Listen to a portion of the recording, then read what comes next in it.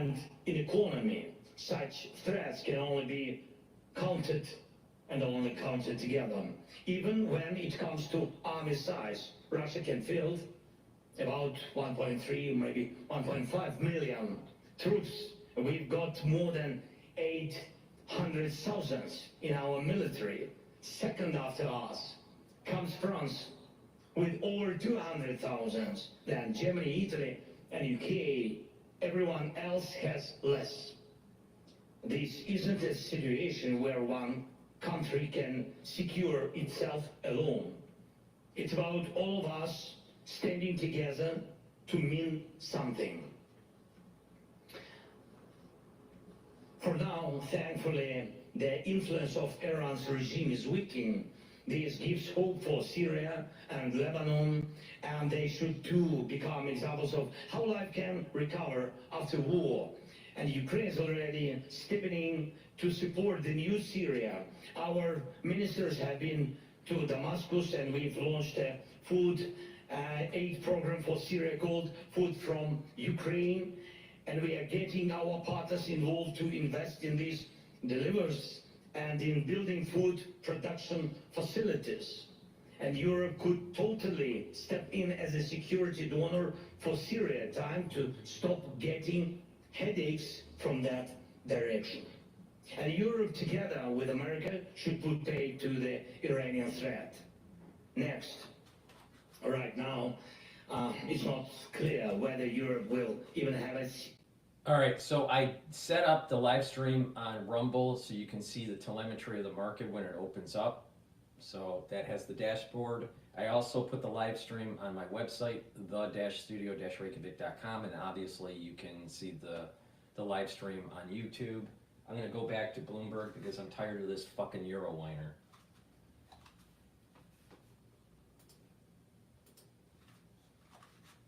Republicans run the White House, the Senate, and the House. And so we thought that sort of did a good job of capturing the idea of a better animal spirit environment, better vibes, and a more kind of business-friendly climate. So how do we think about it for 2025? One of the areas that I feel like there might be a risk to the market is maybe even more dependent than usual on earnings. Earnings really need to come through because I don't think the Fed's going to do a whole lot for us in 2025. What's your concern or confidence in the earnings outlook? Well, so look, I've been lucky. The rate strategist that I work with has been calling for an early end to the cutting cycle for about 6 months now. And so he did finally just pull out the January cut, but the January cut was the only one he had in this year for quite some time.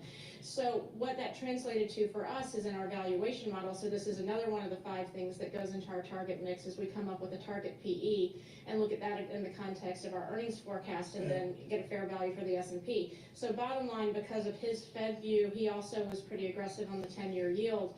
We haven't really had any multiple expansion baked into our outlook, and I think that's the right answer. We got to interrupt. Lori Calvasina with us, folks. With RBC, thrilled she's here today, an extended conversation. Paul, you're going mental here. About Djokovic did what in Australia? Carlos Alcaraz. I mean, so for me, Carlos Alcaraz is one of the top ranked players, and he's like, I don't know, 10, 12 years younger, maybe more than that. So it's a good win for Djokovic. Federer's retired, right? Yes. He's like history. Yeah. This is the frustrating thing about the Australian Open. It's a Grand Slam. And I don't think I'll see a game, a match, because it's, they're on the opposite side of the globe, but anyway. I just follow Emma. When she loses, I turn away, so, she lost like the third Well, round. Molly Smith, our, Bloomberg News editor, she is our go-to tennis correspondent, so she knows. Really? She stays up and watches this stuff. I can't. Alex Steele and Paul Sweeney with more tennis. That's right, we'll have tennis coming up. Futures up 29. Is a mid-cap still a mid-cap, Lori Calvasina? I got off the Vanguard platform. Palantir, Amphenol, Welltower, Motorola, Constellation. In a bull market, if those market caps go up, do the mid-cappies become more large cappies? I think so. And look, I've covered small and mid-cap stocks for a long time. What's always been apparent to me is that mid-cap managers don't really live and die by their benchmarks the way that, say, small-cap managers do or large-cap managers do. They tend to be sort of benchmark aware, but don't really get caught up in these same market cap bands as So how do you buy mid-caps? I mean, you're a strategist. I get that. Yeah. I don't want to ask you individual stocks. But then, all right, I'm going to go to Sky News here is it for a sec. Figure out what's going on in Europe. I Is there some changing murder? the law if necessary, and clearly there's got to be a shake-up of the way the prevent process works, because it clearly has not worked here. You saw there a very defiant Yvette Cooper in the face of Conservative attacks, that there were cover-ups and there should have been much more information made available to the public. The Prime Minister earlier was talking about the change in the nature of terrorism. Loners he talked about. It's a new phenomenon, he claimed. In the exchanges that we've just heard in the House of Commons, Sir David Davis disputed that, because he talked about the killing of PC Keith Palmer here in Westminster a year or two ago, and also the killing of Sir David Amis in his constituency. So there's plenty of disagreement about this, but both the Home Secretary and the PM are absolutely adamant that they couldn't prejudice the trial. That's disputed, given, as we heard Mr. Phillips say, the information about ricin was made available a few months later. Why couldn't that happened earlier? Now, Yvette Cooper did say in response to those complaints from Conservative MPs that the killer here would be treated as a terrorist in prison. But the real complaint is that the terrorism threat and his terrorism links were not made public earlier.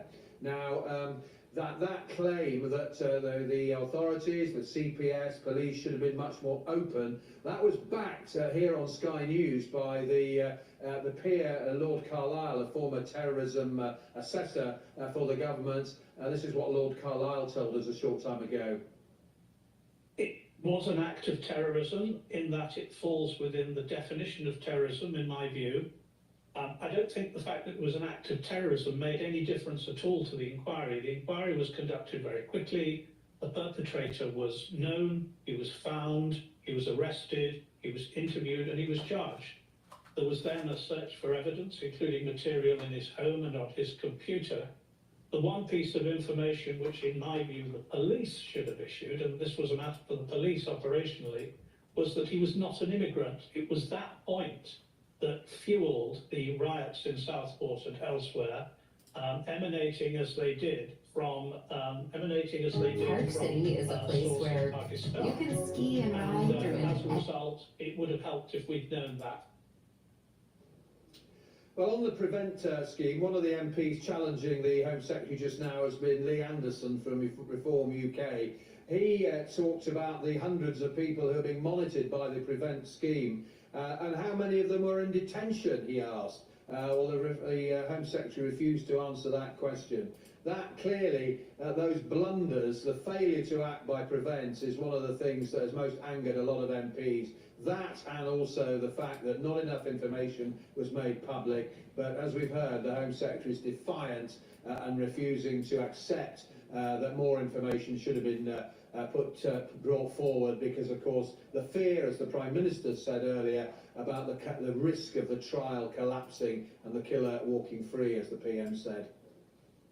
John, thanks very much. Well, let's bring in our North of England correspondent, Katerina Bertozzi, who joins me now from Southport. And I just wondered what the feeling is there, Katerina, today, as this inquiry is launched, that there are many questions, though, for failures Of like one of that led those to Mag what 7 happened. names kind of stumble a little bit, and it feels like in the middle of that reporting season, you're seeing the leadership shift and the earnings dynamic shift.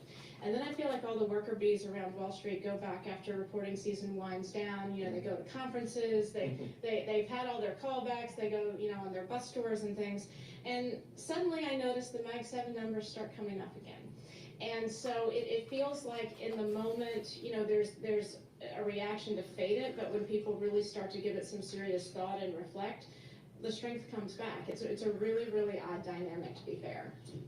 Tom and I have been talking a lot about ETFs. How does that impact your world as a strategist? Like when I was on the sell side, it was mutual funds and hedge funds. Yeah.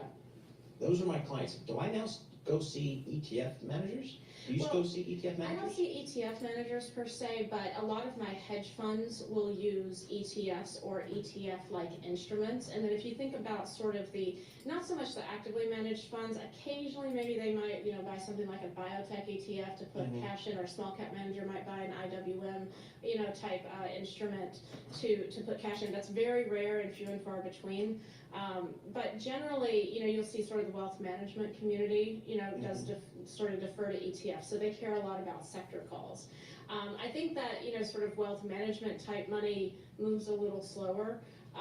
You see big reallocations at the beginning of the year, but the hedge funds, you know, if I think about my small caps, hedge funds have been dialing up and down their bullishness on small caps when they've been dialing up and down their Fed dovishness. And then to some extent, the election morphed into those trades. I think Rubio is going to be speaking soon here. I believe he was confirmed, and we'll go to Al Jazeera. They're talking in front of the White House. I set up the X Spaces, so if you want to do a call-in, just go to my X channel and go to the Spaces. It's episode 84, and you can do the call-in that way. Let's go to Al Jazeera and see what they have to say about the first day of the Trump administration. In the United States. And we know that the previous president... Technically, it's the second day. It's the first full day, I guess.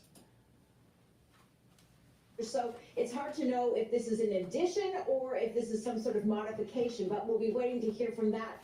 Also, we know that the first swearing in of the first cabinet member, Marco Rubio, for Secretary of State is taking place, and momentarily the U.S. President and his Vice President, J.D. Vance, will be heading to the National Cathedral, where they will be attending a national prayer breakfast. That's a tradition that happens after the inauguration since 1933. So Kimberly, you signed about 200 executive orders. We know that there's already going to be some sort of legal reaction to that. Also, of course, there has been a reaction to the fact that he's pardoned 1,500 people linked to the so-called January 6 attacks on Capitol Hill. What has been the response? Yeah, a lot of outrage from Democrats, particularly on Capitol Hill, who say their lives were in danger on January 6, 2021, when Trump supporters attacked the U.S. Capitol. But U.S. President Donald Trump has pardoned at least 1,500 of those that were convicted for their part in that riot.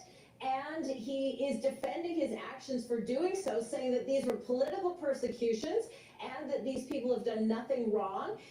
Among those that were released from the D.C. jail are leaders of the Proud Boys and the Oath Keepers. Highly controversial given the fact that these are some of the more violent offenders for their sentences. Still, the White House is defending these actions, and the U.S. President says, again, that these were political persecutions and that they are ones that should have never been convicted in the first place. That's our White House correspondent Kimberly Hallman talking to us. Kimberly, as always, thank you.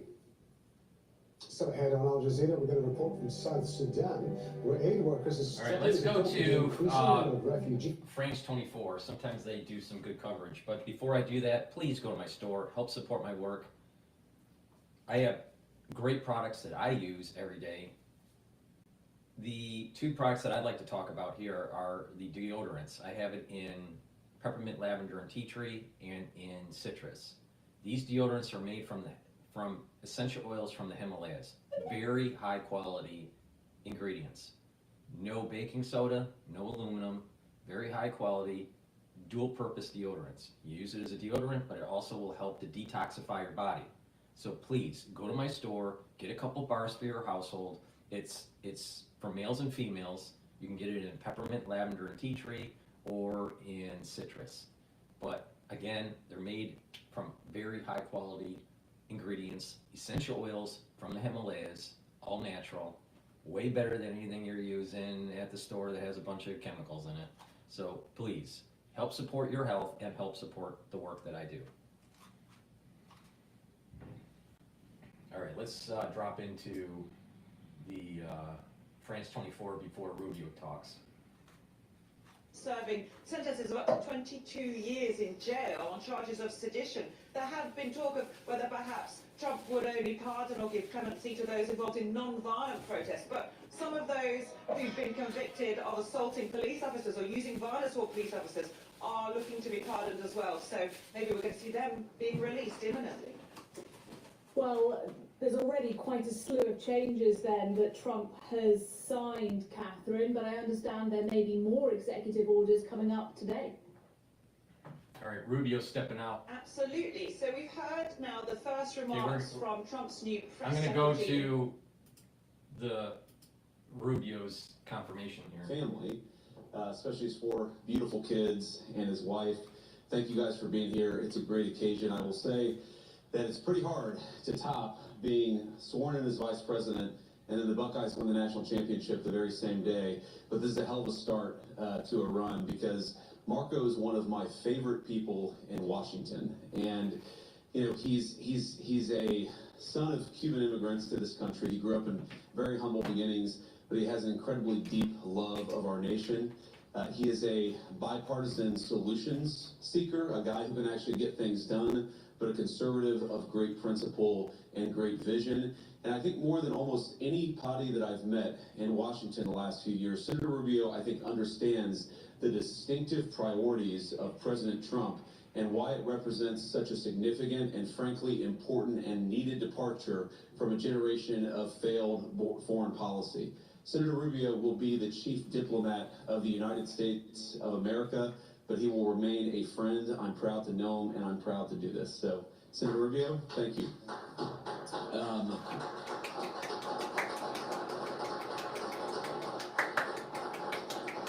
I also, of course, want to thank President Trump for nominating Senator Rubio and giving me a first easy swearing in. This is the first time I've ever sworn in an official in the United States government. And I want to thank Senator Jim Risch and his family for making this easy. You guys got this done and got it done very quickly. 99-0, right? I think even I wouldn't have got close to 99-0. So Senator Rubio, it's a great testament to your career of service. And this is a new chapter, man, but I think you're going to do great. So, great. So, I think that we're going to administer the oath, and then, Senator, you'll say a few words. Is that right? Let's do it. Okay. So, please raise your right hand and repeat after me. I, Marco Rubio. I, Marco Rubio. Do solemnly swear. Do solemnly swear. That I will support and defend. That I will support and defend. The Constitution of the United States. The Constitution of the United States. Against all enemies. Against all enemies. Foreign and domestic. Foreign and domestic. That I will bear true faith and allegiance to the same. That I will bear true faith and allegiance to the same. That I take this obligation freely. That I take this obligation freely. Without any mental reservation or purpose of evasion. Without any mental reservation or purpose of evasion. And that I will well and faithfully discharge. And that I will well and faithfully discharge. The duties of the office on which I am about to enter. The duties of the office of which I am about to enter. So help you God. So help me God. Congratulations, respect.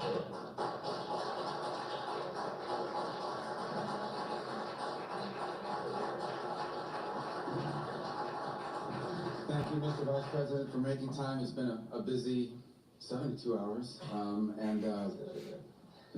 maybe longer, but 96 hours, I guess. But first, I want to thank Jeanette, my wife, who has been so supportive. As the Vice President knows well, it's impossible to do any of these jobs we do here, including the Senate, but now in this new role, without the support of our family and particularly of our spouses. And so, thank you for being supportive every step of the way. I would not stand here before you today without that.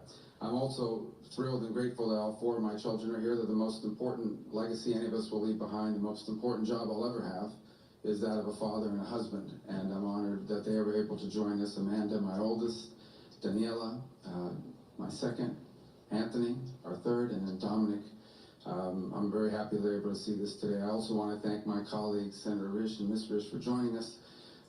He did a great job managing the committee, which brought us here to this point, but he's also been one of my closest friends in my time in the U.S. Senate. In fact, we, by reason of chance, certainly not by design, we wound up basically being first and second behind one another on seniority in every committee. So we even sat next to each other on the floor. So people thought it was a plot. It was not by design, and but it's one of the most special relationships I've established. And obviously, it's an honor to be with the Vice President, who I think is going to be phenomenal.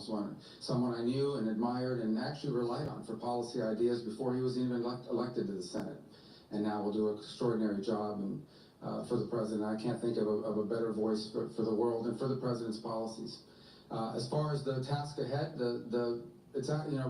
President Trump was elected to keep promises, and he's going to keep those promises. And his primary promise when it comes to foreign policy is that the priority of the United States Department of State will be the United States. It will be furthering the national interest of this country. And he's given us a very clear mandate. President Trump's made it very clear. Everything we do This is true in government, but especially at the Department of State. Everything we do must be justified by the answer to one of three questions. Does it make us stronger? Does it make us safer? And does it make us more prosperous? If it doesn't do one of those three things, we will not do it. So that is the goal, and that is the task, and that is the promise that he was elected to keep, and that is the promise he will keep, and we will help him keep. It's a transformational moment. The United States, I think, is now, as President Trump pointed out last night, and I believe deeply, we are headed into a new era that I think will make the world a safer place. We have a president who yesterday, President Trump made clear in his inaugural speech that one of the primary goals of American foreign policies is the promotion of peace. Of course, peace through strength, peace and always without abandoning our values. But I think it's extraordinary that it's something that needs to be said and hasn't been said enough in recent memory. And we look forward to being a key part of helping the president achieve his agenda that he has a clear mandate to keep. If I may take the liberty for just 15 seconds to say something in Spanish, because I know a lot of people back home would be very proud, and I want to make sure I acknowledge that. Quiero dar las gracias a Dios, a mi familia que no está aquí con nosotros hoy, a mis padres que vinieron en este país en el año 1956, y el propósito de su vida fue que nosotros pudiéramos vivir los sueños que no fueron posibles para ellos. Es un honor increíble ser el secretario de Estado del país más poderoso y más bueno en la historia de toda la humanidad. Y es un gran honor y le doy las gracias al presidente Trump por esta oportunidad. I just said I saved a bunch of money by switching to Geico. That's what I said.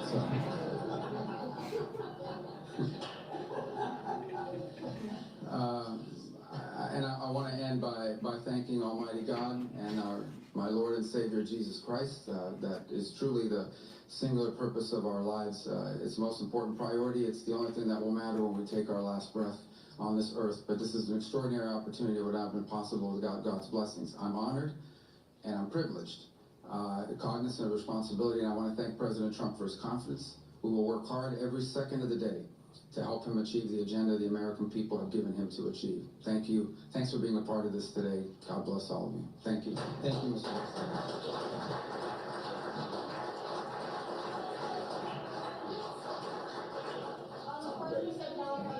Thank you. We'll talk more soon. That was. All right, so, Rubio is now Secretary of State. Please help support my work. We're going to be going on a journey here for 4 years, all right? We're going to be covering the Trump administration and everything that happens in these next 4 years. My take on this is some major things are going to happen within these 4 years.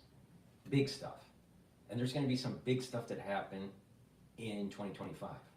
So it behooves you to make sure you subscribe to my channels and pay attention to the things I have to say about economics, about international affairs, about domestic policy, and about your health.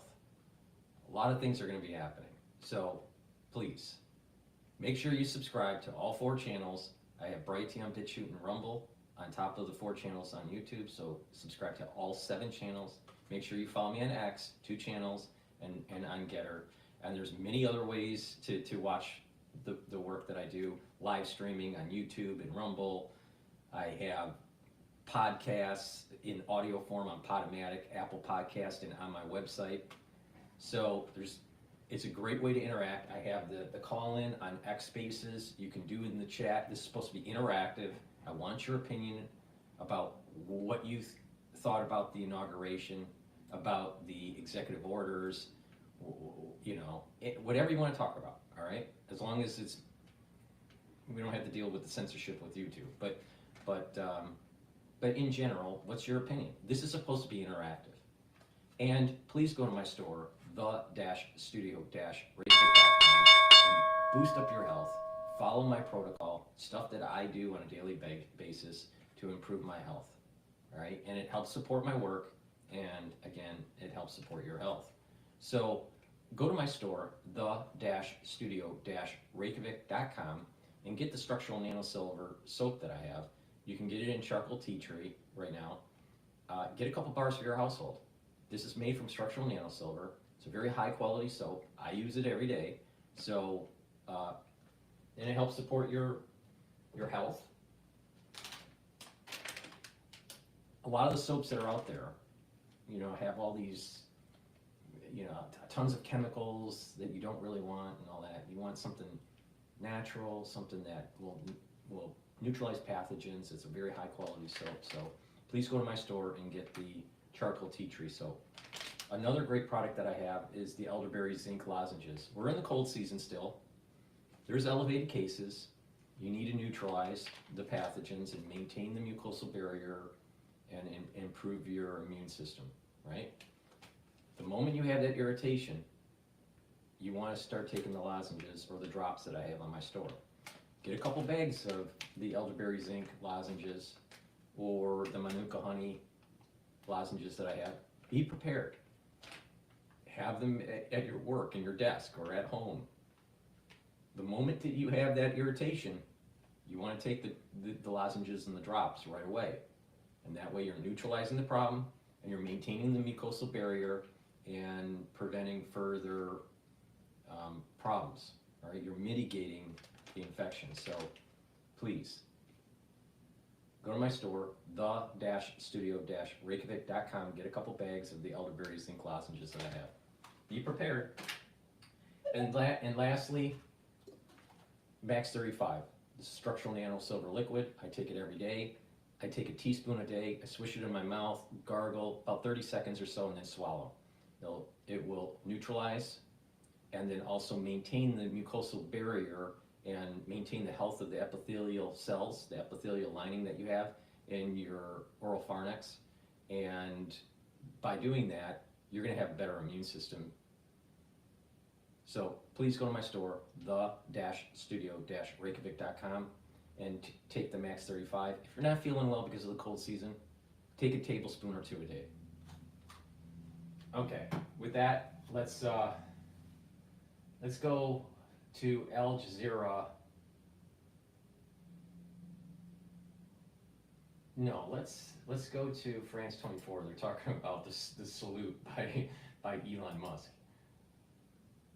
Calling him a Nazi was a dirty trick. That quote, "the everyone is Hitler attack is so tired." But Elon Musk did not flat out deny or explain his gesture in the tweet.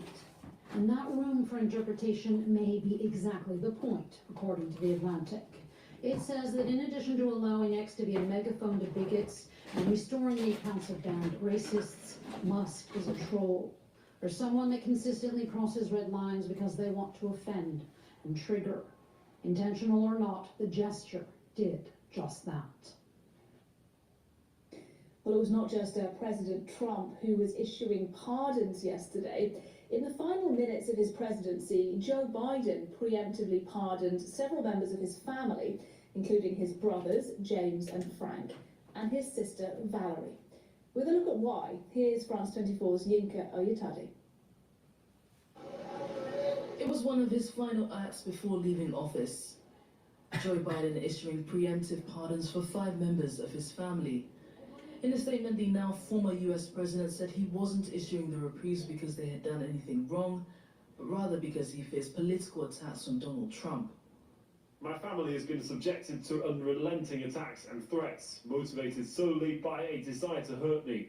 The worst kind of partisan politics. Unfortunately, I have no reason to believe That's total horseshit, because the deep state went after the Trump family and after Trump with all the lawfare and anyone that was tied to Trump in his cabinet. I mean, come on, that's total. You know what it is? They're trying to create roadblocks for them to actually be investigated for the wrongdoing that they've done. You know, it's crazy. I tell you, the deep state, this is bullshit. Served our nation with honour and distinction, and do not deserve to be the targets of unjustified and politically motivated prosecutions. Yeah. In December. But it's okay to go after the Trump family, and it's okay to do the lawfare on Donald Trump during the election, before the election, and during his presidency in the first term. Ridiculous. I mean, Liz Cheney's a disaster. She's a crying lunatic.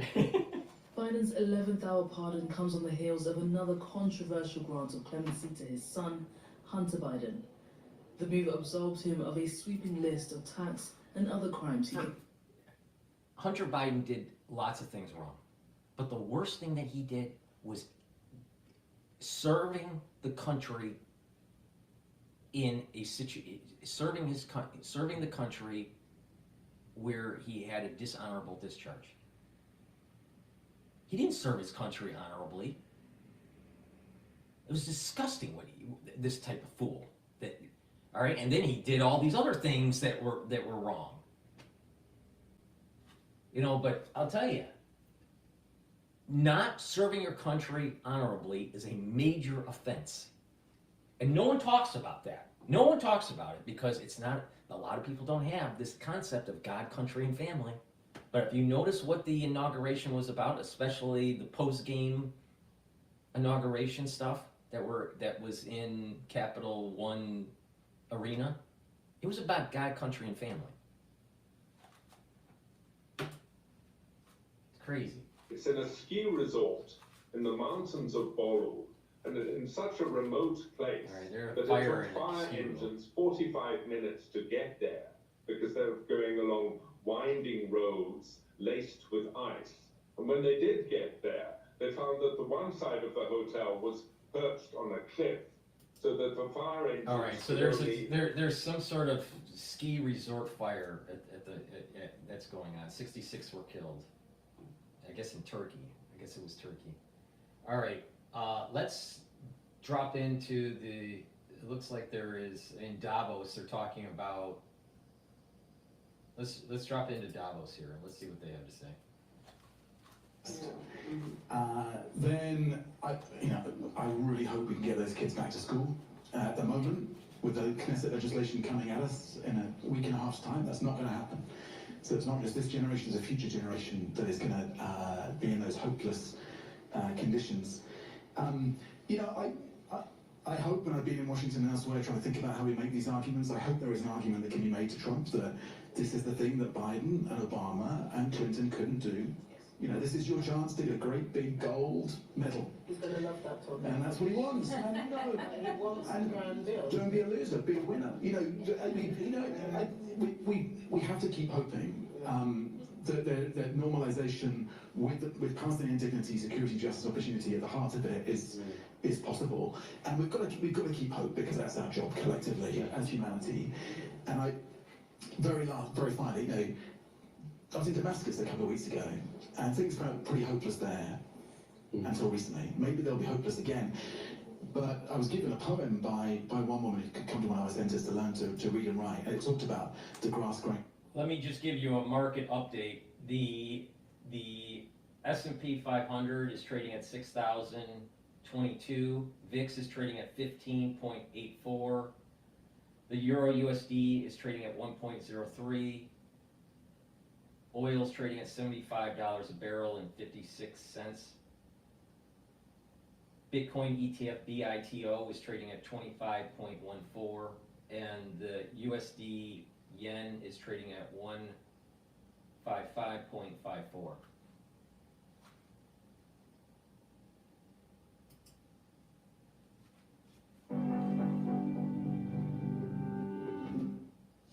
All right, so that did just wrap up the United Nations as they were discussing the humanitarian situation in Gaza. And of course, we continue to follow all the latest out of the Middle East. I do want to show you this image that we just got into our newsroom right now, as Elise Stefanik is going to face senators at her confirmation hearing for UN ambassador today. She is a congresswoman from New York, and she served as House Republican Conference Chair. She's one of President Trump's most loyal allies in the House, and that is set to start here at about 10 a.m. Eastern Time as well. And I also did just want to remind you about our National Prayer Service coverage beginning also at 10 a.m. Eastern Time, as we do continue to cover this tradition among presidents as they do head to the Washington National Cathedral for this prayer service. President Trump, as well as Vice President J.D. Vance, set to arrive there around 10:30 this morning. So we'll keep an eye on that for you here on Live Now from Fox. All right, let's go away for another 2-minute break. When we come back, much more coverage. Stay with us. All right, since everyone's on commercial break here, please go to my store, the-studio-reykjavik.com, and get the collagen. The collagen peptides helps with your bones, your muscles, your joints, your ligaments, your tendons, your skin, your hair.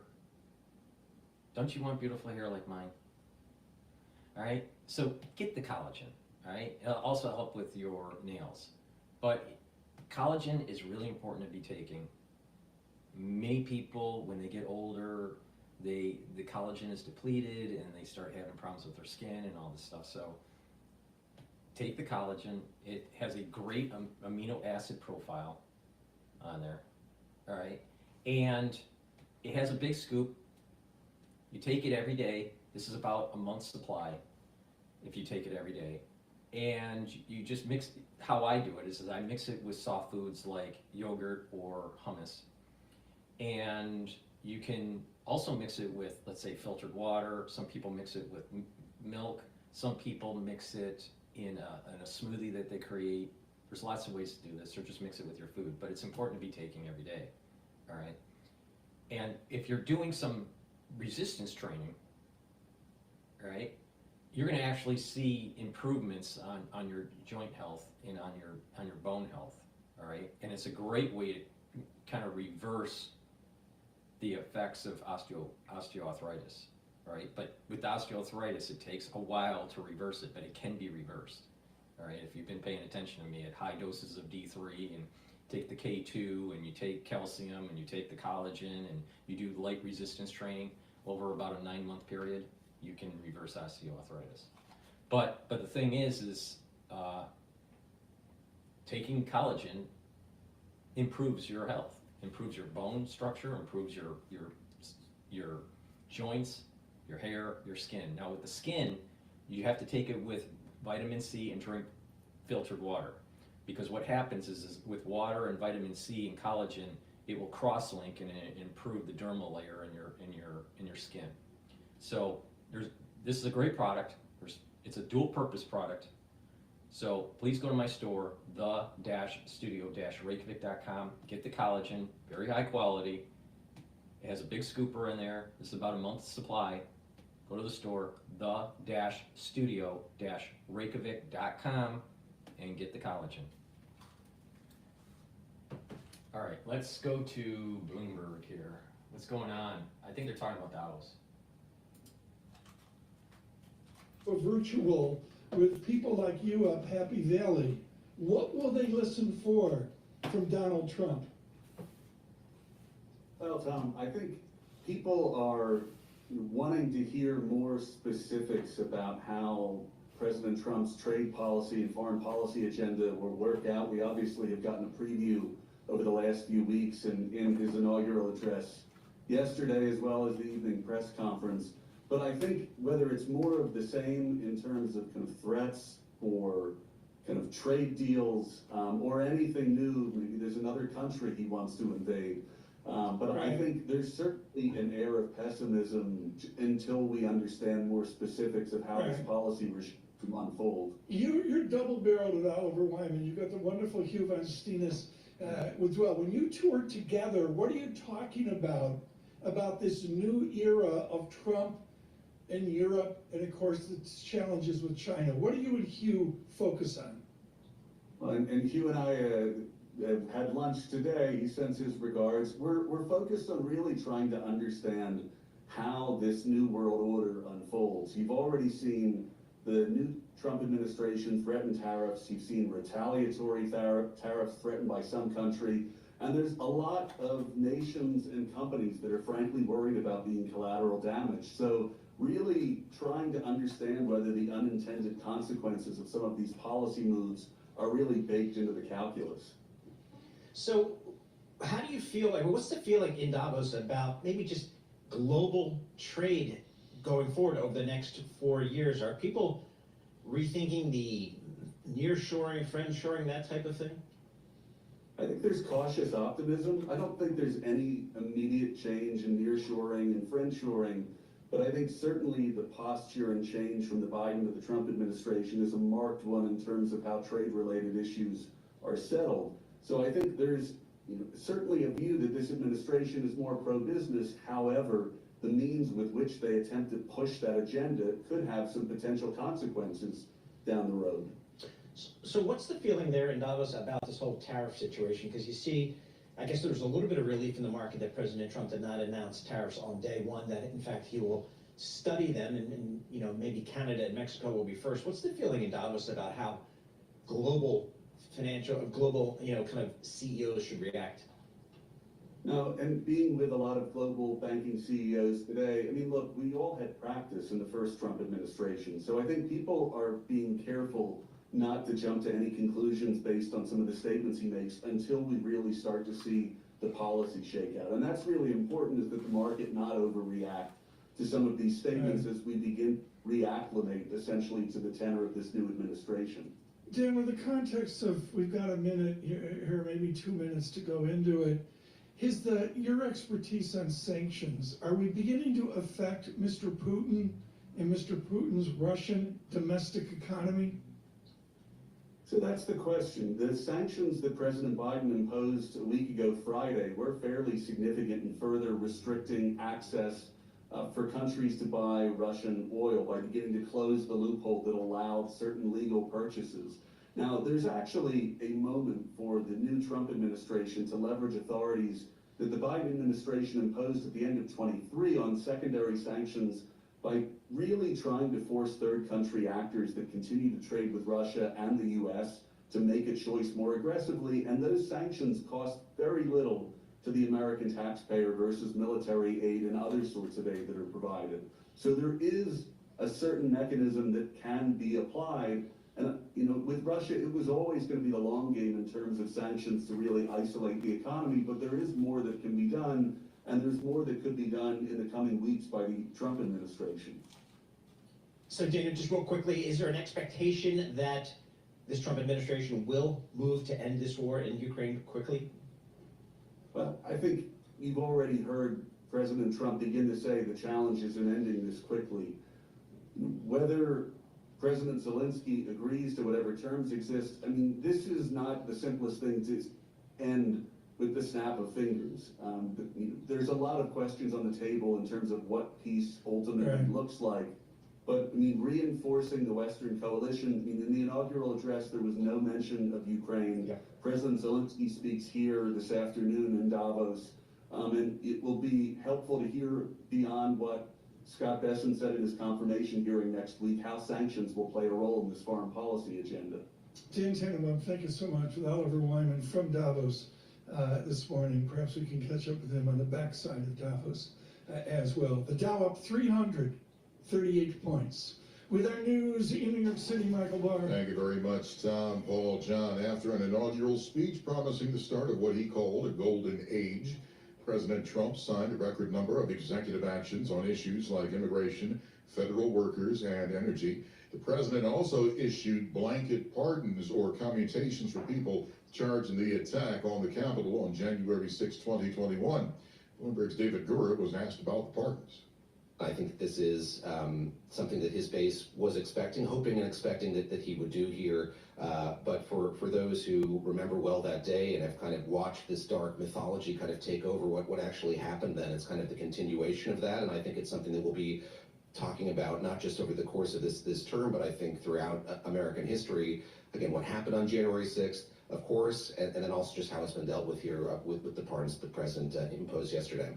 Bloomberg's David Gura. Marco Rubio has been confirmed unanimously by the Senate to be the next Secretary of State. This as one of those executive orders that President Trump issued would delay a TikTok ban, giving the company and its Chinese parent ByteDance more time to reach a deal to sell the app in the U.S.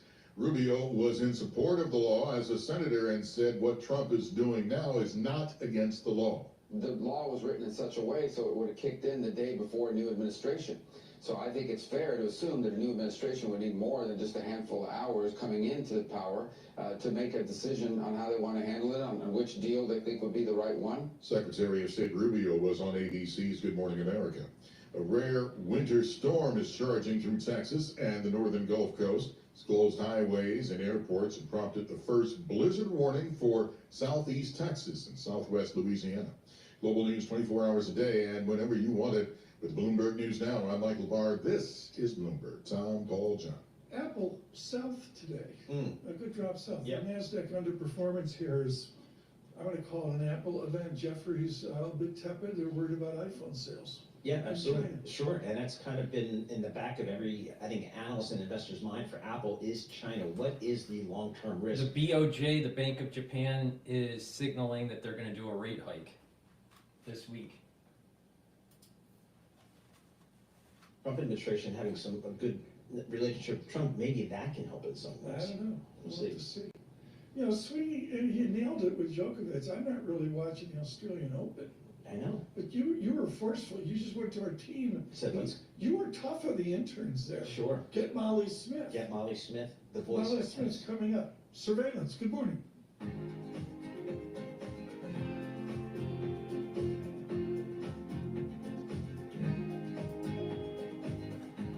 Okay, before we go to maybe Al Jazeera, please go to my store, the-studio-reykjavik.com, and get the multivitamin plus magnesium. This is really important to boost up your immune system.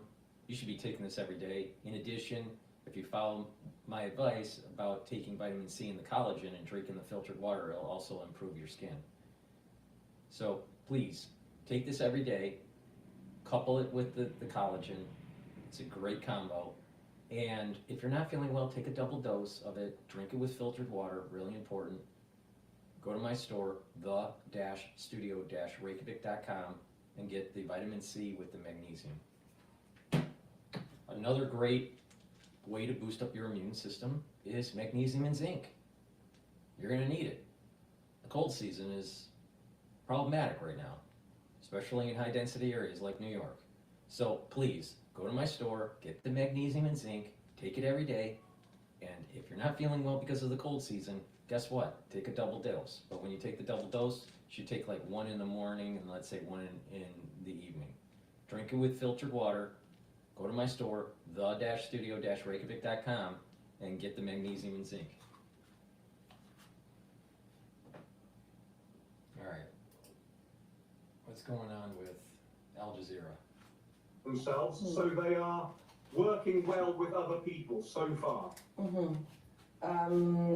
But that is definitely going to be a challenge going forward, isn't it? I mean, you have a fractured country by all measures. Diab, as I mentioned at the start, you created an association for survivors of Sednaya, and you've been, I imagine, talking to those coming out of the prison since Assad fled. Have you gotten a chance to encounter these people or the families of those looking for their loved ones? Can you tell us a bit about the situation right now with all these survivors? Actually, from 8 December until the 1st of this year, we received around 4,000 requests from the families looking for love, looking for the son, for the husband.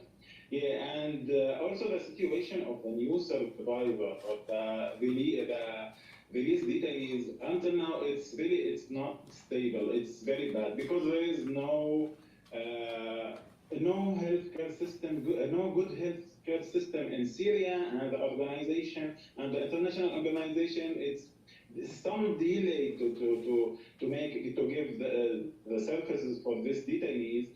There is some of the detainees have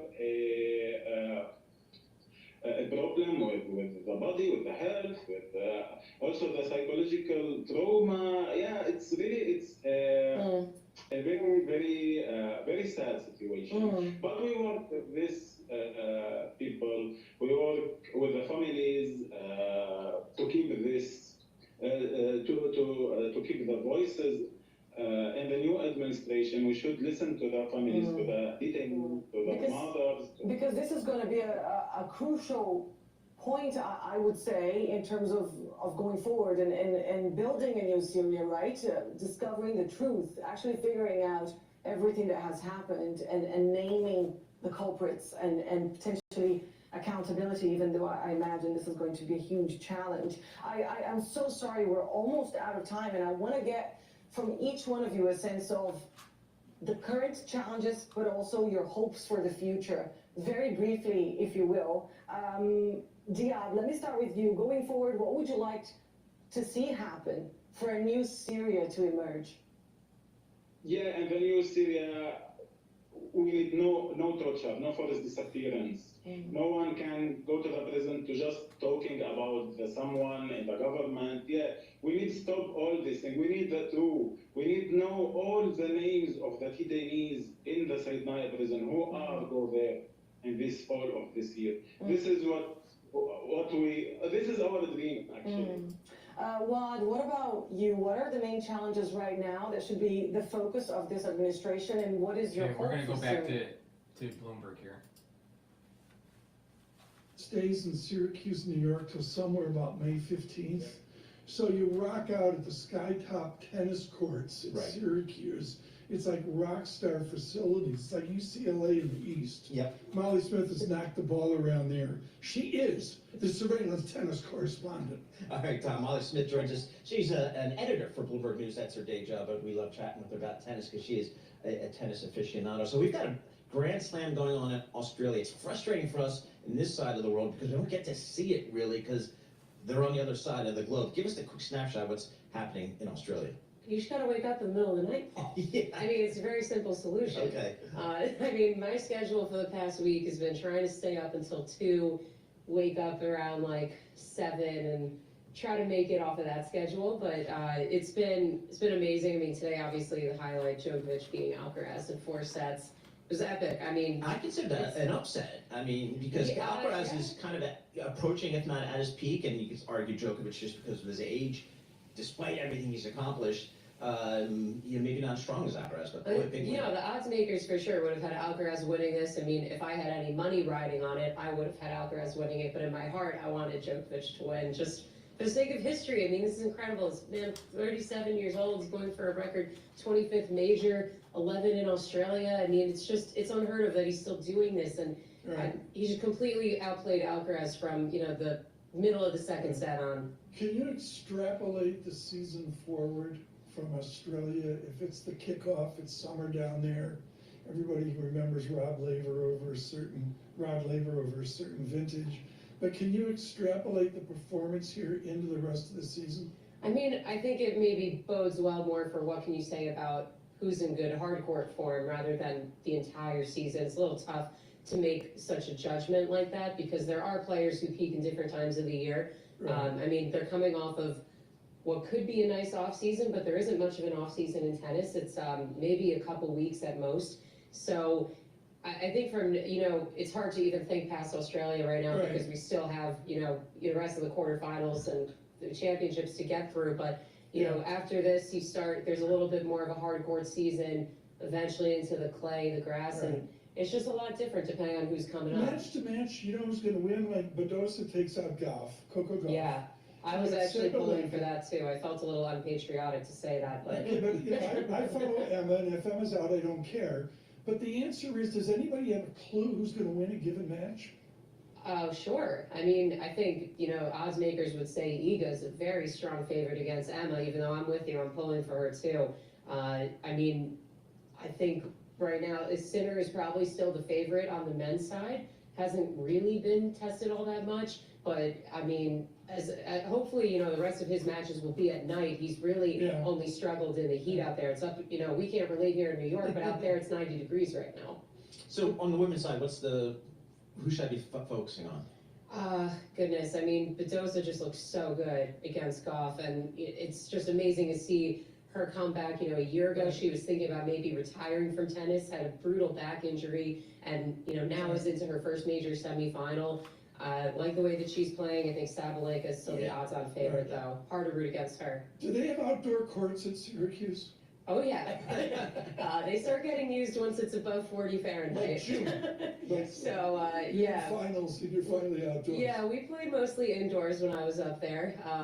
So it's hardly the experience of playing on Rod Laver.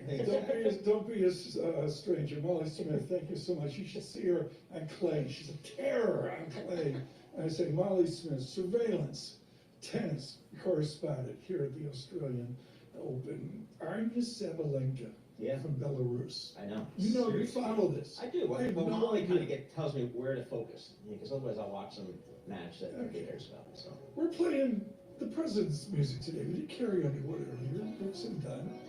Casey Musgrave from Nashville. All right, I'm going to go to France 24. It's talking about Trump. And rolling back climate change policies. It's day 3 of the Gaza ceasefire. Hamas announcing 4 more Israeli hostages are to be freed this week if the deal holds. This as Palestinians begin to receive some aid brought into the enclave. And 66 people are dead at a fire in a ski resort in Turkey. Some people jumping from building windows in an attempt to escape All right, we're going the flame. to Al Jazeera here. With analysis on the president's first full day in office. And in sport, Novak Djokovic has fought back to beat Carlos Alcaraz at the Australian Open.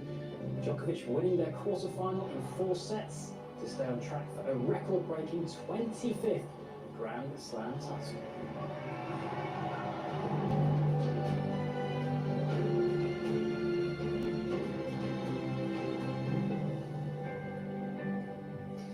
Israeli forces have killed at least 8 people in the Jenin refugee camp in the occupied West Bank. The army and the Shin Bet security agency say they're carrying out an operation there. And the Israeli military vehicles were used to raid the camp after a car was hit in an airstrike. Israeli settlers have also been carrying out attacks elsewhere in the occupied West Bank. Palestinian homes and businesses have been targeted in the towns of Fandak and Jinsafut, east of Kalkia. The Israeli army has detained 64 Palestinians, and that includes children, in a raid on the city of Kalkilia. Those arrests come 2 days after 90 Palestinian prisoners and 3 Israeli captives were released under the Gaza ceasefire deal. Let's bring in Hamza Salvit. She joins us now from the Jordanian capital Amman. That's because the Israeli government and the Palestinian Authority have banned Al Jazeera from reporting both inside Israel and the occupied West Bank. Hamza, first of all, update us on this Israeli raid in Jenin. Is it still ongoing? Well, this raid is still ongoing, and we can expect it to be ongoing for several hours, if not days, and that's because the Israeli army has declared a large-scale military operation in the northern part of the occupied West Bank. They say it's to crack down on armed Palestinian resistance. It's also worth mentioning some comments from the Israeli Army Chief of Staff just 24 hours ago. He said that now that the focus is no longer on Gaza, that there is a ceasefire there, Israel will be ramping up for significant operations across the West Bank. But the entire time Israel's war on Gaza has been there, there's also been a silent war in the occupied West Bank, near daily raids by Israeli forces, killing hundreds of Palestinians. In fact, 2024 was the deadliest year on record for Palestinians in the occupied West Bank. And before the war on Gaza had even begun in 2023, that year was on record to be the highest in its history. And Hamza, how have we seen groups like Hamas responding to this raid?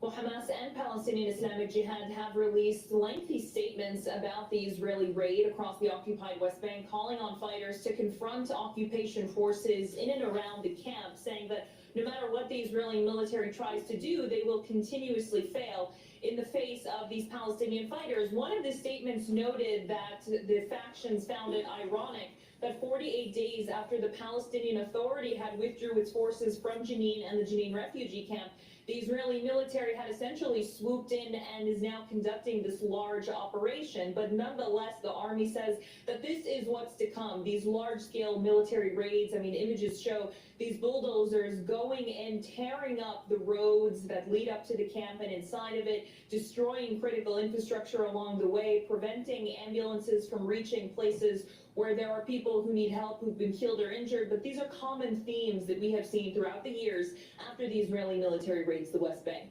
Okay, Hamza Salhoud bringing us the very latest there from Amman. Hamza, many thanks. Well, let's take a closer look at the situation in Jenin now. And since its formation in 2021, the Jenin Battalion has been a major target for Israeli forces. Its fighters are based in the Jenin refugee camp and belong to different political factions.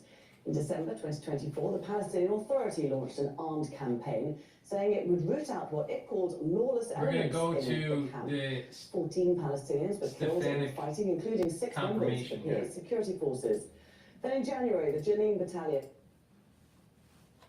Very much, and with that, I'm going to make an opening statement. I will then refer to the ranking member to make an opening statement. We then have some distinguished colleagues to introduce. You got time to sit through our opening statements, or do you want to do your introduction? I know you both have important things you have to do. Your choice. Let our colleagues go, Mr. Chairman, if I may speak. Let our colleagues go. Don't do that to them. It's not that we want you out of here, but... Can we go? Shelley, go ahead. Thank you. Thank you, Chair Risch and Ranking Member Shaheen, for welcoming me to the committee, and I want to thank my good friend Elise Stefanik for honoring me today to have the privilege to introduce her before this distinguished committee. And I also want to say what a privilege it is to share the podium with my friend Tom Cotton. Congratulations also to both of you, your positions on this committee. It is truly an honor to be here to introduce someone who I admire greatly. The job she has been selected to carry out for President Trump is not an easy one, but it is extremely important. In its early formation, it was believed that the United Nations required U.S. leadership in both its creation and in the actual business of the organization to prevent conflict and to advance freedom. But lately, when many of us look at the United Nations, this body that is meant to advance values of peace and freedom and human dignity, we don't see those American values reflected. We see rampant anti-Semitism against the world's only Jewish state as it faces attacks from all directions. We see oppression and aggressive autocrats celebrated and elevated to leadership positions. We see China, Russia, and Iran empowered at this organization to advance their values, not the values of peace and freedom that Americans stand for. It is clear that the need to reestablish U.S. leadership at this broken institution, that we need to do that. I cannot think of anyone more qualified or more ready to fulfill that role than my friend Elise Stefanik. I've known Elise for several years during her career in public service, and I'm excited to highlight her qualifications for this important role for which she has been nominated. As a member of the House of Representatives, she has... All right, I want to go back to Bloomberg here. Donald Trump's policies will fuel inflation kind of easily. Once Stefanik starts speaking, I'll switch back. Specific tariffs, at least not for now. U.S. listed Chinese shares like Alibaba getting a boost. Alibaba ADRs this morning, they are up about 0.4%. Apple's iPhone sales plunged 18% in China during the December quarter. That's according to Counterpoint Research. As shares of Apple right now, they are down 3.4%. Most actively traded, well, best performing, I should say, in the S&P 500 individual shares. Charles Schwab Corporation, those shares up 7.4% after their earnings report. And also in the currency space, Japanese yen, that was pushing higher. The Japanese yen right now, a little change, but it was higher earlier after the Kyoto News Agency reported the Bank of Japan moving toward a rate hike at this week's meeting. Right now, the S&P 500, 23 points higher. That's a 0.4%. We're at 6,020 on the index. The Dow Jones Industrial Average is up 278. Bitcoin is just under 103,000. Basis point lower. That is at 427. The 10-year, 5 basis points lower, and that's at 457. And we check the markets for you all day long, right here on Bloomberg Radio. I'm John Tucker, and that's your Bloomberg Business Flash. Welcome back, Paul. Hello, Al. Hello, happy Monday. Welcome back, Paul. It is, Tuesday, just kidding. Tuesday. It's good to have you. He's got a little color for those of you who, a little bit of Irish tan. That's right. It's fun. Which basically means a little bit of red on your skin, but still nonetheless. I feel this pain. Anyway, happy Tuesday, everybody. It is going to be quite an interesting week with the headlines going to be dropping fast and furious. Just look at the last 24 hours on your Bloomberg terminal and then all the headlines that we got out of DC. But we want to break down some individual stocks that are quite interesting right now. And Norma Melinda joins us, Bloomberg Equities reporter. So Walgreens, this was kind of like a throw out with the bucket of the trash on Friday announcement, but quite interesting. Very interesting. So we're seeing Walgreens shares down as much as 14% this morning. That's making them the worst performing stock in the S&P 500 this morning by a percentage basis. Now, this is the biggest drop it has seen since last June, and this is after they are facing a lawsuit from the U.S. Justice Department. They're suing the company for allegedly dispensing millions of unlawful prescriptions while ignoring red flags. Now, they're saying that the prescriptions, they were seeking reimbursements under the federal health care programs, despite receiving pressure from corporate leadership to dispense drugs quickly. They are saying that they are going to be fighting back against this lawsuit against the U.S. Drug Enforcement Administration, but we have yet to see how, of course, that will turn out. But of course, investors are a little bit nervous hearing this news, especially when you think about the fact that the stock was down 64% at the end of last year. Yeah, and a big part of that's also going to be, can some of these companies keep their PBMs, their pharmacy benefit managers, and their business too? Like, just that whole sector is going to have some clouds over them. Definitely. Okay, also looking at Goldman, what's going on here? Yeah, so Goldman, I know you all will be talking about this a little bit later in this show, but we are seeing shares of Goldman down as much as 2.7%. They are paring those losses down about 0.9% as we speak, but this is after Goldman is promoting a slate of executives to run some of its biggest Wall Street business lines. So we're seeing promotions of new leaders to run equities, fixed income, and banking units. But of course, with any sort of reshuffling, you're going to face some uncertainty when you think about investors and what promotions could look like. So we are seeing shares down a tad bit, but this is some really interesting news that I'm excited to see how it will transpire. Also, this after last week and that like stellar earnings report for the banks and sort of the movement there. So it's sort of like we had that big rally, take a little off the table at the end of the day. All right, Nora, thanks a lot. Really appreciate it. Norma Melinda, Bloomberg Equities reporter, joining us. Now, obviously, the question is, how do you factor in any Trump policies, right? Was it JP Morgan that said they're going to have like a tariff trade desk now, working like 24 hours a day? Exactly. Trying to stay on top of it. Right, just trying to like understand what the input means for their models. So we wanted to get more on that with Brendan Murray, Bloomberg Global Trade Editor, on all these tariffs. Let's just start with what we know in terms of Mexico and Canada and what we could expect come February 1st. Yeah, so Trump, in an Oval Office press briefing late yesterday, said that he was going to put a 25% tariff on Mexico and Canada starting February 1st. So, less than 2 weeks from now, 30% of all U.S. Trade imports would be a quarter more expensive. Now, whether those are threats that are aimed at driving those two countries to the negotiating table, or a promise that he'll actually follow through on, we don't know. But he has the authority to do so, and the currency markets at least are taking him at his word. Brendan, would these be enacted via an executive order? Is it simply signing a pen and they're put in place? Yeah, there's some legal mumbo jumbo that you have to go through and declare quote unquote a national emergency, and that could be the fentanyl problem, or the illegal migration problem from both countries. I'm going to go to the confirmation hearing for Stefanik. Shaheen and I are going to make a few remarks, and then we'll yield to you and hear what you have to say. First of all, let me start by saying there is great difficulty at the United Nations today, and I'm confident President Trump's nominee can help bring much needed change. This is widely recognized by people here up on the Hill. Senator Cotton, Senator Capito both made reference to it. I know you're well aware of it. One of the unfortunate things, and maybe this hearing will help, is the vast majority of the American people do not recognize the deterioration that has happened at the United Nations and how it has strayed from its original purposes. There is great difficulty there. I think that we need significant change.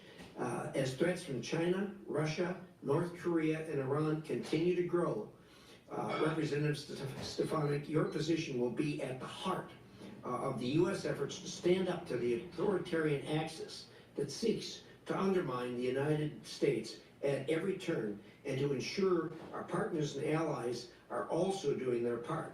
I know you're up to that task. The UN was founded to be a force for peace and stability in the world, an admirable goal. It's not working. Since its founding, the United States has helped shape the UN and has supported it in dollars, lots and lots and lots of dollars, and in spirit. But today, the United States remains the largest funder of the UN system. We pay 22% of the regular budget, and we pay 25% of the peacekeeping budget.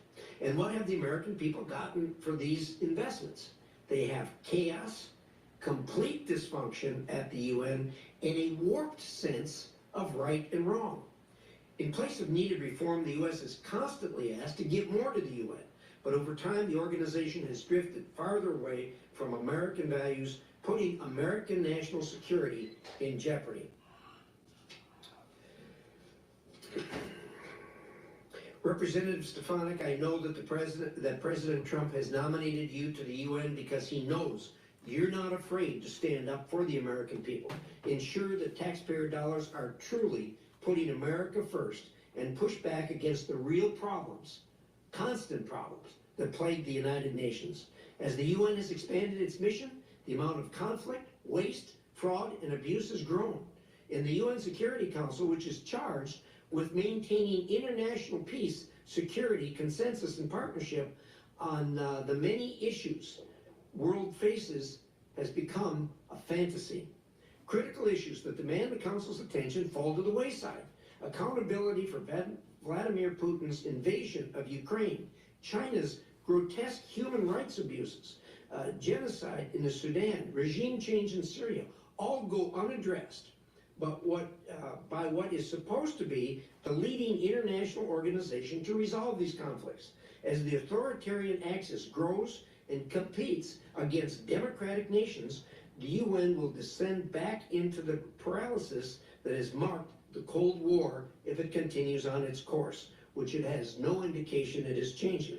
To make matters worse, our adversaries have weaponized the UN against Americans and democratic interests. Prior to the fall of Assad, Putin used the Security Council to block any action to hold the Assad regime accountable for its crimes against humanity. China has used its malign influence to block attempts to discuss the Chinese government-sponsored genocide against the Uyghurs. And they have blocked our ally, Taiwan, from fully participating in the UN. China also manipulates the UN personnel system, which we all know. And they've used it to install Chinese diplomats into the UN bureaucracy that only serve China's goals and interests. There is a deep, deep anti-Israel bias within the United Nations that has only grown stronger since Hamas's horrendous, unprovoked attack against Israel on October 7th. This sentiment was spearheaded by the UN Relief and Works Agency, UNRWA, which had numerous employees participate in October 7th terrorist attacks and allowed its schools and facilities to be used by Hamas. Remember, these are U.S. tax dollars that partially help fund UNRWA. For years, I have led my colleagues on legislation to end the U.S. contributions to this anti-Semitic organization, which openly employs terrorists. UNRWA must go. What I've just described is not what the American people want out of their taxpayer dollars. Our contributions should serve America's interests first, and I know you will bring that message to the United Nations system loud and clear. Representative Stefanik, I believe it is reasonable to evaluate every UN agency to determine if what they are doing is directly beneficial to America and hold them account until the answer is a resounding yes. Anything less should not be tolerated. If these agencies cannot be changed, and at this point, the U.S. should seriously examine if further contributions and indeed participation in the UN is even beneficial to the American people. I'm interested to hear your plans for change at the UN, and I look forward to seeing the tremendous work I know that you will do for our country and to make the world a safer place. for future generations. Thank you. Senator Shaheen. Well, thank you, Mr. Chairman, and welcome, Congresswoman Stefanik. Welcome to your family, who's with you today as well. Now, whether fighting the spread of infectious diseases or stemming the flow of fentanyl that kills Americans, combating transnational crime that costs Americans billions of dollars, negotiating political settlements to dangerous conflicts, the work of the United Nations directly affects Americans all across this country. We benefit from UN peacekeeping missions that would otherwise fall to the American military. We are better off because of efforts to stabilize societies and provide life-saving assistance in I'll give you the mic on the X Spaces right after Stefanik's reading of her opening statement. hearing, safer, stronger, and more prosperous. Equally important, if we don't do it, our adversaries and competitors will. Representative Stefanik, welcome again to this committee. Congratulations on your nomination to be U.S. Ambassador to the United Nations. From working in the Bush administration on the Domestic Policy Council to being the youngest woman elected to Congress, you have strong credentials and the relevant experience for this role. But today I'd really like to hear your vision for the United States at the United Nations. I've certainly taken note of the skepticism in the United Nations expressed by others in the incoming administration and also expressed by your introducers today and Chairman Risch. In the past, you have voted to defund the United Nations and its specialized agencies. Certainly, I would agree that the United Nations is an imperfect body, but the UN is also a force multiplier of American taxpayer money.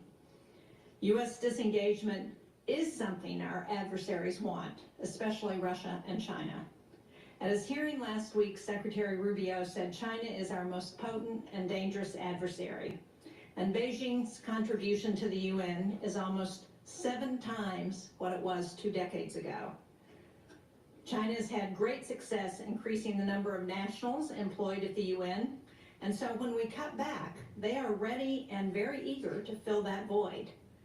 Under the first Trump administration, the U.S. withdrew from UNESCO, an agency that, among many things, combats anti-Semitism and establishes international technology standards that affect our industries. When we stepped back, Beijing stepped in and is now UNESCO's largest financial contributors. So I'm really interested in your thoughts on how the U.S. can compete with China across every United Nations agency. One agency at the UN that I think is particularly important is the UN Population Fund, or UNFPA. Globally, 1 in every 5 girls is married before reaching age 18. Too many girls in too many countries, as you know very well, face female genital mutilation and forced child marriage. UNFPA provides critical reproductive and maternal care. It reaches 3 times as many countries as our bilateral family planning program.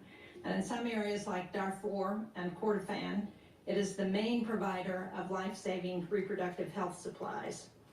Things like childbirth delivery kits that reduce infection for women giving birth outside clinical settings. I believe its work is irreplaceable. Now, if confirmed, I hope we can work together to advance United States interests at the UN. Because when the United States takes a leadership role at the UN, Americans and people around the world are better off. Thank you, Mr. Chairman. I welcome the testimony of Congresswoman Stefanik and hearing her views. Thank you so much, Senator Shaheen, and Representative Stefanik. The floor is yours. Chairman Risch, Ranking Member Shaheen, distinguished members of the Senate Foreign Relations Committee, thank you for the opportunity to appear today.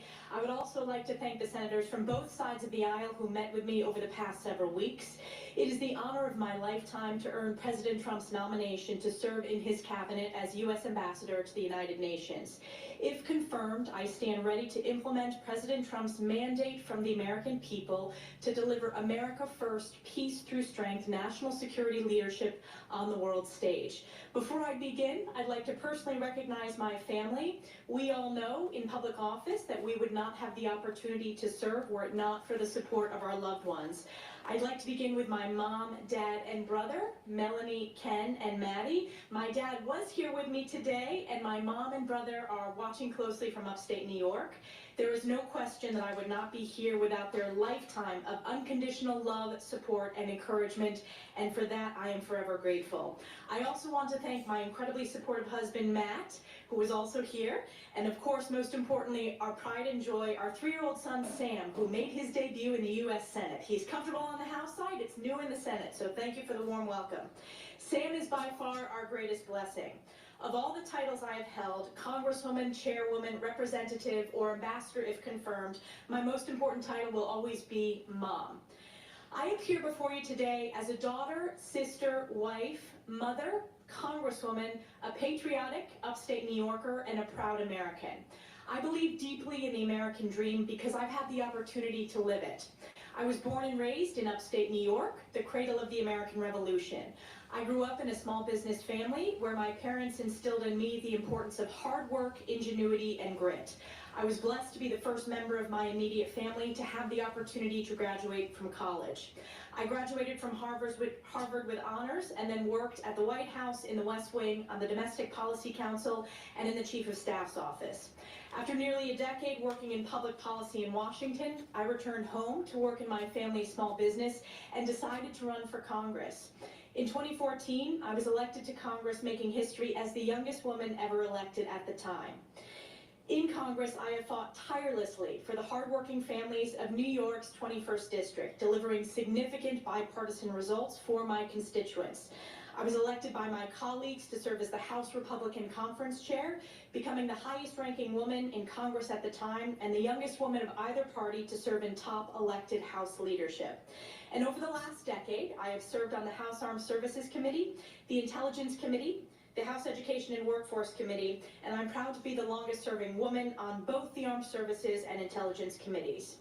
On these national security committees, I have legislated on a number of critical issues ranging from military readiness, emerging technologies like artificial intelligence, quantum computing, and cybersecurity, to missile defense.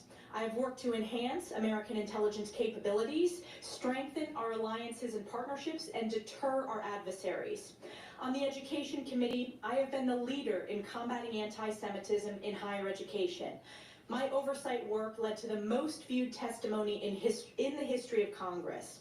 This hearing with university presidents was heard around the world and viewed billions of times because it exposed the anti-Semitic rot in colleges and universities and was a watershed moment in American higher education.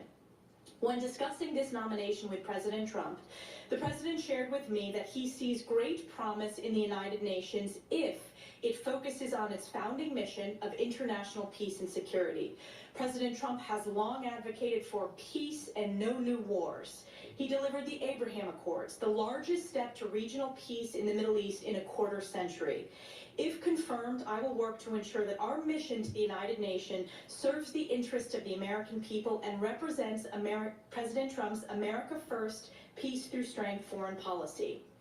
As the world faces crisis after crisis, with hostages, including Americans, still held in Hamas's captivity, to national security challenges ranging from China, Russia, North Korea, and Iran, it has never been more critical for the United States to lead with strength and moral clarity. This is especially important regarding our most precious ally, Israel, who faced the bloodiest day for the Jewish people since the Holocaust on October 7th, 2023. As a member of Congress, I also understand deeply that we must be good stewards of U.S. taxpayer dollars. The U.S. is the largest contributor to the UN by far. Our tax dollars should not be complicit in propping up entities that are counter to American interests, anti-Semitic, or engaging in fraud, corruption, or terrorism. We must invest in programs to strengthen our national security and deliver results. To increase the efficacy of UN programs, we must drive reform. If confirmed, I will be the first UN ambassador in over 2 decades to come directly from Congress, and I have deep respect and understanding of the oversight and appropriations role of the legislative branch, and I look forward to using my strong House and Senate relationships to deliver these much-needed reforms. We are truly at a critical point in history. The world must be reminded of the key mission of the United Nations and America's role as its formative leader. Following the devastation, carnage, and Holocaust of World War II, the world was desperate for peace, stability, human rights and dignity, and world order. As outlined in Article 1, Chapter 1 of the UN Charter, the purpose of the United Nations is to maintain international peace and security, develop friendly relations among nations based on a shared respect for the principle of equal rights, solve international problems, and harmonize the actions of nations in the attainment of common ends. The UN has not lived up to this founding mission, and we must demand better. It is imperative to ensure strong American leadership at the United Nations. I share President Trump's vision of a UN reformed by strong America first, peace through strength, and a return to this founding mission of promoting peace and security around the world. In closing, I will forever be grateful to my constituents in New York's 21st District for giving me the opportunity to serve them as their voice at the highest levels of Congress. 10 years ago, upstate and North Country voters took a chance on a young, first-time, unknown candidate who very few believed could win. So I just want to thank the hardworking families, small businesses, farms, law enforcement officers, military families, veterans, seniors, so many with whom I've had worked so closely to deliver results on behalf of our communities. Thank you especially to my extraordinarily dedicated staff in both the district and in Washington offices for serving tirelessly for the past decade. If confirmed, my family and I are excited for this next chapter to serve on President Trump's cabinet in this role, and I commit to the American people that I will work my very hardest in the coming years to lead with moral clarity and American values. Thank you, and I look forward to your questions. All right, before I pass the mic over on X Spaces, just a reminder, the ones that are watching YouTube or on Rumble, you can do a call-in through X Spaces. The link is in the description of each of the videos that I have. Just click the X Spaces or the X channel link and it'll take you to my main X Spaces channel, and then just go to the spaces there. And then raise your hand, request the mic, whatever, and then I'll pass it on. So it's a great way to interact. So before I pass it over, please go to my store, the-studio-reykjavik.com. Help support your health. Follow the protocol that I use to improve my health, slow down the aging process, and to have more longevity, more energy, just a healthier body. Something that you should be doing every day is to be taking a very good probiotic. I have 2 different probiotics that you can take on my store, the-studio-reykjavik.com. The link is in the description of this video and all my videos. Premium probiotic. It's a powder. I mix it. This is the one that I take on a daily basis. I mix it with hummus during my lunch. You can mix it with soft foods like yogurt or hummus or whatever, or mix it with filtered water, or mix it with your food, you know. But the key is to take it every day, all right? Or if you don't want to take the powder version, you can take the veggie cap version. Both are very high quality, and the purpose of taking a probiotic is to bring down inflammation in the gut, to improve your metabolism, to have the right gut biome. And what will happen is that you'll be able to absorb your nutrients better, your liver will be healthier, and what will also happen is that your mood will be better, all right? Depression and irritability is associated with poor gut health. Also, problems with sleep is associated with poor gut health. So if you improve your gut, you're going to improve mental clarity, improve your sleep, and you're gonna reduce the chances of being depressed.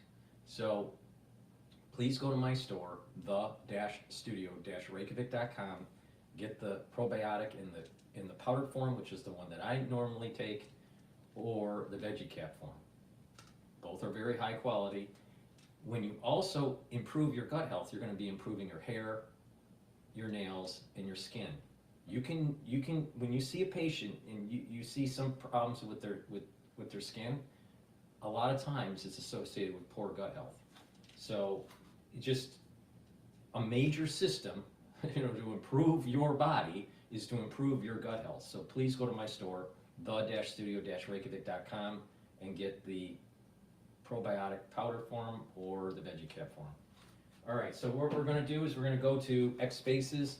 Just a reminder for the ones that are watching the live stream, when I do the live streams on YouTube and Rumble, you can join the X Spaces that I have set up on my X channel. Just request the mic and you can ask a question. All right, with that said, let's pass it on.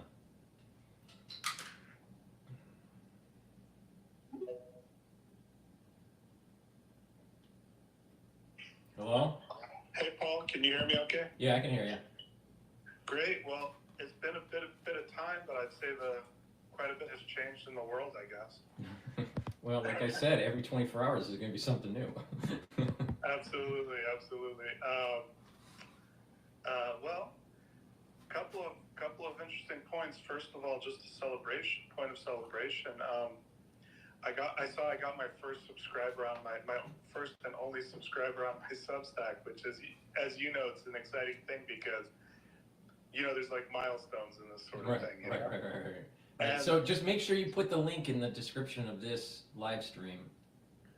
Okay. Yeah, and just tell the audience, because you have people that are listening on YouTube and on Rumble. Okay.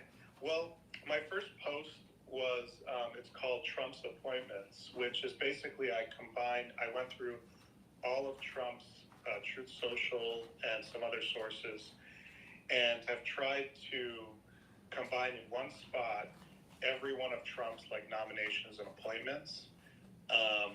So let me count right now how many there are. I'm just curious. I have a number at the bottom. But anyway, so I put them all together, including the words Trump uses when he. So far I have 174 sort of some of his bigger nominations and appointments. So I think he's hired much more than that.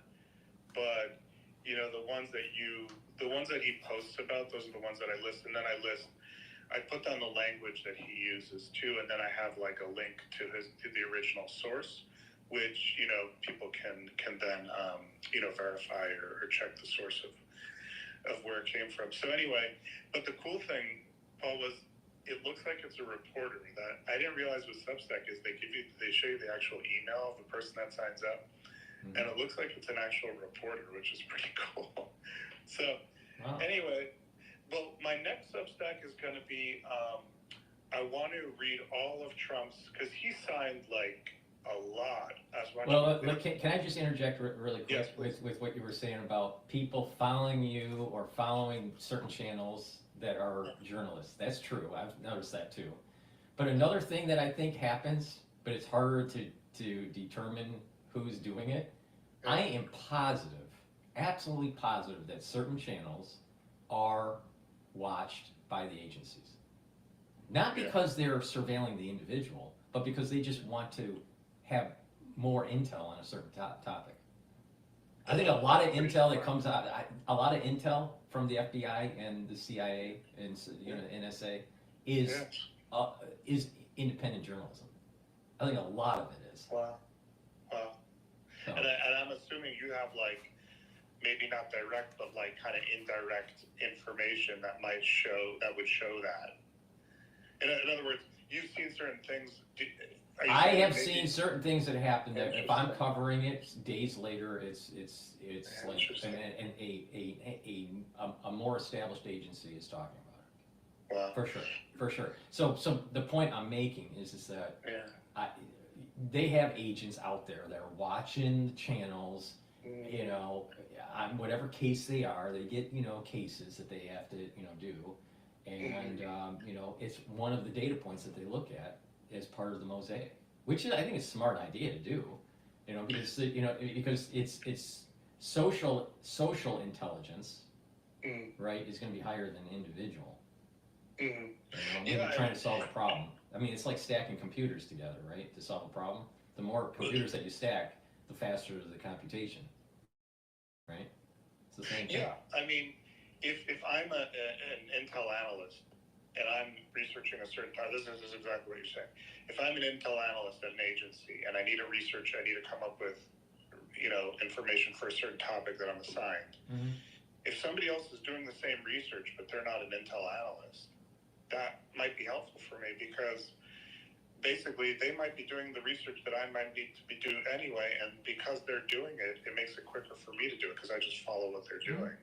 And then just check the sources, and then it basically makes it quicker, which is what you're saying. You're combining computers. Now, similarly with my post on, for people that are interested, it's basedreporter.substack.com. Based as in BASED, reporter.sub. Anyway, my next Substack, what I'd like to do is Trump did all these like executive orders, a lot of them. In fact, when I went to his website last night, I was watching it when they were filming it. I watched it on, I think it was Live Now. Maybe it was Bloomberg. I'm not sure which, but they when he was doing it at the Capital One Arena, and then he did it in the Oval Office. Yes, and he did a few before that.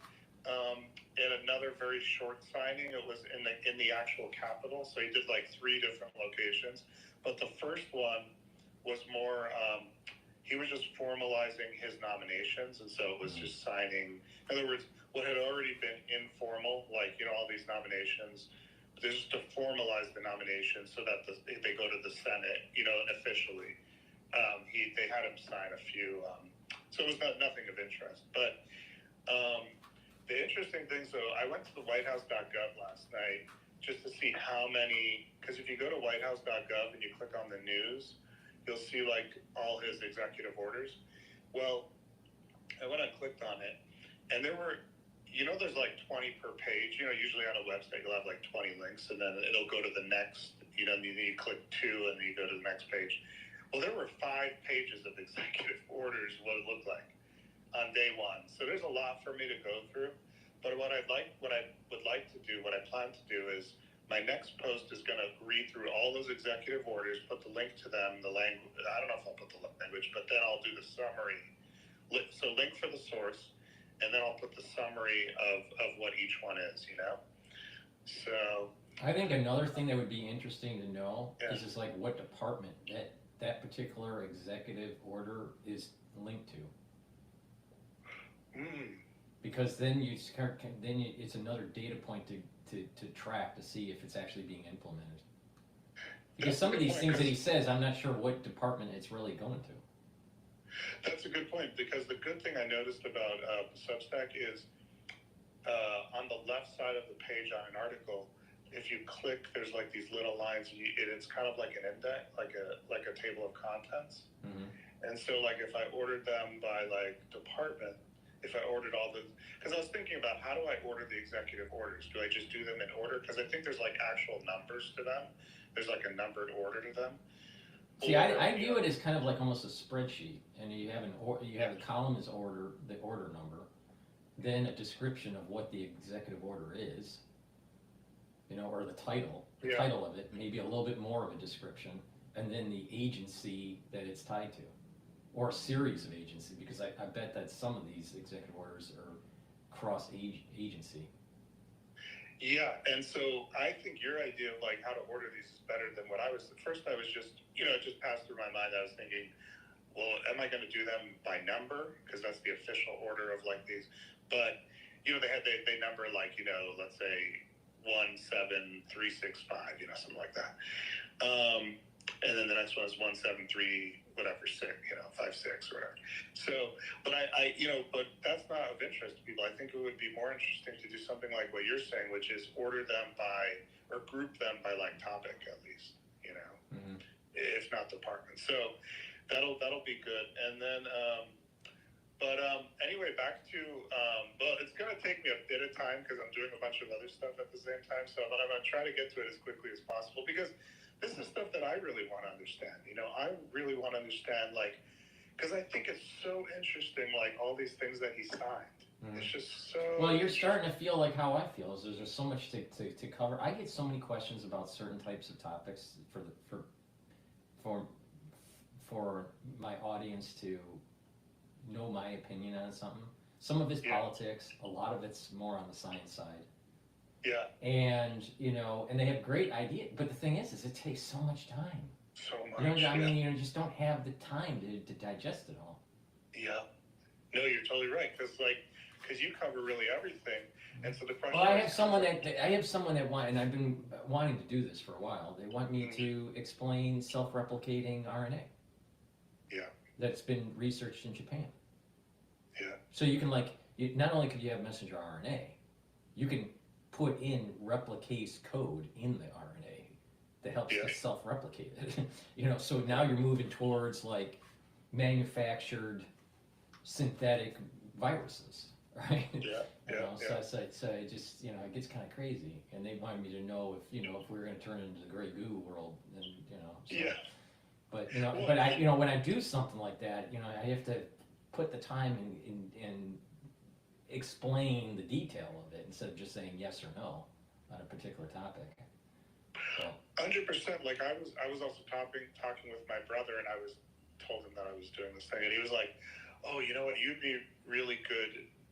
Like because I used to read a lot of law, just like black letter law, like code, state code, and he was telling me, oh, you should make like a video explaining like all the legal stuff, like regarding the Panama Canal, for example, or Greenland. Like, what's the legal history? Like, what's Trump up against? What are his legal? It's like a mini documentary. Yeah, and it's like. Okay, I could do that, and I would love to do that because I'd be interested in that myself. If somebody created a video like that, which I don't think exists, then like these kind of videos I don't think exist, I would watch them. Do you think we're going to take the Panama Canal back? Well, I think, and I just to be clear, I've only like researched it. I haven't really researched it. I just watched videos and stuff. I think based on just feel, I think two things are going to come out of this. One is China's going to be gone, and two, they're going to reprice how U.S. ships are charged. So that's clear. Whether the actual the United States will actually. I only saw one speech, and that was I think one comment by Trump. That was very recent, where he actually said we're going to take it back.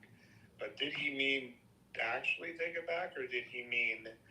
And I think the president of Panama put out a statement, and I didn't read it; it was in Spanish, but the gist of it, I think, was that no, we're not. You're not taking it back. But I read that Panama has no military, so.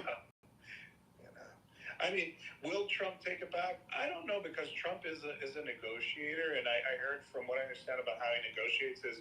He'll throw something bigger out. If you're negotiating, you want to. No, you flagpole it. You flagpole it. So you just the whole idea is you ask for way more than what you really want, and then and usually the opposite side does the same thing, and then you kind of negotiate and chip away, and eventually you get to the middle, which is probably where he wants to be.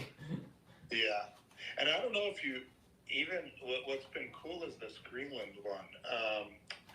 I mean, of course, the Panama Canal is really interesting. It's really important militarily, but also commercially. But Greenland, I watched some interesting videos of like people that have flown out to Greenland, like kind of independent reporters, and like interviewed people. And there's a guy, Nick Shirley. He has a YouTube channel. He went out there, interviewed about what I've seen so far about Greenland is they, by a large margin, at least I saw some sort of poll. I didn't check the, veracity or whatever it is, whatever, like the correctness of the poll. But like if it's done well. But the point is it looks to me like Greenland wants to be independent. And the interesting thing is, what does it mean to be independent? I think what they want is I heard the Prime Minister, and if people are interested, the Prime Minister, I think a few years ago, went and gave a speech and did sit-down talks at like a think tank in Washington, at least one. I forgot the name of the think tank, but people can search it. And it was very interesting because if you want to see where Greenland, what they're thinking about, like what they want their future to be, that those sort of videos are helpful. But the point is what looks like, I think he mentioned that one of the things that for a number of years they've been working on a constitution.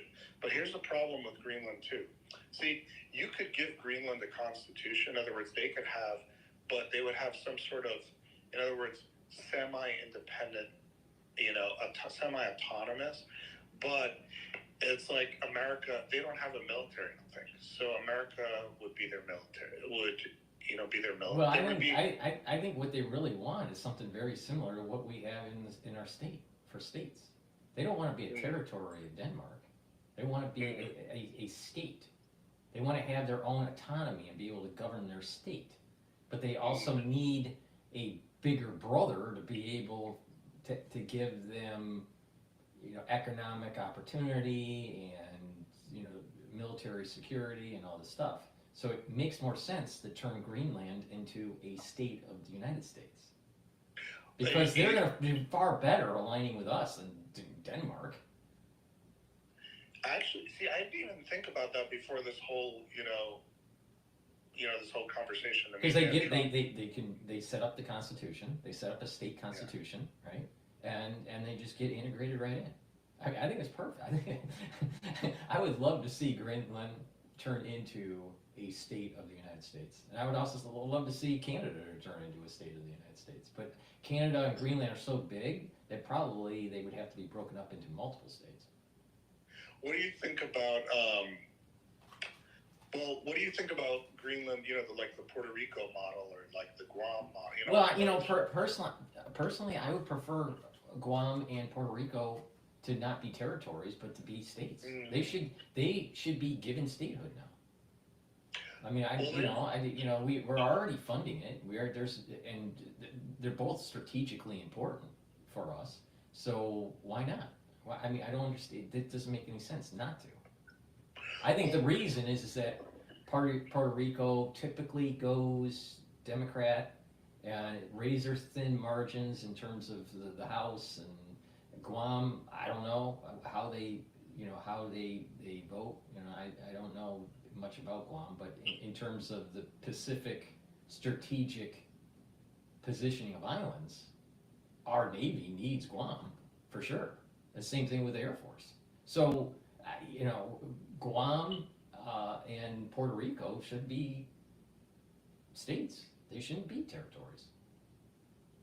Well, and Trump reminds me of, I don't know if it was Teddy Roosevelt, maybe it was, and other presidents maybe as well, is that, first of all, I think we got to pause for a second. I think Mount McKinley is already renamed. Wait, I think Denali has been, I think Obama changed Mount McKinley, which is the tallest mountain. Right. When the executive order, one of the executive orders was to change the name. And to change the name to the Gulf of America, for the Gulf of Mexico. And I did see that Florida had already put out, maybe it was like a hurricane warning or something, and they put Gulf of America.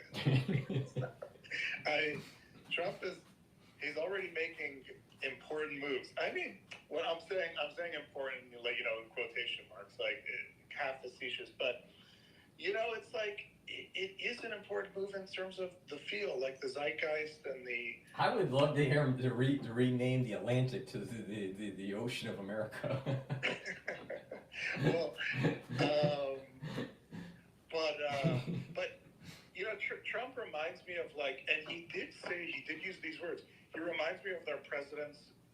I think it was Teddy Roosevelt, maybe others that. Got new territory. I don't know, it was Teddy Roosevelt that got the Philippines or something, but, and Trump said that I think he kind of either directly or indirectly kind of made it sound like that, we're going to get new territory. And I think it's going to be great for Greenland to be whatever involvement they have with America, because they're going to have all the advantages because they're going to be able to fly to America. The boom that's going to happen in Greenland, I think. And there's a lot of resources there that big U.S. companies want. And how about just the tourism travel? Well, that's true. That's true. And then not only that, you know, the skiing. You know, I'm willing to bet that the whole ski type. I think it'd be a win-win for everybody. Honestly, strategically, it would be helpful economically. I think the only question is just going to be how much autonomy is Greenland going to, because from what I understand, Greenland doesn't have the ability to defend themselves, so they need a bigger brother. That's why it totally makes sense. Just give them statehood. Yeah. They become a state. And it makes sense more for them to be aligned with the United States than it would be for them to be aligned with Denmark, and Trump's already threatened Denmark, so I think this is going to happen. The question is just what is it going to look like? It does three things. Well, it does four things. One, there is an economic and military strategic advantage to do it for the United States. It pokes the eye of the Europeans, and it boxes in. If they become a state, it also boxes in Canada. Oh, interesting. And so eventually Canada is going to start to realize, because their population isn't that great. I mean, most of Canada is a tundra. So, and the population of Canada is all along the border. So it just makes more sense that Canada just gets subsumed by the United States through statehood. Yeah. Yeah. So it's perfect, because if you think about it, they're boxed in. If the United States could get Greenland and turn it into a state, you got Alaska as a state, right? You got Greenland as a state. Yeah. So the inevitable will be Canada becomes a series of states for the United States, and I'm willing to bet that most Canadians would prefer that. Maybe Quebec, would secede from the Union. I don't know, but most of Canada, I would say, would want to be part of the United States than the situation they're in right now, and it just totally makes more sense. You wouldn't have to deal with tariffs. We wouldn't have to deal with going over borders. We wouldn't have to. It just makes. That's what our founding fathers wanted. Yeah, you mentioned that, and I do think, like, geographically, right, because you have Alaska on the west side, you'll have Greenland on the east side, and America to the south. So it's completely on three sides. It's surrounded, and on the fourth side, it's kind of surrounded by ice. So they're boxed in if they're boxed in, if they can do it. And there's there's nothing stopping the United States deciding to purchase and turning it into state. It doesn't have to be a territory for X amount of years. It could turn into statehood relatively quickly, and wrap it all into Guam and Puerto Rico too. It's just one big swoop of new states. But I think that the flag, I think from a spiritual point of view, a metaphysical point of view, for symmetry, when you add states, it needs to be even number. Yeah. So I don't think that, if being a 51 state, 52, okay, 54, okay. So if you bring in, the point I'm making here is if you bring in Greenland, you got to bring in something else. Yeah. But if you bring in Guam and Puerto Rico on top of Greenland, you have to bring in something else. And that something else could be Canada. But I would say that if you ask most Canadians, I think they would prefer to be integrated with the United States. Actually, that same reporter, he's a young guy, Nick Shirley. He went to Canada too and did I did an interview. He's on YouTube for people interested. Shirley, something like that, Nick Shirley. And surprisingly, it was surprising to me. Quite a lot of people were into the idea, I believe, if I'm remembering correctly, which is a surprise to me. I didn't realize that Canadians would be into that. Now, Paul, let's talk about some of the interesting videos that came out, all the celebrations yesterday. First of all, there was, I don't know if you've heard of this, there was something called the coronation ball. Like, you coronate the new king. So you're talking about after the inauguration ball? It might have been before, might have been after, but I it was thought these put on balls by were like, after. yeah, the normal balls are after. Let me see. I'm looking it up on YouTube to see if there's any videos of it. But back in 2016, they did a ball called the Deplora ball, and it was like all like the real MAGA. Right. And okay, I don't see it on YouTube, so I don't know if anybody's maybe it's on Twitter. But anyway, so that was interesting. I haven't seen any videos, and this stuff is being suppressed. I mean, I know you've been suppressed, and the right wing is suppressed in general on the internet, Google and all that.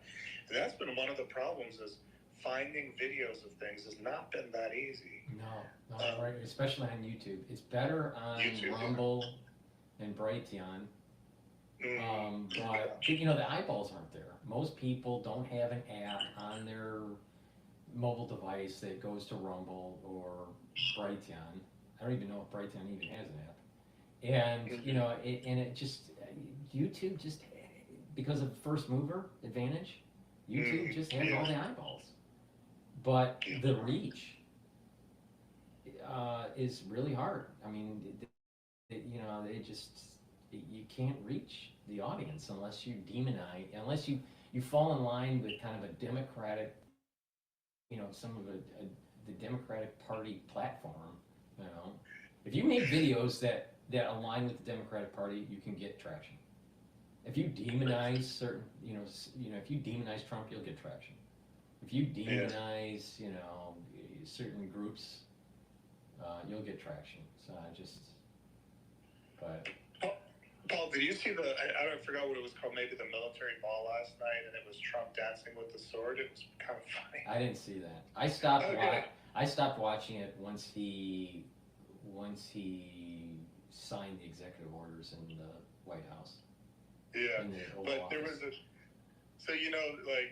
traditionally the president will go to multiple balls, went to last night. And then apparently, I didn't realize this, but there's a ton of parties just, like last night and the night before, just because if you think about it, so many key people come to, or important, or like even so many key people come to one place at one time that, they set up a ton of just get-togethers, parties.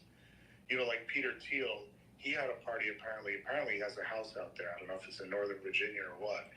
And, a lot of those tech guys went to the party.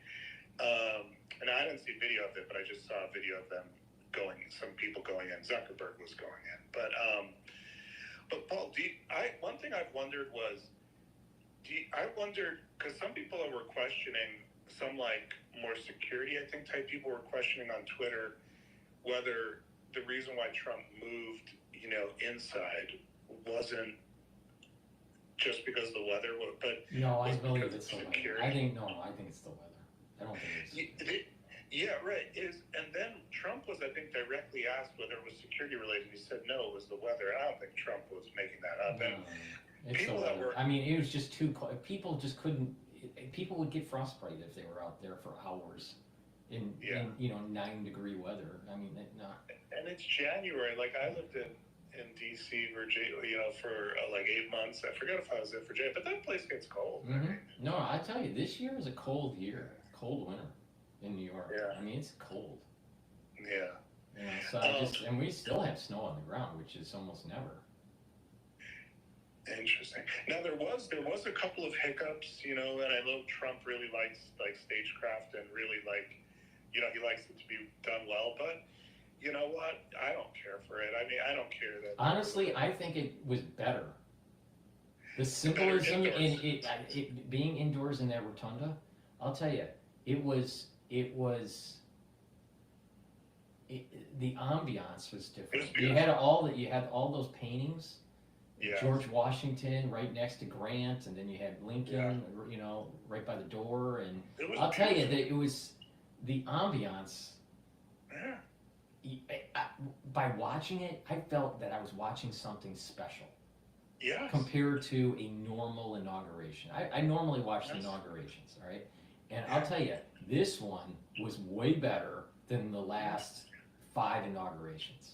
All right, way better. And not only that, I remember even when Trump's inauguration for his first presidency, for his first term, this one was it just felt special. It felt regal. It felt special. In the background of the history with the paintings and with George Washington in the back, there was something special about it. And also, to me, the other special thing was like, it was the whole U.S. government in one spot. In other words, it was all the justices, it was all the presidents, past and vice presidents. Yeah, but that's true too. Even on the normal. On but what I mean is, it was. But when it's outdoors, it's sort of amongst a mass of people. It was really interesting because under this one dome, you had the whole U.S. government. It was crazy. And I'll tell you, there's kind of probably almost a kind of a spiritual thing about being under one roof and having all that power under one roof. And then it was the apotheosis of George Washington above Trump, above the inauguration, the famous. Well, and not only that, Grant and the statue of Grant and of Lincoln, Grant and Lincoln, the holding the Union together. Yeah, it was like a spiritual.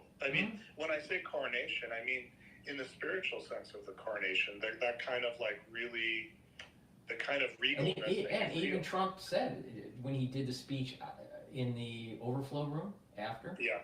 He said that it probably turned out better doing it this way. Yeah, and I know people, and when I was first, like watching the news, people were saying, that maybe like the people that had, paid all this money for tickets and then they couldn't see the inauguration. But the good thing was, I don't know if all of them were able to, but a massive amount of them were able to go to this Capital One arena and then have a whole song and dance there. So well, they had they had the overflow room. They had 600. They had 600 people under the dome. Oh wow! I thought it was 600, and then there was the overflow room that had 1,000 plus. Wow! Now I don't know if they had only one overflow room or 2 overflow rooms, and then they had the arena. Yeah. Yeah, and I heard the arena holds 20,000. You'd think more than 20, but I don't know. But 20, I guess, is not, the amount that apparently the people that got tickets, I heard it was like 150,000. I don't know, something. But the bottom line when you get a ticket for inauguration, I've never gone to inauguration, right? I've only watched it on CNN, right? So do you buy it? Are you given it? How do you buy a ticket, or are you given it? Not sure, but like my impression was that there's like different layers in the inauguration. So if you're much closer, I think let's see, like I heard, so I think, like I know Congress people were able to give out some, I think. Yeah, so like so they probably have friends and family 2-ticket type deal.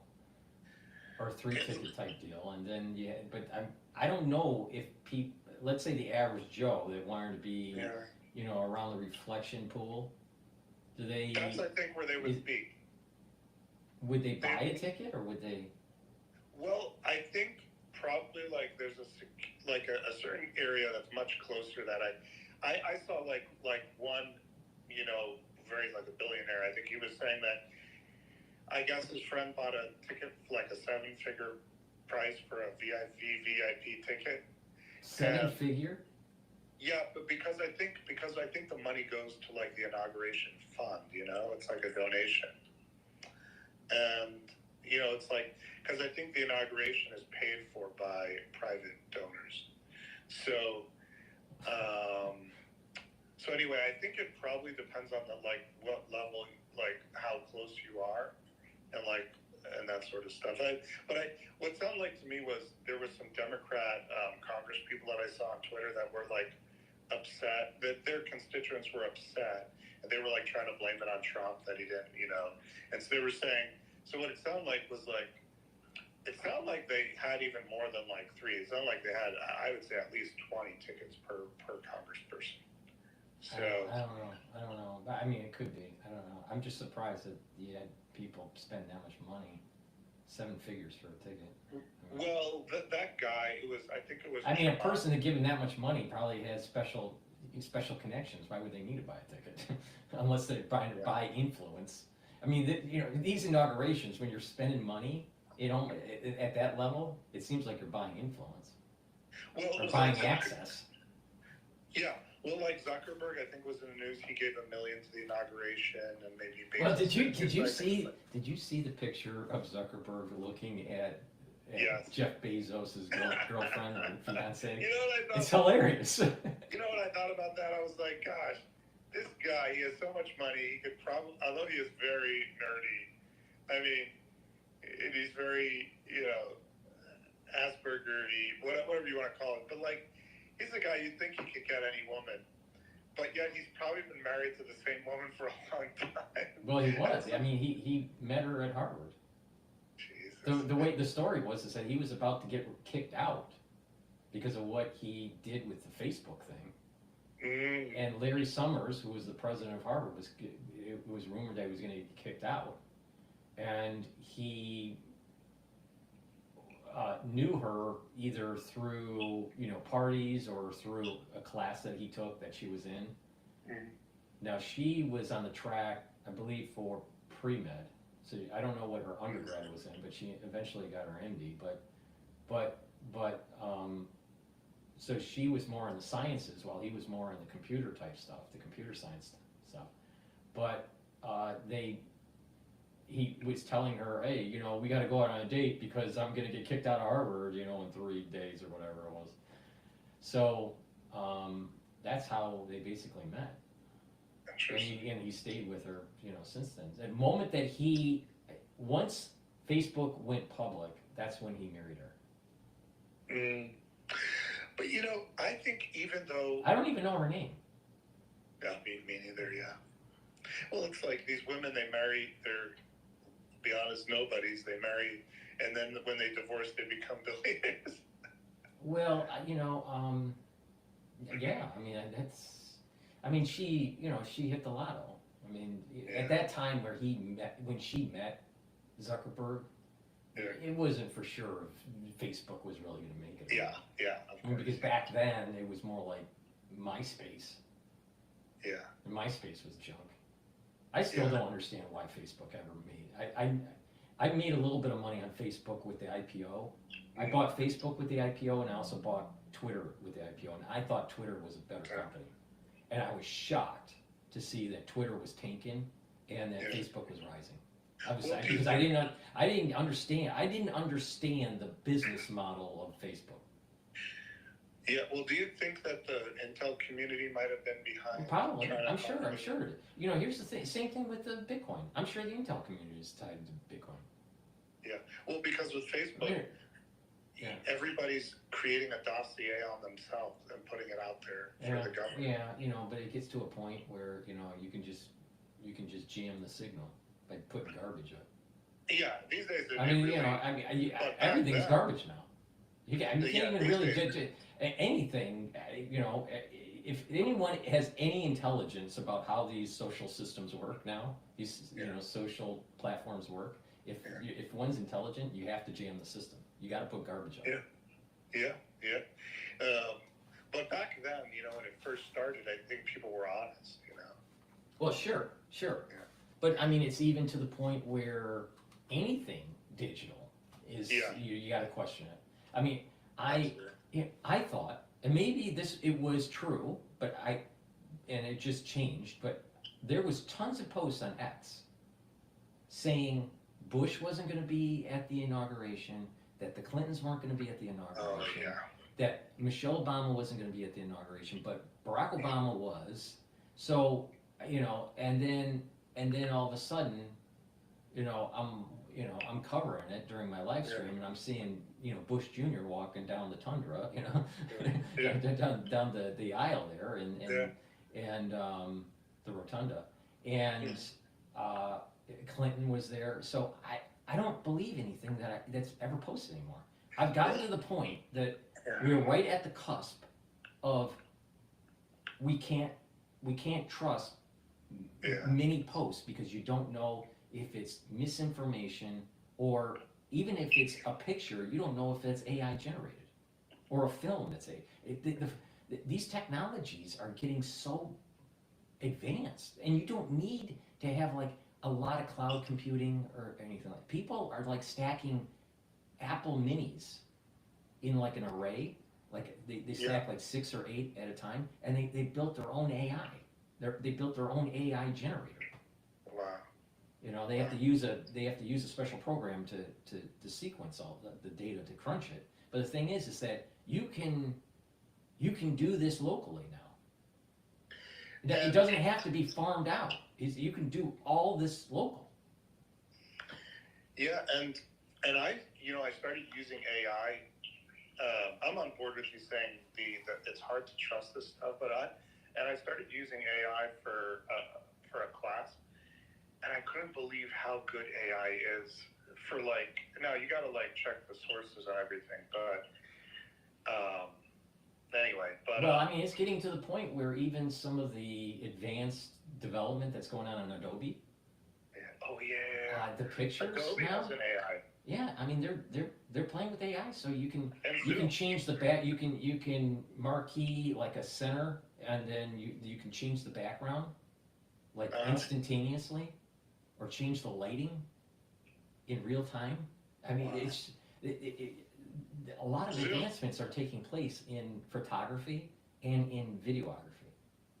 And then Zoom, I'm looking here on the tools, AI tools.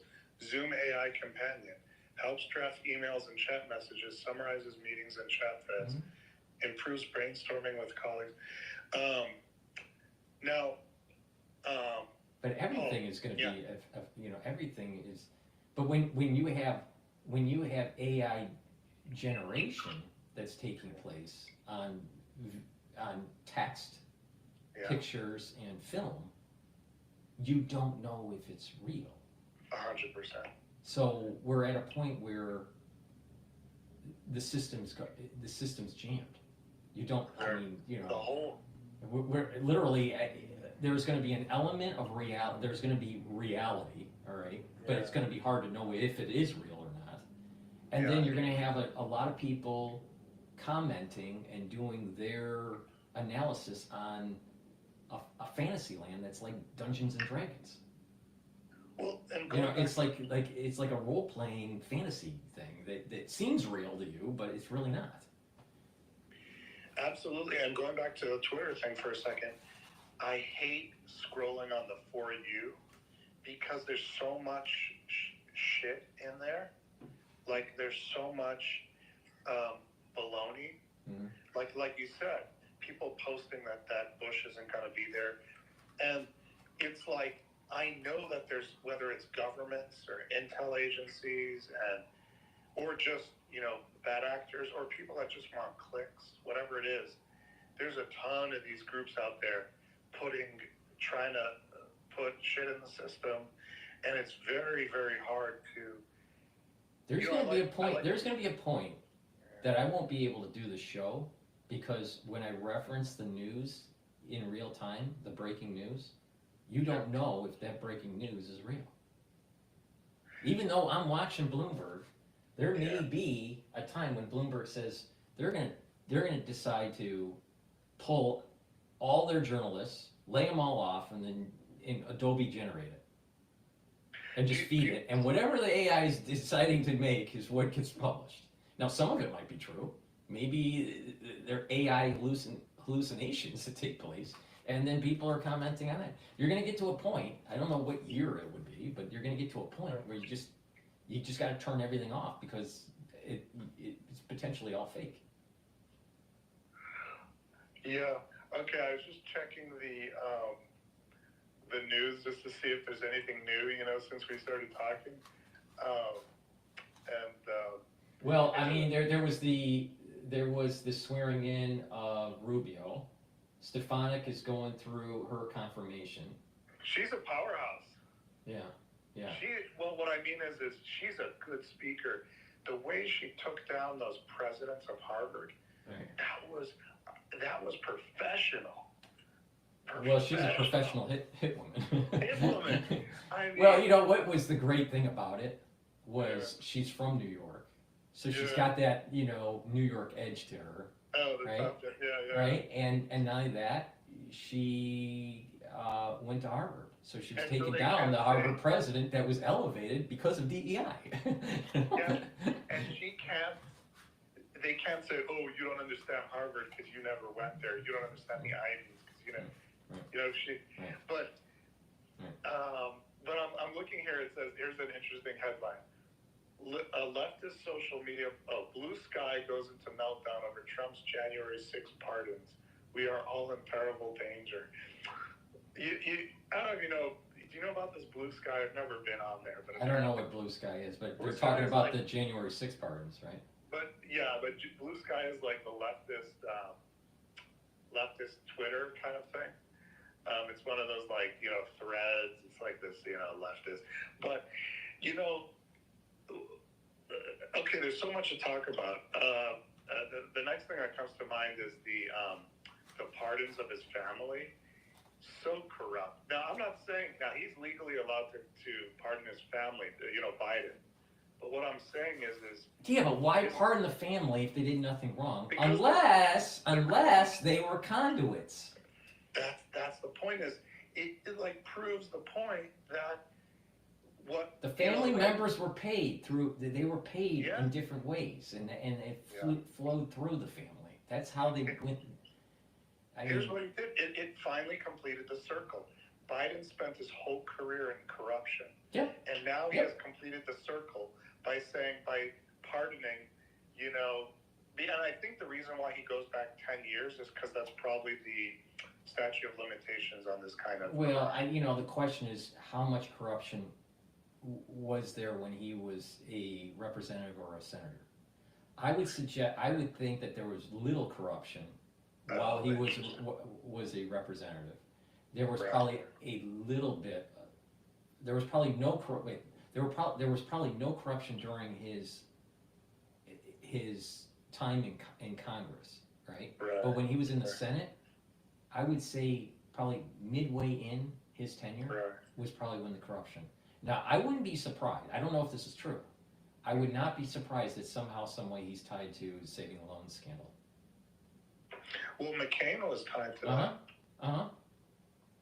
But I would not be surprised that Biden was a part of it. Now, I think the corruption was on steroids once he became VP.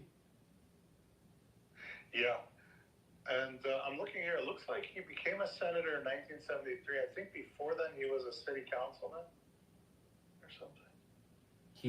Was he city council? I thought he was in the house. He was in the House of Representatives. I thought before he elevated to the Senate. I'm just looking at Wikipedia here. Let's see here. Wasn't he a congressman? No.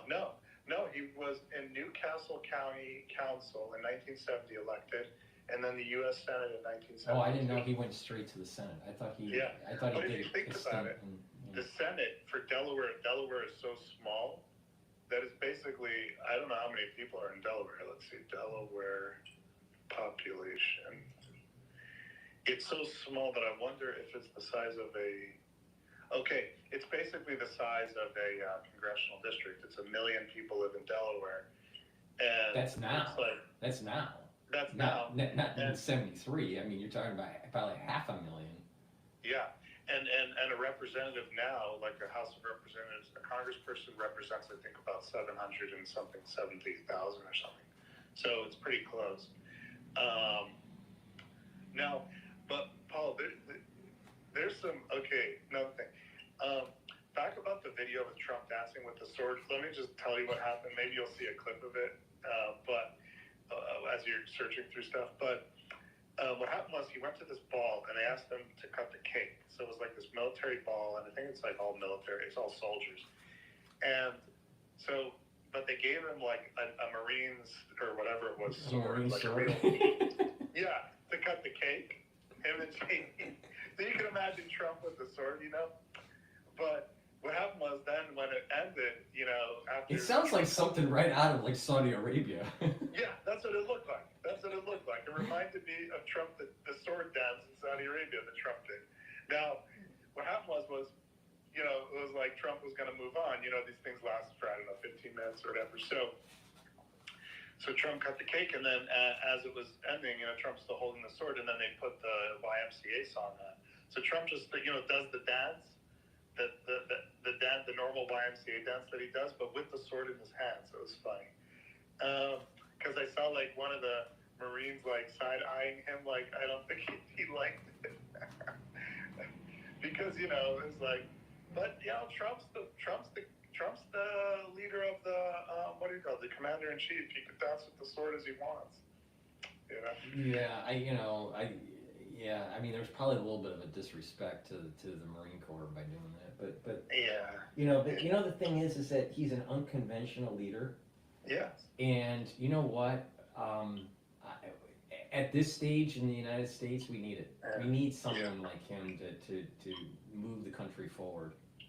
And I'll tell you the contrast between Biden. I mean, literally Trump did in 72 hours. Yeah. Right? More than what Biden did all year. It's so crazy because the left is saying, like, if you notice some of the left talking points, or one of them is like, how are we gonna, because people are saying to them, hey, you guys are like crushed. You guys are like, how are you guys Well, gonna the Bloomberg host on the radio show, she was saying that Bloomberg's put more staff on the Trump beat because of so many things that are flowing out of the White House that are affecting markets. Oh, that's interesting. And yeah, like I'm aware of a university that they have like a team that does like, they're a team of analysts that does analysis for them, because they want to know like for example, they want to know, so with this thing, they're putting people on. This is going to affect endowments. The moves that he's making in the markets is going to affect endowments for these larger universities. Oh yeah, Trump did a video on endowments saying that he was going to. Okay, this is a really cool thing. I don't know if you've ever heard of this, but I don't know if it was Jefferson, somebody in the past, very important, like one of our kind of founders or important people in our country, or multiple of them, talked about creating a national university like a couple hundred years ago. This is so cool. And it never came about. But Trump basically talked about creating a national university. And I don't even know. And he was saying, well, back in the day, back in the 1700s, Benjamin Franklin, thought that education should be available to the masses, and he helped support libraries. Now, what you're saying sounds more like Jefferson. Something coming out of Jefferson. But it was Lincoln that set up the whole state university setup. Oh, through the like land grant stuff? Yeah. I mean, so state universities came right from Lincoln. So what happened, I'm reading a couple books on like the history of universities in the in general. It's really interesting. So the first like sort of universities were modeled on like Cambridge and Oxford, so like the Harvard and Yale. And then you also have like the liberal art colleges. A lot of those liberal art colleges are very, very old. Well, most of them started as clergy schools. They started as seminaries or like a school for clergy. Yeah, and then I'm forgetting the order exactly, but then at some point there were the land grant colleges, which is what you're talking about, or right after the Civil War, I think it was. And then there were more like the Mayo Clinic. What's the university that the Mayo Clinic comes as part of? I think it's in Maryland. That like research university that comes out of Germany, where they had this research. But anyway, back in the beginning, they wanted. Let me just search Thomas Jefferson. So anyway, the point is Trump was talking while I'm searching.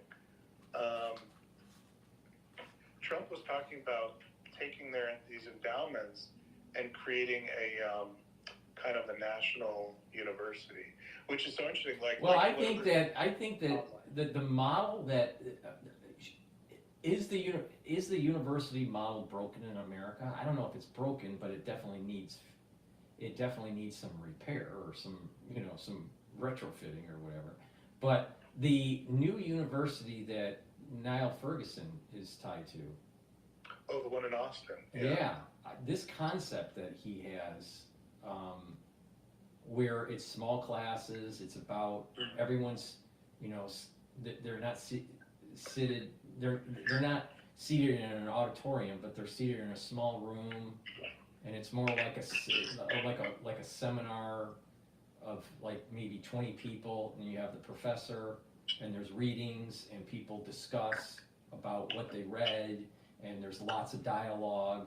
So it's about, reading, writing, and communicating thoughts in a very small class setting. And I'll tell you, that model that what they're doing, I think if you could scale it up, I think that's a better teaching model than some of these other universities. Oh yeah, I'm in classes where basically, your typical college class is, the teacher stands up front and just lectures, and the students take notes and sort of regurgitate or whatever, and exams and whatnot, or maybe do some research and write papers. But I've been in a bunch of classes which are more honors level classes where it's seminar, Socratic style, and basically what you do is what they have you do is, they give you a lot of reading before each class, and then you come in and the teacher's not teaching. It's really discussion of the readings, and the teacher jumps in just to, add something in or help move the conversation along or whatever. These are amazing classes, at least the ones that I've taken, because it's all smart students, and they're not interested just in getting the paper that says that they graduated the school, and just, but they're actually interested in the learning, and it's just a breath of fresh air. It's just amazing. It's like nothing else, small classes. So, okay, normally you see that at the graduate level. You have these what we call seminar classes. So these at the graduate level, you'd have, because the graduate students, there's not as many versus, let's say, the undergrad going into a certain discipline. I mean, so in the undergrad, some of these disciplines you have hundreds of students, right? So it's always seminar based, or it's always lecture based instead of seminar based. So when you get into grad school, then it's funneled, where you may only have a cohort group of 40 people. Yeah, all these classes, I've talked to, and basically what it is they need them to be small so that you can have enough time to talk. Right? Yeah. Over at Harvard, we had a seminar dealing with biotech, like biotechnologies, and the max that you could have in that room was 19, plus the professor. That was because you wouldn't have enough time to talk. Because you go around the room and discuss it, what you read, and the pluses and minuses. It's the teacher would lecture maybe 20 minutes out of a 3-hour lecture, 3-hour time allotment, and the rest of it was students driving the discussion.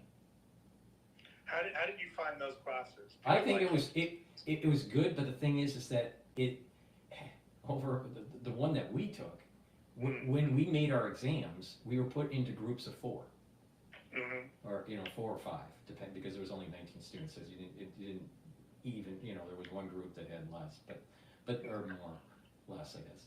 But the thing is that you make a test for one group. So your group of 4 is compiling a test for another group, and you give it to the teacher, and the teacher randomly issues it. So you don't know which group's going to get it. And some groups try to create the problem set so hard, and it's not like take-home type test. It was like, all right, you have 3 hours to do it. You could reference digital material. All right, you could reference the internet or whatever. But the thing is you couldn't, because you had to try to understand what the problem was, looking at the graphs or the data that was provided for the problem set, and then come to like, what does this mean? But it was rapid fire, so you didn't have time to look up stuff. So yes, the internet was open for you. All the information, was available to you on your laptop.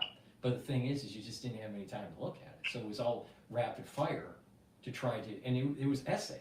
It wasn't like, this, so you had to write out by hand, this is the interpretation of what is going on here.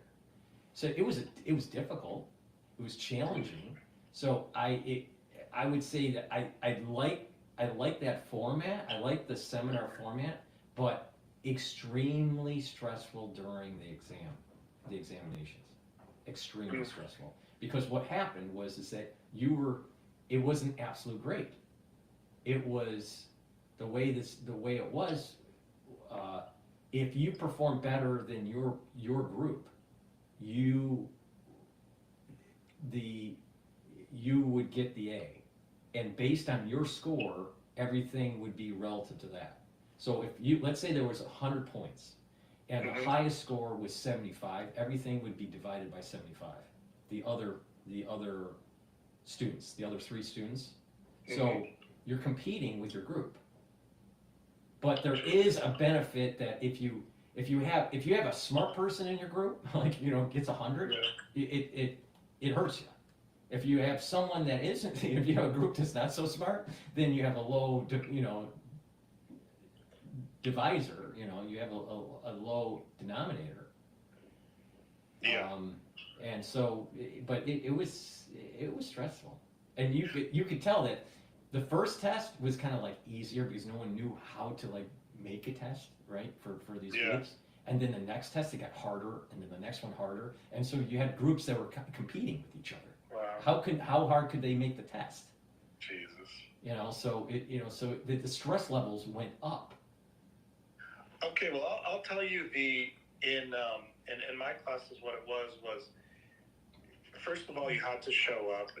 You get points for because they want to, because these things make sure these things depend on people being involved. Like people taking part in the conversation. So you partially, I wouldn't say a lot, but there was a small amount of the grade that went to, did you take part in the conversations? Did you ask questions that had value? Did you add to the conversation? And I don't know how strictly these things are, great. But and then every once in a while in the semester you would have papers you need to turn in, like a literature review or a research paper. So basically, like, and let's see, or we did, So I mean, I don't know if you've heard of this, but there's a university or a college in Maryland, and I think in New Mexico, where they do these seminars, but it's just they study the great books of the Western world. And it's called St. John's College. I thought about whether I would find that enjoyable or not, but I think seminar method. You can learn a lot. I mean, it's definitely a different style. But the seminar class that I took, it was stressful because of the examination part, and then it was divided into sections. So like throughout the semester, we'd cover a certain section, like CRISPR or genetic engineering or whatever. And so for each section, you had to do a project. And then, if I remember right, I thought we also had a paper that we had to write too. but the stress, that wasn't that stressful. There was a lot of content to read and to absorb, right? But those exams for each section, they were stressful to do. I mean, your heart's pumping when you're writing, and it was like pencils down, and it was like done. It was like, and the professor was, was very forceful on that. And so, you're competing with your group. Groups are competing with each other by making the test harder. And, I just like, I thought I was going to have a heart attack. I don't like those kinds of situations where it's like, because you're going in, you can't study for it. You're going into a situation, you know the section, you read, this was at Harvard. So this is grad school. So you know the subject based on the readings that you've done, but there's nothing to reference to study for the test, and you're busy making the test for another group. It's like special forces and so you're learning. When you're like creating a test, this kind of form of a test, you're learning the subject. All right? But the problem is you don't know what you're going to be getting from another group. It could be anything. It could be so you can't study for it. So bam, they slap the 5-page exam right in front of you. Your group gets it, and the clock starts, and you're just you're reading. You're trying to understand what the problem is. You're trying to understand what the graphs and the data that's presented for each problem, and then you have to summarize like what's the conclusion. And it's all rapid, and it's like you can't study for it. And so that's why it's like super stressful.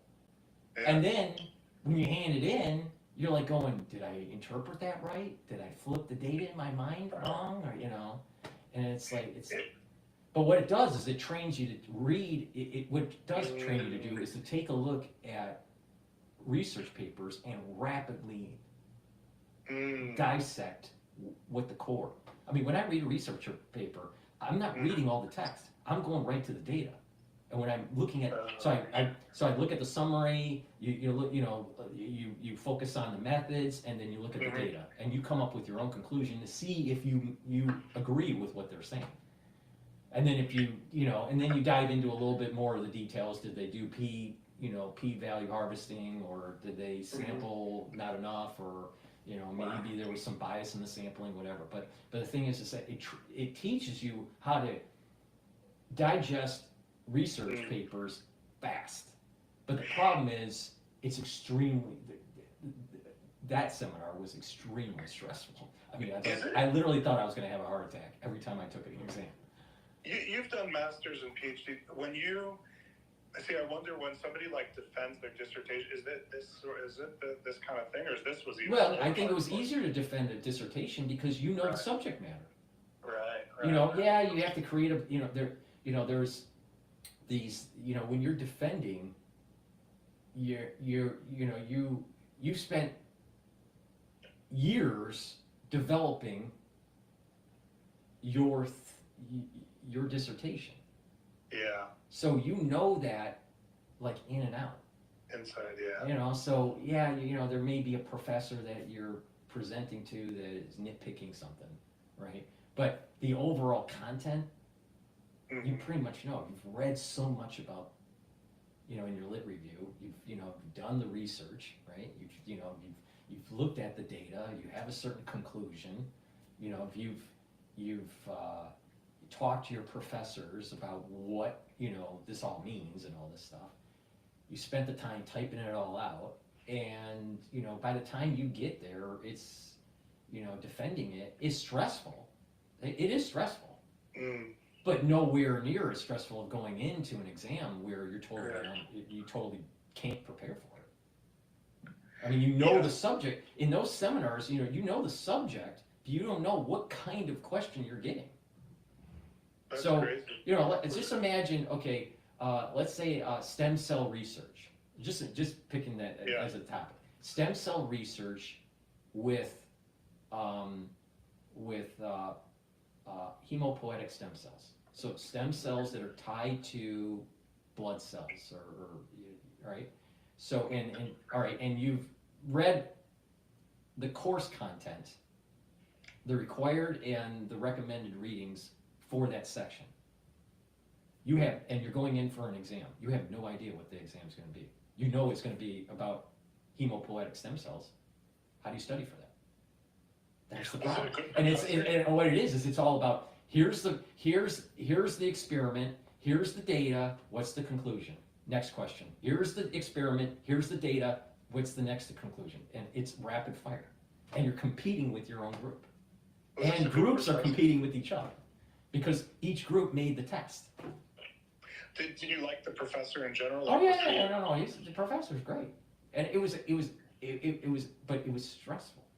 It was designed for that because because what it did is it trained the students to be able to take research of their discipline and be able to dissect published papers very quickly. I mean, like, very quickly. And that was part of the reason why I was able to do what I did in 2020. Wow, so I mean, they trained us to do that. To be able to take 100 papers, you could take 100 papers and dissect it and do it and understand and create a map of it very quickly. You don't maybe have you don't have the time to read every single word, but you can have you have the main features of each of these papers, and not only that, being able to code a map to be able to see correlations between the research. You can code like on Excel. You can code, not literally program code. This is a term in research, but you can create associations between different datas, right? To come up with new information. Almost like a meta-analysis. You can do a meta-analysis very quickly. But they train you to do that in Ph.D. programs and stuff. But in graduate school level. But you would never see that in undergrad. Undergrad, it's like you would never see that in undergrad. This is more like Ph.D. grad level. Was this a master's level class or a PhD? The seminar that I'm talking about over at Harvard was the master's. But being able to do the mapping, that's part of the lit review process when you do a thesis or a dissertation. You can't do a lit review unless you do a mapping. How do you? I mean, you obviously are reading the content, right? But you have to understand what's the key points of each of the papers that you're referencing that builds up for your thesis or your dissertation. You got to build up a map.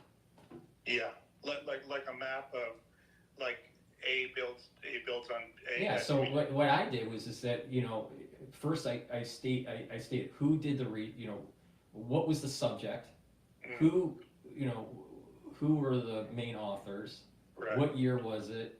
Okay. What's the title? What's the summary of the research that's important, that's tied to whatever I was writing? And then once I built up a huge list, then I color coded it. You color code it, and then by color coding it, you could say this ties into this concept. Another code ties to another concept. Did you do this through a spreadsheet? Yeah, I used it on Excel. I built it on Excel. There's special programs that can help you with it too, but I didn't want to buy it, so I just did it in Excel. So it's all about, because Excel you can filter down, right? With the filter, you can filter down, you can search for keywords, and you can color code. And that gives you everything you need for coding research. Yeah, to build up a metadata for meta-analysis of the lit review. Yeah. And Paul, I just found the information I was looking for. Okay, so during the Constitutional Convention, let's see. Okay, even before the Constitutional Convention, American leaders had tossed around the idea of a national university based in Washington, D.C. Supported by George Washington, they wanted. Hey, let me So they're at the cathedral, the National Cathedral in Washington, and Trump looks so tired from all the balls. You know, He was from last falling night. asleep He last looks night. like he's about to fall asleep. He was falling asleep during a speech at the. I didn't realize there's more stuff going on today. I was like, I thought we got a reprieve. I got to check this out. I guess they're like, praying because he's been anointed by God and now he needs to give thanks, Do you think Trump and Melania sleep in the same bed? It's funny because, Trump has been around the block, you know what I mean? And, I'm saying that obliquely or whatever you want to call it. Well, I mean, Melania is probably the best looking first lady ever for the United States. And how great was she dressed in I really liked her outfit, with the hat. The interpretation I got out of that was the gangster. Yeah. She was like given a gangster kind of aura to her. You couldn't see her eyes at all. You notice that? The way that the hat was tipped, you couldn't see her eyes. Yes. Just like a gangster. I thought that was on purpose too. Yeah. I think there were some people that she didn't really want to talk to or look at. I think it was gangster. It was total gangster.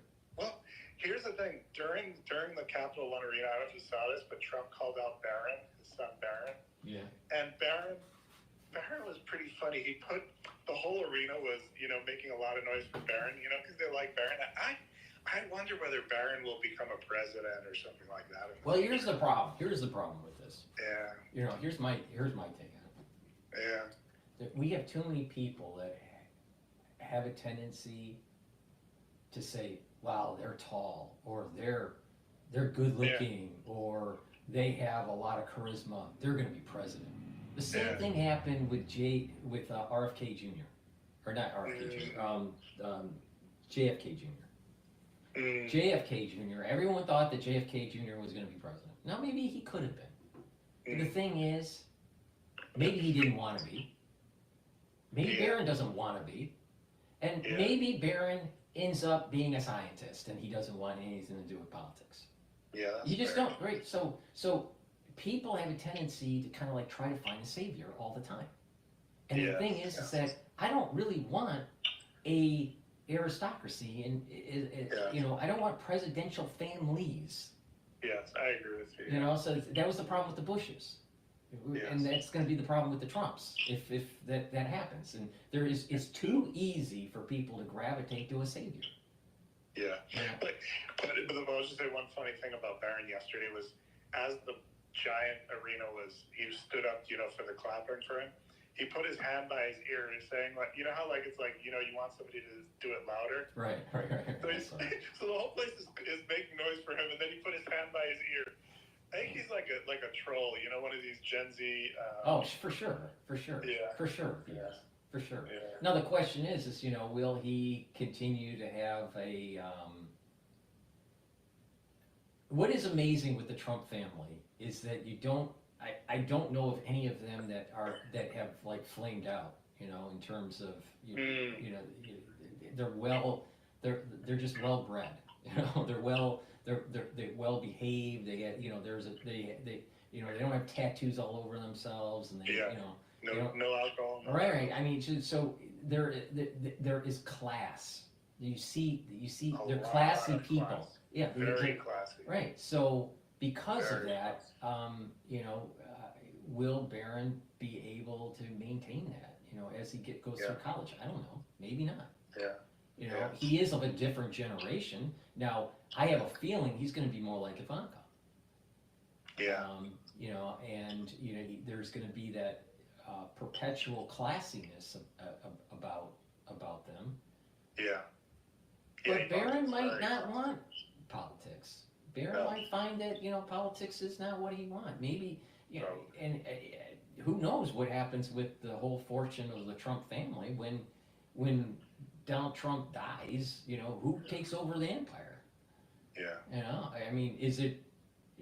I'm not a big fan of Eric Jr. I'm not. But I would say that if you look at the rest of the children, Barron and Ivanka, there's something, you feel something a little bit different, a little bit more special about it. Ivanka's very classy. She was dressed really well. And I'll tell you, this whole idea of bringing hats back for females to a setting like that is appropriate. That was great. Is appropriate.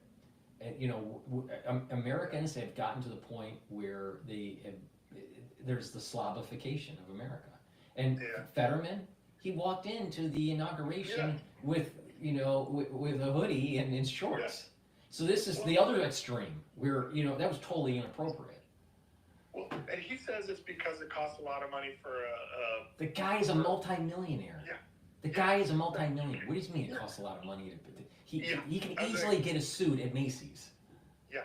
He's saying even if it was custom made, you're saying I'm sure there's a millionaire out there, a billionaire who'd say, hey dude, I'll freaking buy you a custom made suit. How much could it cost anyway? I mean, the guy is not hurting for money. He comes from a wealthy family. He comes from a wealthy family. Yeah, so I mean, that's BS. It's just excuse to just be a slob. But I just, I'll tell you, it'd be nice if women dressed more like how Ivanka dressed. Yeah. The gown Ivanka was wearing during the pre-inauguration dinner, so the night before the inauguration, was made by Oscar de la Renta. And then I think, and I forgot which dress or whatever it was that Melania was wearing. That was, I think, also. And the reason I know that was also made by Oscar de la Renta. The reason I know this is Oscar de la Renta put it on their Twitter account. But people were saying that, actually, I think during the first inauguration, she had a light blue, Melania had a light blue, beautiful, kind of dress or thing on. And I think that was made by Ralph Lauren, which is Ralph Lauren is classic, But, okay, there's more, so I found a little bit more about this National University thing. They discussed it when James Madison was president, but they also discussed it. Okay. The idea of a national university was discussed by Benjamin Rush and other delegates at the Constitutional Convention. So anyway, what Trump was saying was if he kind of grabs some of this endowment money, he'll use it to create a national university that is all online and it's free classes, which that would be cool. Like if it was accredited free classes where people can get, Here's the, how does that, does that hurt the state schools? I mean, it probably would. Yeah, it would, yeah. Right, so then you have, not only do you have the small liberal arts schools closing, then you've got these big state schools closing. And that, you gotta be really, I'm not really sure, but I think that he's trying to solve a problem. There's and the two problems that he's solving is that accessibility, because of a working student body now, because there's a lot of people that have to work while they go to school. That's true. So, solving that problem, and then affordability. School's way too expensive now, dude. I mean, I mean, back in the day when I, was going to college, I mean, that was in the 90s, and it was a lot cheaper then than it is now. And I'll tell you, I don't understand. I mean, these kids are coming out of school with a lot of debt. Even state schools. Yeah, no. I mean, it doesn't matter. I mean, they're coming out with a lot of debt, and so affordability and accessibility is two major problems for the student body, especially a working adult. And so I don't know what the real solution is. You have to somehow, some way, put a brake on the escalating rise of tuition. Now, there is a correlation with government-backed loans. Tuition has gone up. So it may be the solution is stop the government-backed loans. And the student body for the first couple of years really drops for these universities, and it forces the universities to restructure and lower the tuition. But it would take about a 2-year trek for that to happen. Mm-hmm. Okay, and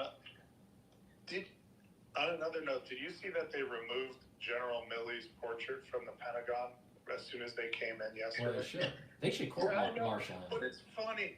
But it's funny because the guy is such a pompous ass, you know? Mm-hmm. And he felt that he knew better, yeah. and not only that he was in a position to circumvent the commander-in-chief.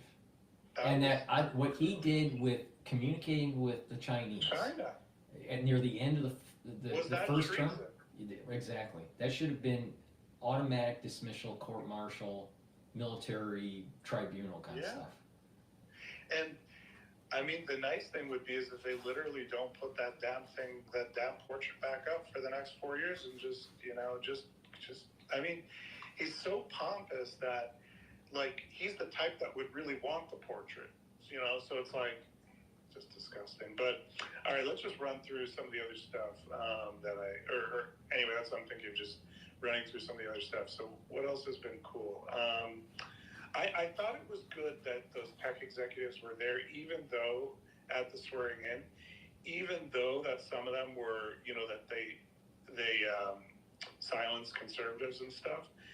But I think for what Trump wants to do, I think that it was good because if we're going to really fight China, we need all the power we can get. We need all the help, all the tech we can get, you know, and so we need kind of a unified tech front, you know, to deal with any challenges America will face, but specifically China. Well, I think aligning with companies, U.S. companies that are in the tech realm, helps in a lot of ways. You know, from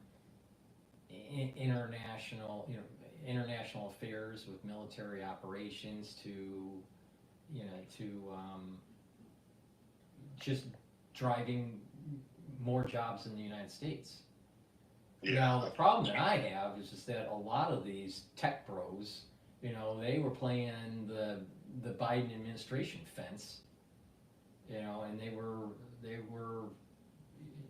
were suppressing free speech and freedom of reach with these social platforms, and then all of a sudden tides turn, and now they find that the wind blows differently, and now they're jumping the fence and try to be aligned with Trump, and I just find that they're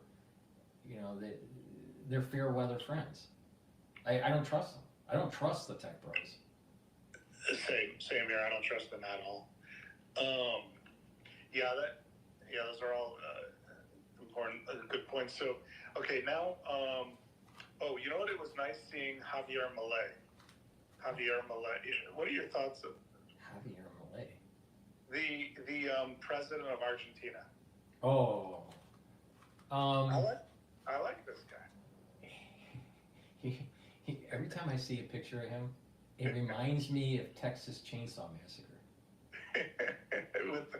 You know what I'm talking about, right? So back in the 70s, there was a famous horror film that came out. It was Texas Chainsaw Massacre, and then there was remakes of it, and then other versions, and it was supposed to be done as a comedy, but it was like a horror comedy.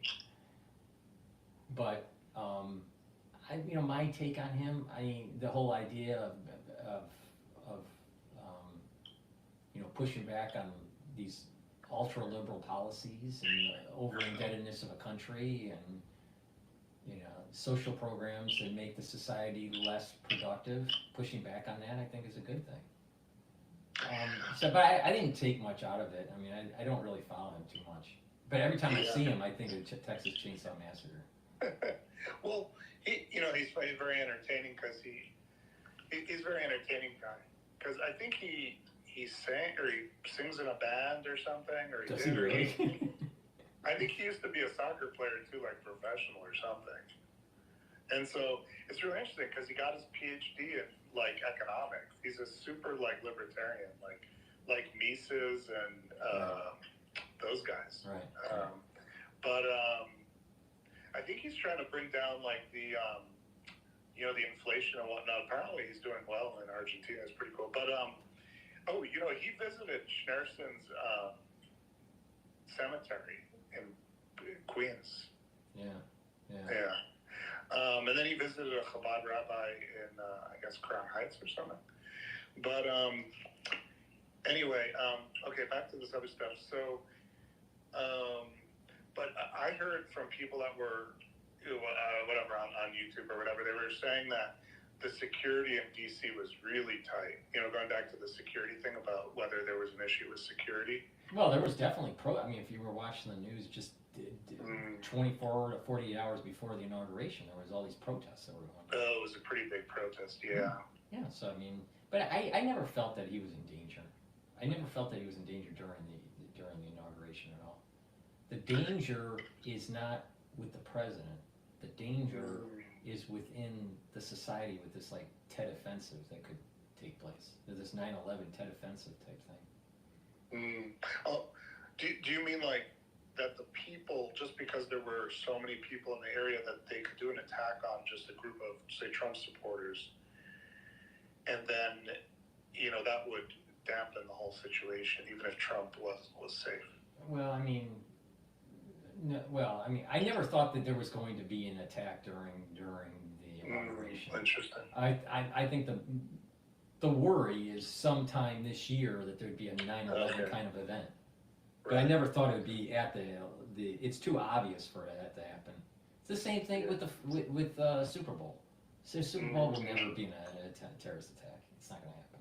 And do you mean also it's also too hard to like attack these places because they're so I think they're hardened. I think these are hardened targets now. Very hardened. Because, I mean, when Trump was asked, I think it was last night when he was doing the signings, he did that kind of banter with the journalists while he was doing the signings, which is funny.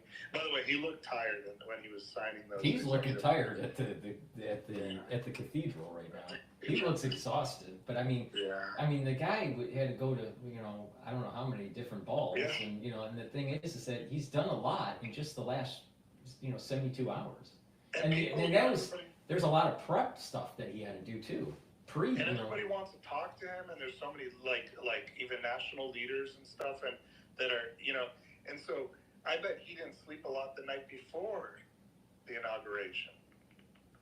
Besides all the events he has to go to, but it's like he's such a power horse, He was. Did you see? Okay, another thing. Did you see the families at the Capital One Arena? The families of the hostages. Yeah. Behind him? I don't know if you noticed. The girl straight behind, Trump, I don't know if people noticed. That was Noah Argamani. Wasn't that the one on the motorcycle? Yes. She was one that was kidnapped on the motorcycle. Yeah. That's what I thought. I wasn't sure. Yeah. I looked it up because I was like, as I kept watching, I was like, she looks like she looks different though, compared to that picture. She's just been through so much trauma, She looks a little bit different, but she's gained some weight, Yeah. Well, I mean, I don't know. Maybe it's too many matzo balls. I don't know. But I just, she definitely looks a little different. But she does. I'm sure that she definitely has post-traumatic stress disorder. If it hasn't, How could she not, right? Yeah, for sure. But I never really thought that the inauguration was in danger at all. I never thought for a second. Yeah. Let's see, were there any other interesting events or people or stuff? Well, the Capital One Arena, I mean, I wasn't really into the whole dancing thing, although some of those black kids were pretty good. Did you see the black, it was like a HBCU. No, I didn't see it. There was like 300 members of the band, 300 members in Capital One Arena. And they were like, and anyway, they were doing some good dancing, but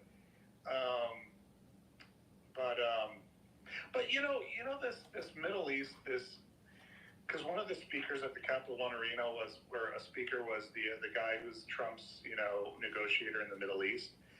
I don't know. I don't think that this is a good idea about trading terrorists I don't think that's a good idea. Trading terrorists for hostages. Well, not just that. It's just the disproportionate number. Yeah. 3 for what, 90? That was their whole point. That's why they took the hostages, was so that they would have leverage.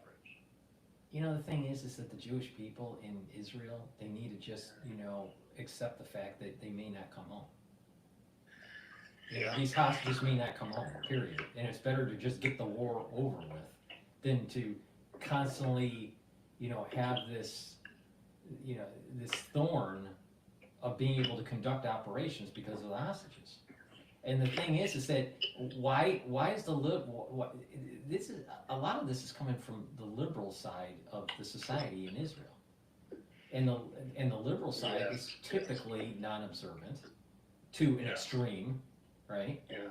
And you know, and they're basically saying, get our hostages back at all costs. Well, all costs mean lose the war and to you know to do a 1 to 10 ratio for exchange of hostages. I mean, and to encourage more in the future, more of these attacks in the future. Just you know, I don't know. I think the Jewish people and the world at large need to really start putting a magnifying glass on the liberal side of the Israeli people. I think there's a big problem there, a big problem. Everyone's saying it's all the Orthodox that's the problem. It's not the Orthodox that's the problem. It's the liberals that are the problem. The Orthodox, they all voted for Trump. Like the Hasidic community, the ultra-Orthodox, I think there was one precinct that was like 90-something% for Trump. Well, you know, think about it. You know, most of the opinionated, you know, New York Times readers, they are little old Jewish ladies that are drinking tea. They're in the Upper East Side, and they're all super liberal, that have, you know, fancy glasses. Totally. You know, and it just, you know, and they're even during events that I'm at, you know, and they, you know, and some of these people have some money, and you know, they have a tendency to just interrupt people because they feel as though they can interrupt anyone that they'll just go up to a table, or they'll go up, you know, or they're listening to someone speak, and then just as the person's speaking, they just interrupt them. You know, it's just, there's a lack of, you know,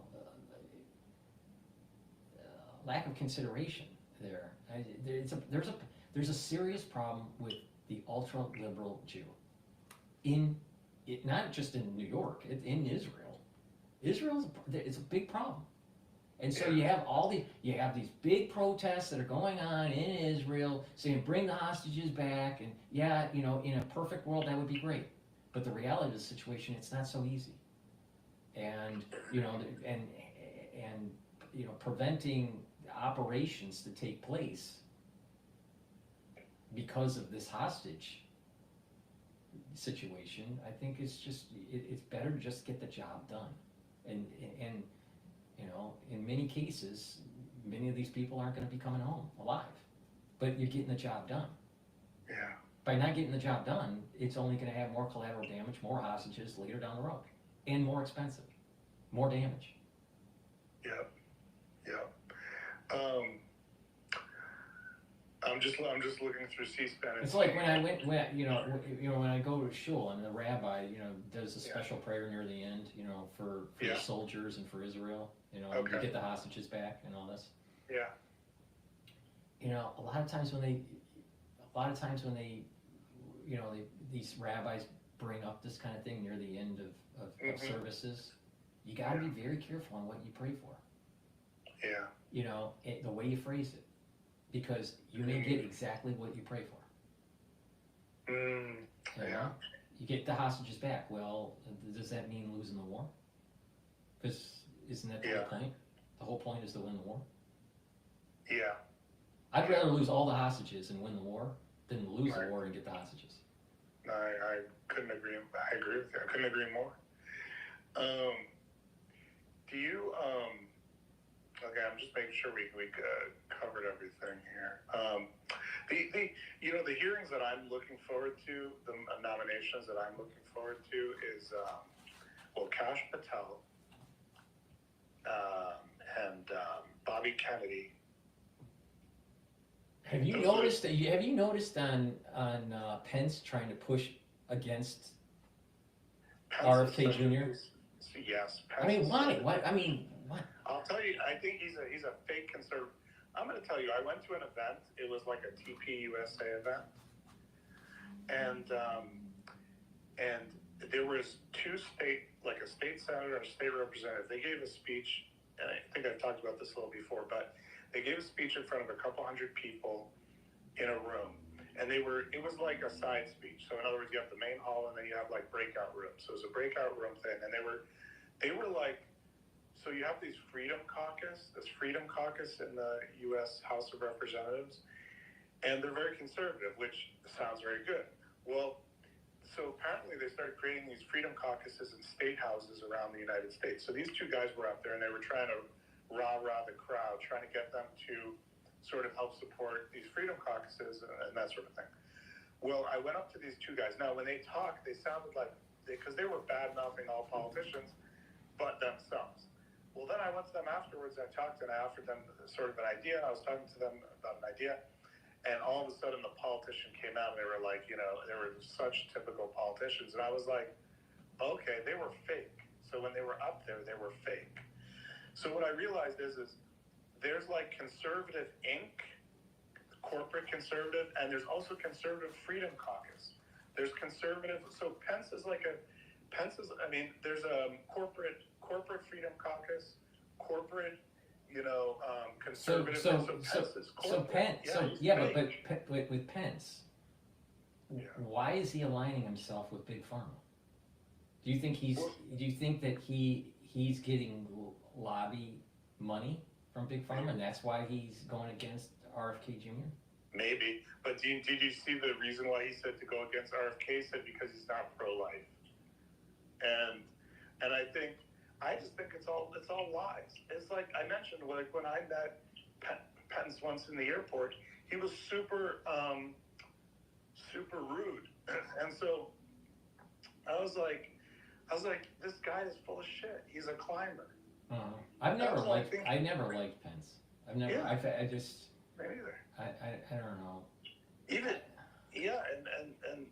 and Trump is always complimenting these people, and I'm like, I wonder whether Trump really means it or he's just saying it to like getting people to do the right thing, So I'm like, a lot of these people he's complimenting I'm really skeptical of them. They don't seem like good people, Well, he's definitely swimming with sharks, and that whole political arena. It's pretty good. I mean, I remember just visiting DC years ago. I mean, this was like maybe 2010, maybe 2011, and I remember being at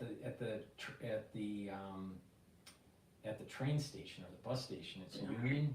It's that Union Station there. Yeah. And you get onto the subway, right, for DC, and you look at the commercials. It's not like mascara commercials or DoorDash like commercials. Ray It's all right. It's all like defense stuff. That's like billions of dollars. You wonder what are they really? I was wondering the same thing. Like, why do they advertise? I mean, my gut feeling is that they advertise because the people that are flowing in, they're like going, okay, this is a company to invest in. It's more like investor relations. No, but you know what I heard? What it actually is now I don't know if this applies to those subway commercials too, but I heard the reason why like the drug companies advertise on the news is not to get people to get those drugs. It's basically so that those news stations don't air news stories against the drug companies. That could be. I could see that. And so I was wondering the same thing. Literally, those stations in DC, they're full of Raytheon and all those commercials. What I remember seeing was a lot of Halliburton and Lockheed. Yeah, exactly. But I wonder, like, if those spaces might also be owned by, like those advertising spaces, even though they're in a public space, might be.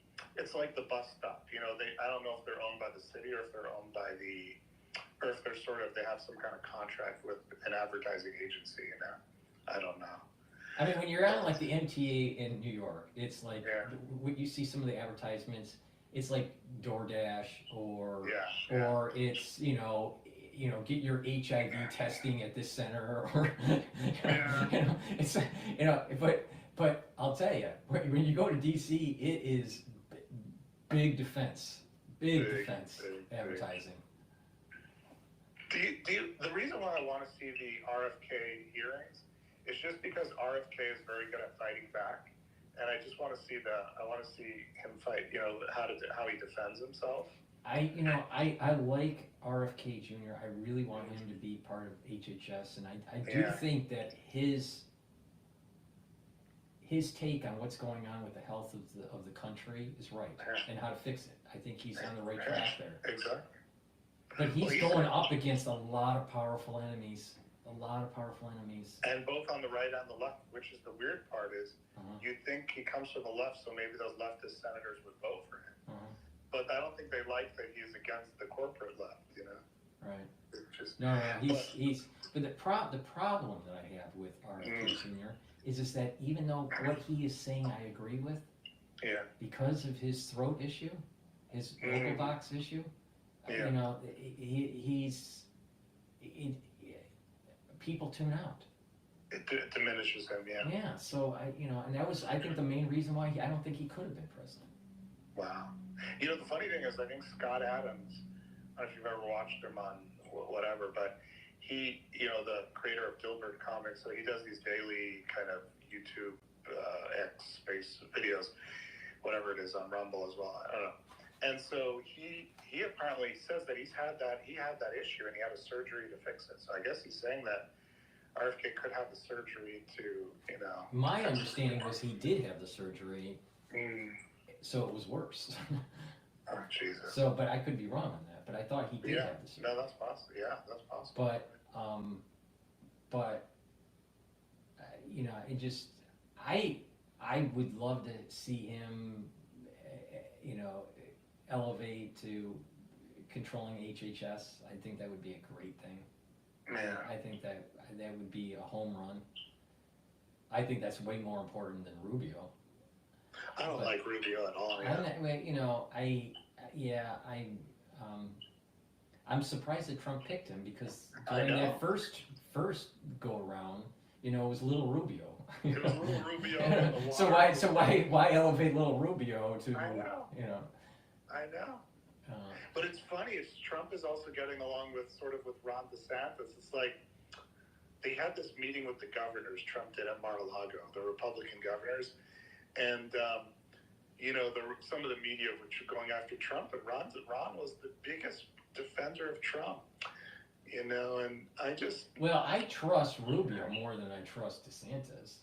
Yeah.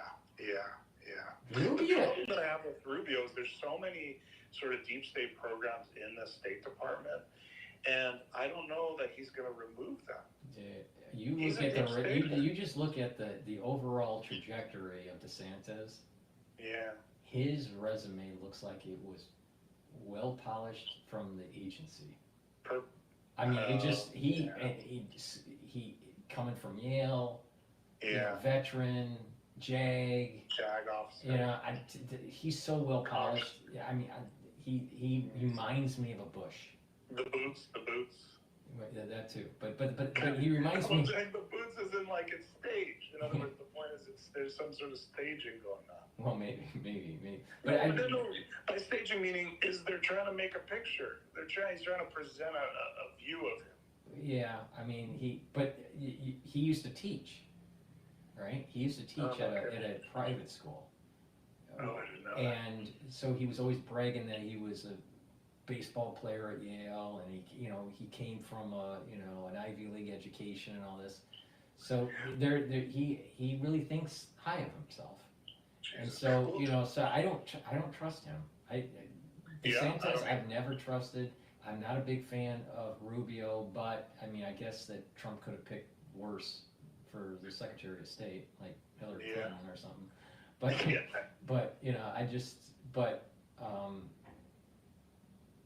either one of them I'm not a big fan of, but I trust Rubio more than I trust DeSantis.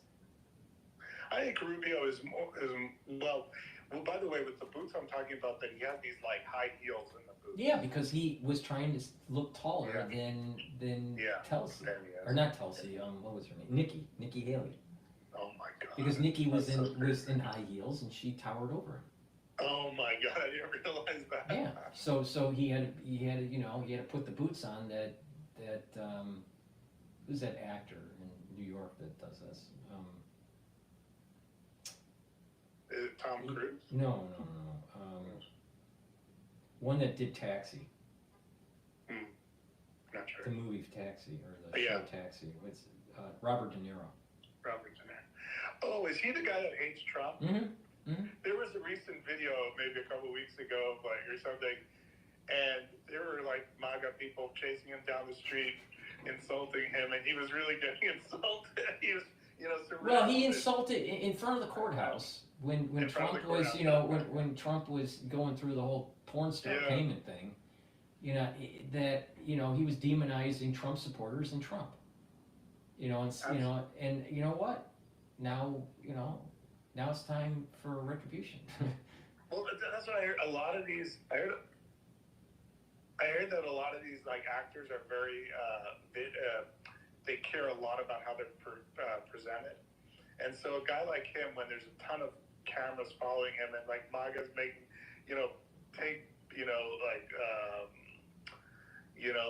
just making fun of him, it looks bad in front of the cameras. So he has to like fight back, Well, there is what is interesting. I know a little bit of a backstory on this. Some of the funding that's going on in Hollywood is being cut since Trump won, because they're afraid that the movies would fail in the box office because these actors or the directors, right, or the producers are anti-Trump. So they put a hiatus on some of these projects, and some of these projects are coming right from George Clooney. I know someone that knows George Clooney personally, and George Clooney cannot finance the project because of Trump, because of his hatred for Trump, and the reason why he can't fund it is because they're afraid that the ones that would be funding the project, they would lose their money because it's going to flop at the box office. Wow. Because he's so vocal against Trump. Wow. So what you're saying is like maybe the reason why a lot of these actors came out against Trump was just the money thing, was that they're worried that like their pocket will be hurt if Trump became president. They made their bed, and now they have to sleep in it. That's and they demonized him so much during the first term, and then they really went hog wild on it, trying to prevent him from winning the second term. That now they lost, and now so think about it. They're not going to be able to fund a project for 4 years. Wow, that's a long time. And when you're talking about music or even film, if you're out of the spotlight for that long, you lose your notoriety. That's a big loss. That's big. Yeah. So people are, they're pulling back on some of these, more radioactive actors and directors. And George Clooney is one of them. Yeah, he's a big anti-Trumper. And it was interesting because Trump made Sylvester Stallone, he made 3 people his like ambassadors to Hollywood. And one of them, it was funny because he said he didn't know that he knew he was made ambassador when the announcement came out. Right. So what's going to happen is people that are tied to Sylvester Stallone and Mel Gibson, those are the ones that are going to get the funding. And John Voight, yeah. So those are the ones. Oh wow. So it's just so if you have a project that's tied to them somehow, either because they're a producer or a director or an actor in it or whatever, or a friend of, they're going to get the funding.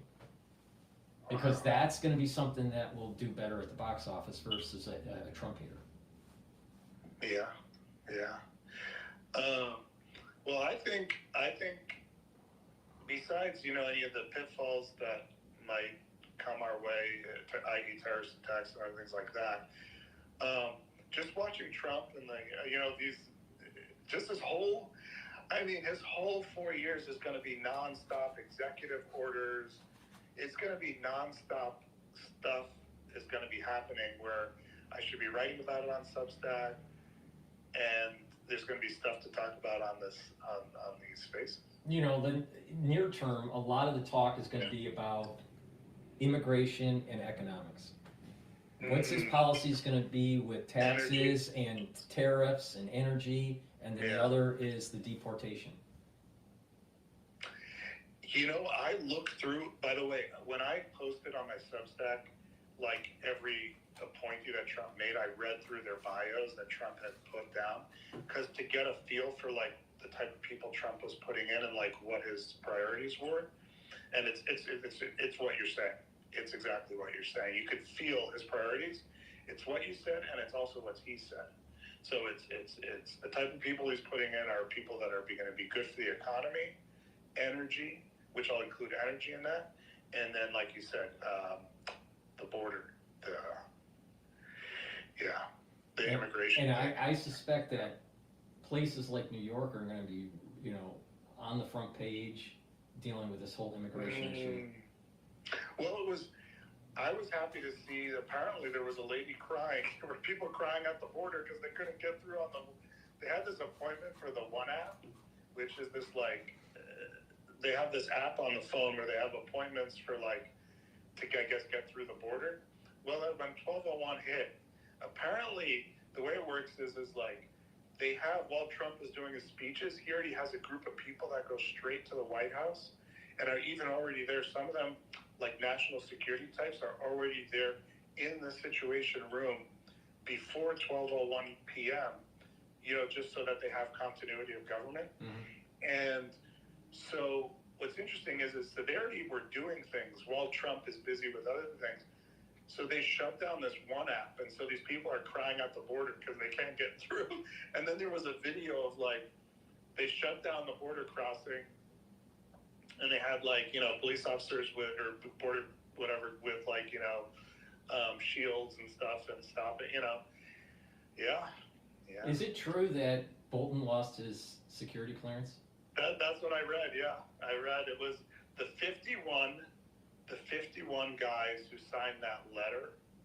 The 51 former national security people. Right.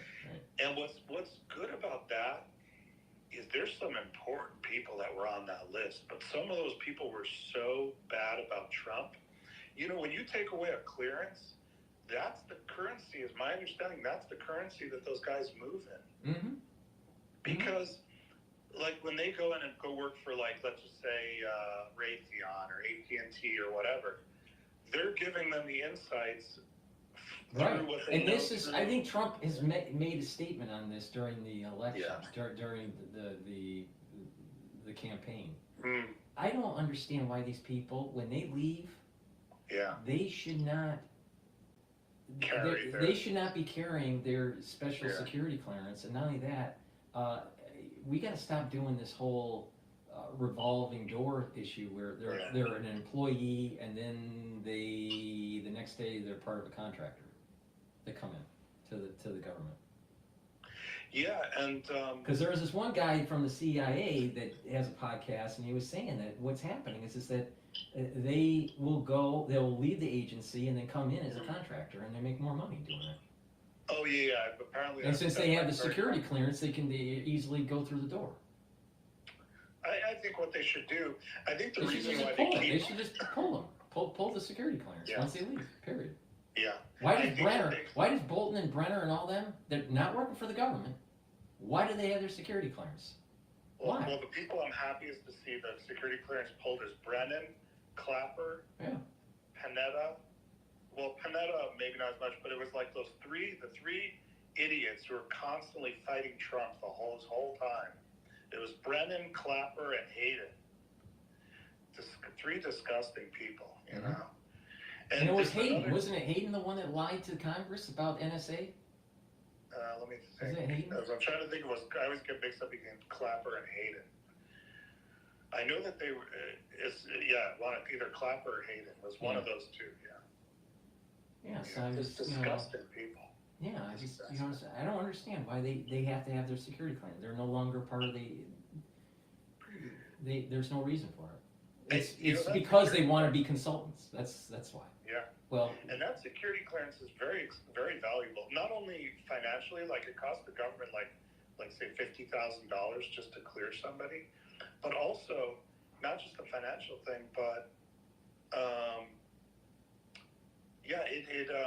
but when they get the security clearance, don't they have to go like through a reissue of the security clearance per year?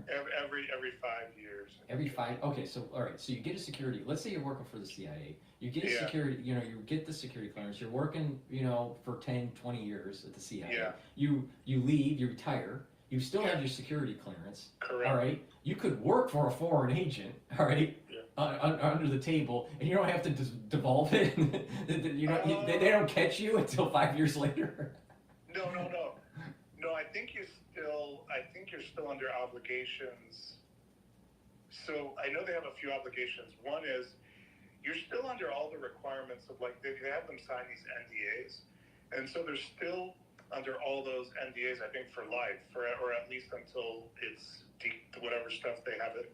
So every time they're quote read into a program, they there's some aspect of classified information that they given access to. I think they sign a new non-disclosure agreement, and then they get read in and stuff. Now, but by the way, there's different. But you don't know. All right, so they do the NDA. Yeah. But you don't know if they're really on the take. Oh, I see. Because there wasn't a background done, a new, fresh update of the clearance until 5 years later. Well, okay, so So you're taking them at face value. You're taking it at face value. You're taking it to their word. Right. I know, if you say you work for the CIA, if you have a certain amount of contact with a foreigner, you have to report it, and I wonder whether that requirement still exists even after you retire. And I wonder I wonder even if you have to report, or even if they could stop you from traveling to certain foreign countries. Once you retire, I wonder. But yeah, it's okay. Also, on a side note, regarding the clearance stuff. So from what I understand is you have different levels of clearance. So you'll have a computer system. Maybe this is how it works. I'm not 100% sure, but you have a computer that's just secret, and then you have a separate computer next to it. Let's say you're working in a SCIF, like a secure room where the signals can't leave or come in. So you'll have one computer for secret stuff, and then you'll have a computer next to it for top secret stuff. And I think a lot of that stuff is not compartmentalized. So you can go around, you can search different topics on there. But even then, I think you might have to be careful what you search, because are you searching something out of your need to know, quote, need to know. But then above that, you have compartmentalized stuff, which is and that stuff, I think, where you get read in, where you sign an NDA, a special NDA for black projects, or for like overthrowing a president. Yeah. That has to be classified, yeah. Or killing a president like JFK, yeah. Anyway, but yeah. But apparently, depending on the level of clearance, that's the level of background they do on you.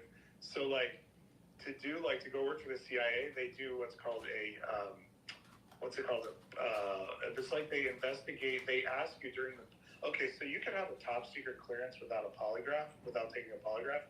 But then if you want SCI, which is secure compartmented information, or I forgot the other one, but it's basically black projects, then there's another one too. Anyway, so that stuff you have to get, I think, a polygraph. And then they have two types of polygraphs. So the basic polygraph is where they're just seeing whether you're tied to any foreign, whether you're maybe a spy or that sort of stuff. But the other one is just to see whether you're blackmailable. So they ask you, so the highest one is they do like a personal kind of polygraph where they ask you a lot of personal questions, like what are your sexual habits? I don't know the details of these questions, but it's sort of like, what are your sexual habits? Are you gay? Have you ever like what sort of porn do you think? You know, all that kind of stuff. And so anyway, that's my understanding of this security clearance stuff. Well, I'm just glad that Bolton his security clearance was pulled because he's so anti-Trump. That's a funny one. And somebody put a meme, you know, I saw somebody put a meme, and it was this picture of like Bolton, you know, with like a really angry face. You know, it was like the meme of, you know, it was a reply tweet to like him getting a security clearance pulled. I personally think that the deep state is literally hiding in his mustache. He does have some mustache there, that's for sure. All right, Paul. So let's catch up. Let's catch up again, and hopefully by then I'll have the. Oh, you know what I should do is, I should do all the research on all those executive orders, and then I'll come back next time and we can talk about any interesting ones. Okay, very good. Yeah. All right. Anything else to cover before we close out? I just have a bunch of homework this one closing. No. Okay. Yeah, that's it. Thank you. Thanks for talking. Appreciate it. No, and thanks, Paul, for always allowing me on. And you know, it's a good way for me. I get to check my thinking. You know. Right. See whether, you know, and be checked. You know, if I've got something wrong or get different insights into what I'm thinking. And so, I appreciate you allowing us to come up and do this and you know, to have these conversations. All right. Thanks so much, Paul. I'll be in touch. All right. Bye-bye.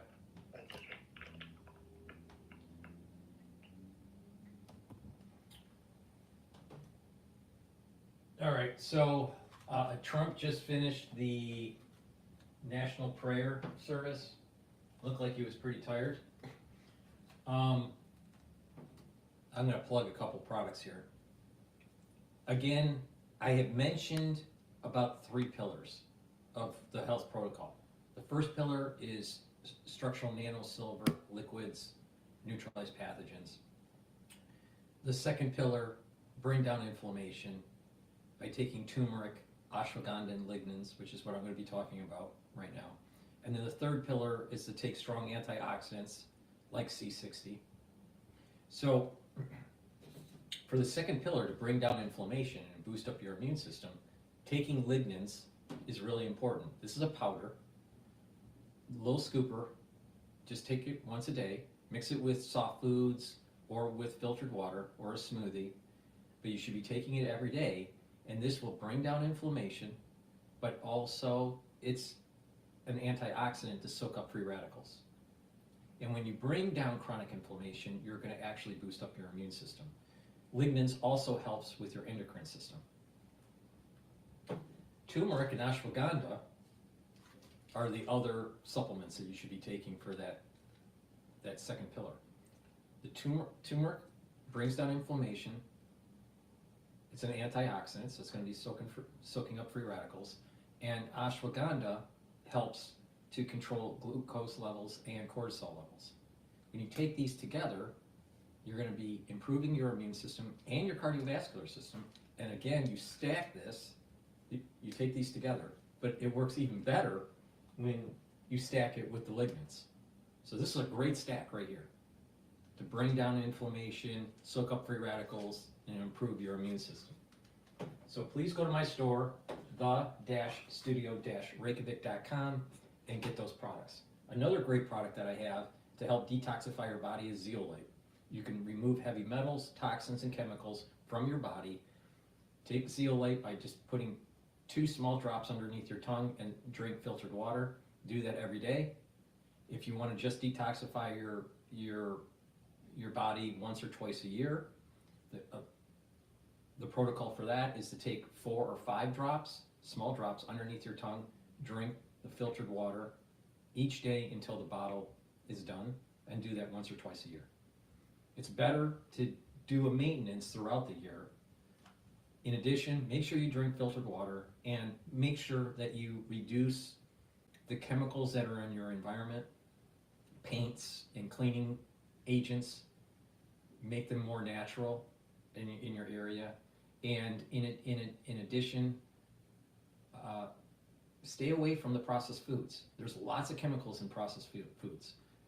Now, when you take the zeolite, once it binds to the toxin and the chemicals, it takes about 6 to 8 hours to urinate out that toxin and chemical. And that's the reason why this is really powerful, and it works really well to detoxify your body.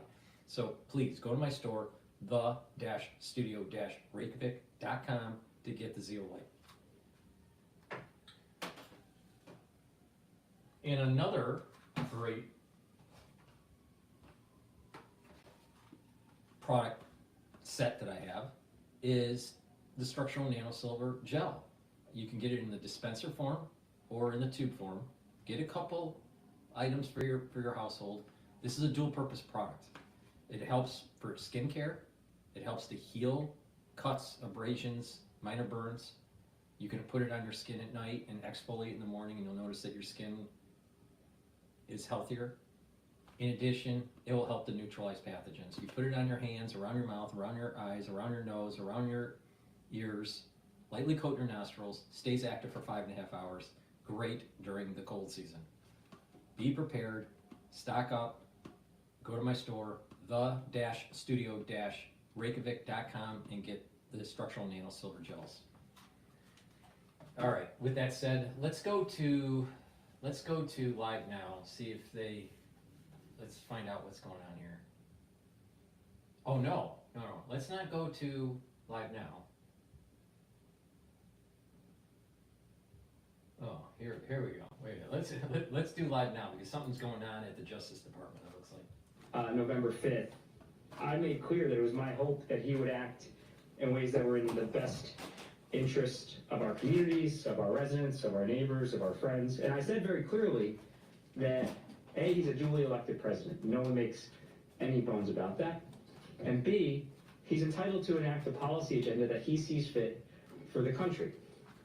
But at the same time, I made it equally clear that as the Attorney General of the state of New Jersey, I would stand up for the rule of law and for the rights of our residents. And when I took this job, I swore an oath to uphold the United States Constitution and the Constitution of this state. And I made a commitment to serve the people of the state of New Jersey, all 9.5 million of them. That's why today I'm announcing that New Jersey is leading a group of 18 states, the District of Columbia, and the city of San Francisco, in filing a suit to block President Trump's executive order eliminating birthright citizenship for many Americans. The executive order renders many children born on American soil without citizenship, creating for the first time a class of American-born children whose health and well-being are threatened by their own government. This is an extreme and unprecedented act, and this executive order is an assault on the rule of law. It attacks a right that is core to our nation's earliest days. It's an assault on the very text of the Constitution, a right that our nation made sure to codify in the 14th Amendment in the aftermath of the Dred Scott decision, one of the worst decisions the Supreme Court has ever issued, and following a civil war. So again, remember, the birthright citizenship clause in the 14th Amendment followed the only brief period in American history where the descendants of slaves were held, even if they were born on American soil, were held not to be American citizens. We fought a bloody civil war, and shortly thereafter enacted 157 years ago the 14th Amendment, which put what had always been the practice into the United States Constitution and deliberately took it out of the hands of presidents and elected leaders as to who would qualify for citizenship when born on American soil. But this isn't just an attack on the law. It's an attack on the very fabric of this nation, this diverse nation, a nation of immigrants. It's an attack on states like New Jersey, home to Ellis Island, in the shadow of the Statue of Liberty, that are built on the contributions of generations of immigrants. So many Americans who have poured blood, sweat, and tears into serving and defending this nation. including attorneys in this office, our law enforcement officers, military service members, our educators, our firefighters, our neighbors, our friends and families are themselves immigrants or our children of immigrants. This executive order is an attack on all of them, and frankly on all of us.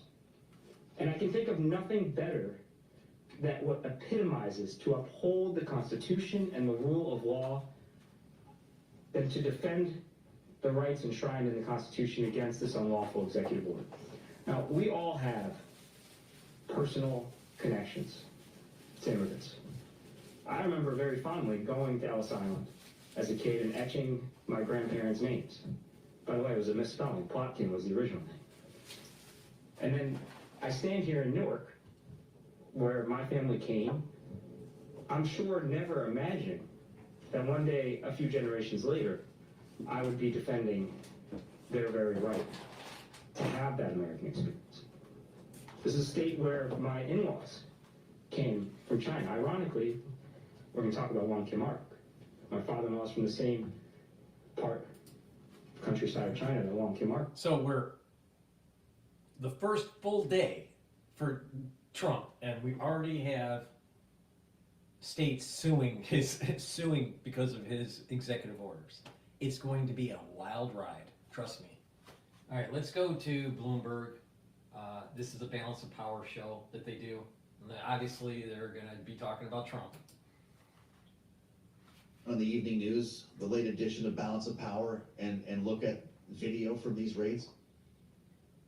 Yeah, I would think you'd see something. I mean, local news organizations have been alerted. Homan kind of broadcast the punch.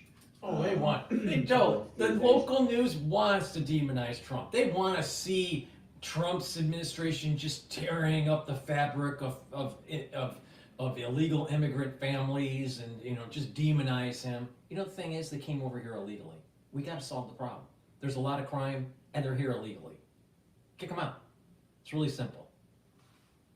But you got the liberal media that's going to be demonized. Just watch. It's going to be a free-for-all. It's coming.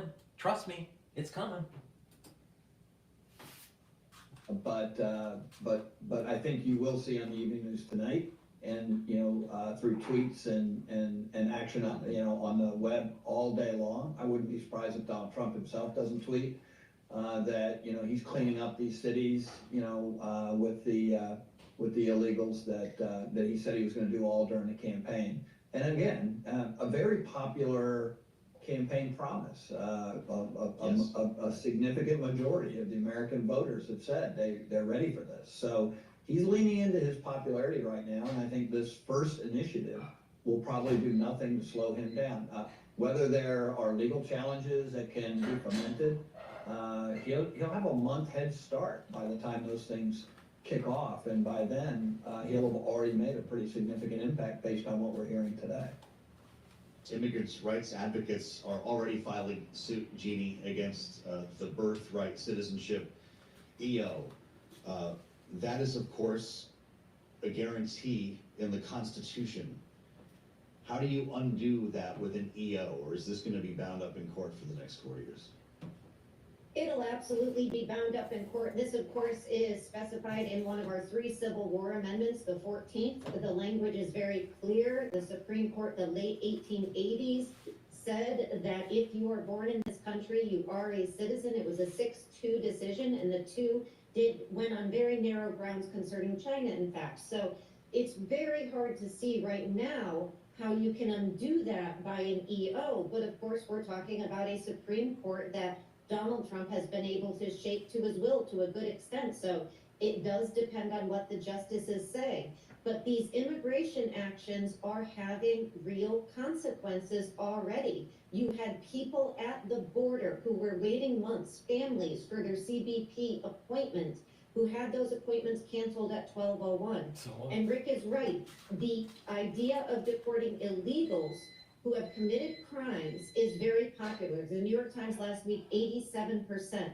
The question is, what happens when those deportations expand beyond people who committed crimes? What happens when it expands to people who were brought here as children, infants, our friends, our neighbors, our coworkers, who are wrapped up in this, or separation of families? Donald Trump, speaking to Meet the Press not that long ago, said he knows how bad this could look. And those pictures that you're talking about that we may start to see, they can be devastating. So I don't think we know how this plays out once they get beyond people accused of crimes. You know, Donald Trump did find the line at one point in the Oval Office last evening, Rick. He opened a drawer. Did you see this in the Resolute desk? And notice the letter that Joe Biden left for him. Let's bring it back to the Oval Office last night. Oh, thank you, Peter. It could have been years before we got it. Wow, thank you. Can you read that outside? Maybe we should all read it together. It said 47 on the envelope. That was, of course, the traditional letter left by the last guy, in this case, Joe Biden. Rick, what do you think he wrote? I could never speculate on what would the contents of that letter be. And I was surprised actually that he just read it aloud. He was on quite a roll last night with this presser in the Oval Office. I mean, as if he hadn't gotten enough press all day long with the myriad of events and celebrations that he attended. But look, I mean, I got email and text after text last night about this presser.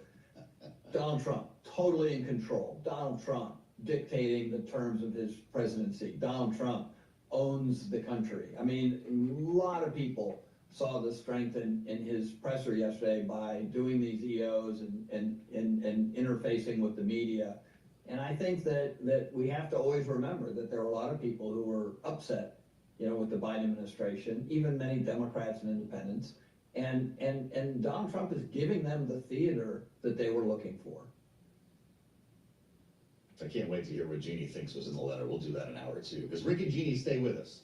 Our signature panel will be right here. Rick Davis and Jeannie Shanzano inside the envelope. Surely he read that after the reporters left, right? Do you wish he did that publicly? I don't think that would have ended the whole tradition, right? There'd be no more letters.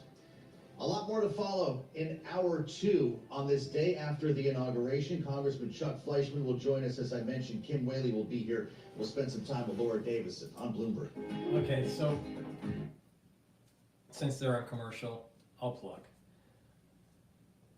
Please go to my store, the-studio-reykjavik.com. Get the omega-3. This helps with your cardiovascular health. Really important. It brings down LDL levels, increases HDL levels, and it prevents red blood cells from sticking. Really important. Take this every day. Improve your cardiovascular health. Another dual purpose product that I offer is olive leaf extract. This helps to boost up your immune system and help with your cardiovascular health. How does it work? It brings down inflammation and it helps to bring down LDL levels and increase your HDL levels. This is synergistic with omega-3. Digestive enzyme complex. Really important to reduce the load on your pancreas as you get older. This will help to break down carbohydrates, proteins, and lipids. If you work out, this will help to fuel your workout and help for your recovery. So please go to my store, the-studio-reykjavik.com, and get the digestive enzyme complex. Vitamin B complex, really important. Why? You need to boost up your energy levels. By increasing your ATP levels, you're going to be able to have the energy to be able to move around. You're going to have the energy to improve your cells and your tissues. And when you have ATP, your neurons are going to fire better. You'll be able to create the neurotransmitters. ATP is really important. When you get older, you start to drop down on your ATP, and then you get older faster. So energy levels are really important. So vitamin B complex, the first few vitamins in the B complex will help to boost up the energy levels by improving your mitochondrial health. The first 4 B vitamins helps with the electron transport chain. That helps to create the ATP that you need. In addition, B vitamins are really important for cellular metabolism. And B12 is really important to protect your neurons. When you get older, your neurons start to die. They start to weaken. You need to protect them. Take B complex and some of the other supplements that I offer, like NAD+, and ubiquinol to protect your neurons. Go to my store, the-studio-reykjavik.com, and get the vitamin B complex. If you're not taking this right now, guess what? You're gonna need it. So go to my store and get it, so you don't have neuron degeneration. Ubiquinol. This is the best bioavailable CoQ10 that you can get, all right? Go to my store, the-studio-reykjavik.com. Ubiquinol boosts up your energy levels. It's an antioxidant, so it's going to soak up free radicals, and ubiquinol will help to protect your neurons. Really important. You should be taking this, like, if you're 40 plus, you should be taking this like right now. Now, by taking ubiquinol over a long duration, what you're going to notice is your energy levels are better and your neurons are going to be better. But you also need to do some resistance training because your muscles are connected to neurons, right? And the nerves, right? And you need to do balancing exercises. You need to do stretching. You need to do the proper supplementation, do the, a little bit of resistance, a little bit of cardiovascular, get the blood flowing. And by working out a little bit, you're also producing in an environment for your body to be in a growth phase, all right? There's these growth factors that are created at a local level within the tissues. In addition, train your mind, learn new things, talk, read, write, and you're going to be activating those neurons. And by taking ubiquinol, all right, which is the highest bioavailable form of CoQ10 that you can get, you're going to be able to protect those neurons and give it the nutrients that it needs to be more robust. So by doing a little bit of training, physically and mentally, and taking the right supplementation, you're going to improve your neural health. Now, you may not want to take my advice, but I guarantee you this, you don't take my advice, when you get older, you're going to have gait issues, you're going to have memory loss, you're going to be spazzing, you're going to be shaking. You really want that? Because there's an awful lot of older people that are starting to have that now. You know why? Because some of them are genetic, but many of them are not. Some of it's environmental. You got to stay away from these chemicals that affect your nervous system, and you need to take the proper supplementation to protect your neurons. Now, take my advice or not, but I guarantee you, you don't, you're going to have problems down the road. Lots to unpack still Clearly. yesterday. Some of these EOs, by the way, have already drawn court challenges, particularly birthplace citizenship. But we also have Tom Home of the Borders are telling CNN today that targeted workplace raids have begun, of course, going after undocumented workers, at least criminal offenders, and we're hoping to learn more about that for you while we're on the air today. And we'll, of course, have the latest details. We'll also bring you a conversation live from Capitol Hill with Republican Congressman Chuck Fleischman of Tennessee. But first, we begin, as always, with a check on the markets. And Charlie Pellet has a look from New York. Hey, Charlie. Thank you very much. And here's what's going on. The Dow, the S&P, NASDAQ, all advancing. Lots of green on the screen. Back to work Tuesday. The Dow, the S&P, NASDAQ, all advancing. Best level of the day right now on the S&P. The standout, though, the Russell 2000 index of small cap shares surging 1.7%. To put that in context, S&P right now up 0.8%. We got the S&P up 48 at 6,045. The Dow up 1%. NASDAQ up 0.7%. Again, the Russell 2000 index of small cap shares worth repeating up 1.7%. 10-year 4.58%. The 2-year 4.29%. Gold now up $32 the ounce, 27.40 up 1.2%. West Texas Intermediate crude now slumping 2.4%, 76.05 a barrel, and Bitcoin up 3.5%. Bitcoin $106,100 on Bitcoin. And again, repeating our top story, President Trump will be announcing billions of dollars in private sector investment to build AI infrastructure in the U.S. in a joint venture by OpenAI, SoftBank, and Oracle. It'll be called Stargate. This, according to CBS News. Oracle shares up now by 5.7%.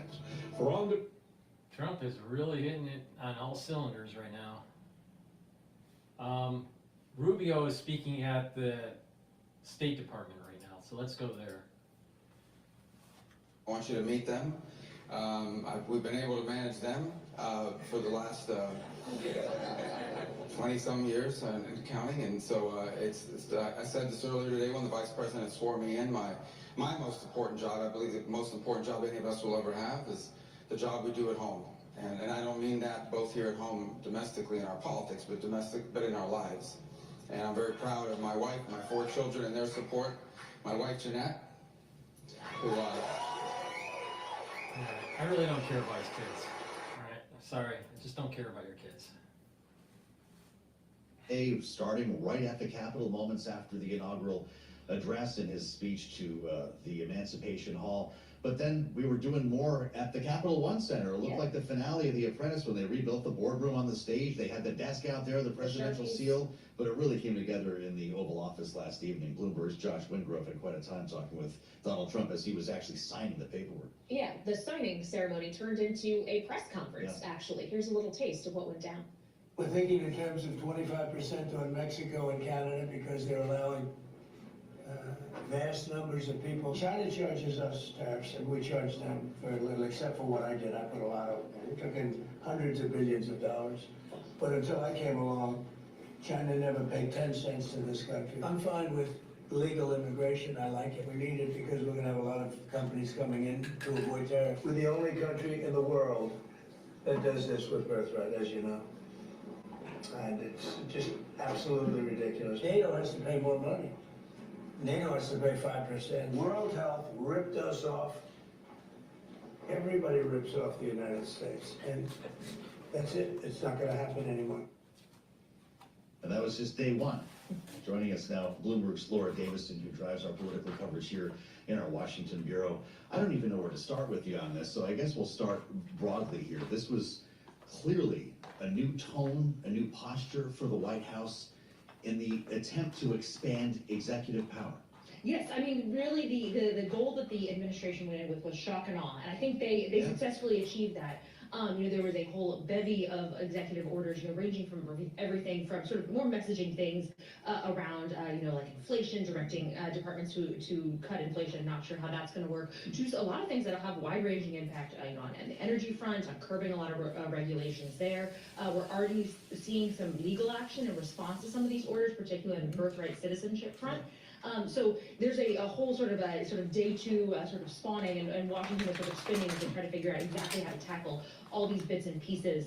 We also just heard that the SEC is starting a crypto task force to get a whole regulatory framework there. So everyone is moving at 100 miles an hour, and all these things are happening all at once. Well, we thought he might be moving at 100 miles an hour when it comes to enacting tariffs as well, and it seems like maybe we're only moving at like 15 miles an hour, because clearly he talked about it yesterday. He outlined February 1st as potentially the deadline by which we could see the tariffs enacted on Mexico and Canada, but nothing sweeping announced on day one, despite it being his favorite word in the dictionary, as he reiterated yesterday. This is, I think where you really see Trump thinking about tariffs as a negotiating tool coming into play. Instead of, imposing a big thing on day one, he's teasing them, he's keeping everyone on their toes. You see global leaders reacting, you see markets reacting, you see traders reacting, trying to figure out, okay, what's happening. It also gives them an opportunity to go to Trump and say, oh, could we offer this? Could we cut a deal? Could we do that? And that's what he wants, ultimately. He is going to impose some tariffs. We don't know what those are going to be. We don't know what that's going to look like. But he's probably not going to do everything that he talked about. So what everyone's trying to figure out right now are which are the ones he's serious about,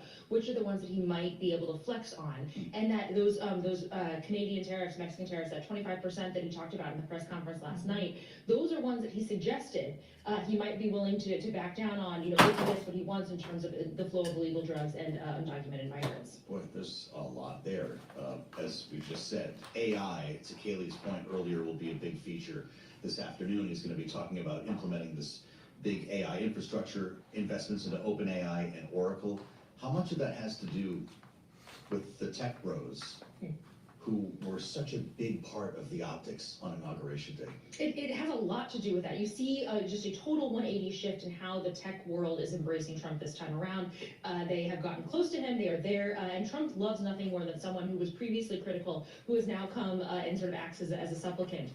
So what we're going to see today is sort of what Trump has done over the past couple weeks at press conferences, kind of announcing, bringing out business leaders and saying, look, because of me, because of my policies, here's the kind of business investment we're going to get. What What's still not clear yet is, it's sort of, this announcement will include billions of dollars of AI infrastructure from OpenAI, Oracle, some other companies. But how much of this is new money that hasn't yet been committed versus sort of a repackaging of other projects that have already been announced? As we've seen in the past, and we'll probably see in the future, business leaders sort of coming to Trump saying, oh, we're going to do this all because of you, trying to curry favor, but it's not really a new investment. It's just something that they were already going to do, and they just sort of pivot the framing of it. All right, well, we'll see how it is framed late this afternoon at the White House. Bloomberg's Laura Davison, politics editor for us. Thank you so much. And of course, before we get that massive infrastructure announcement, as they're describing it at the White House, there's some meetings that need to take place at the White House first, specifically with Republican congressional leadership. First, Mike Johnson, the Speaker of the House, and the Senate Majority Leader John Thune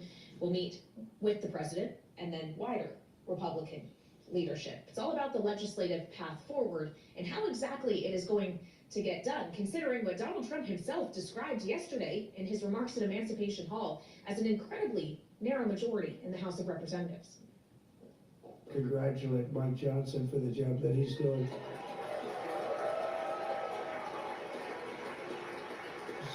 See, we gave him that was in the overflow room yesterday.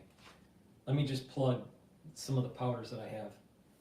I have Boomer Boost, and Boomer Boost is a supplement that you can take daily, either in the morning or in the afternoon. You can use this as a meal.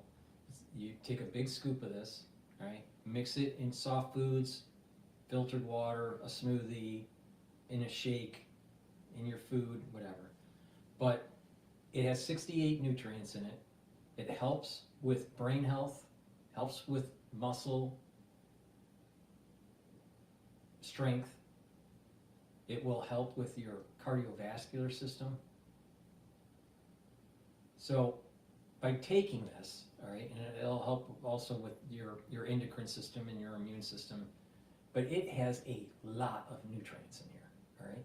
This is a superfood, all right? And you mix it, it works even better when you mix it with the barley, all right? But this is really important to take every day, once a day.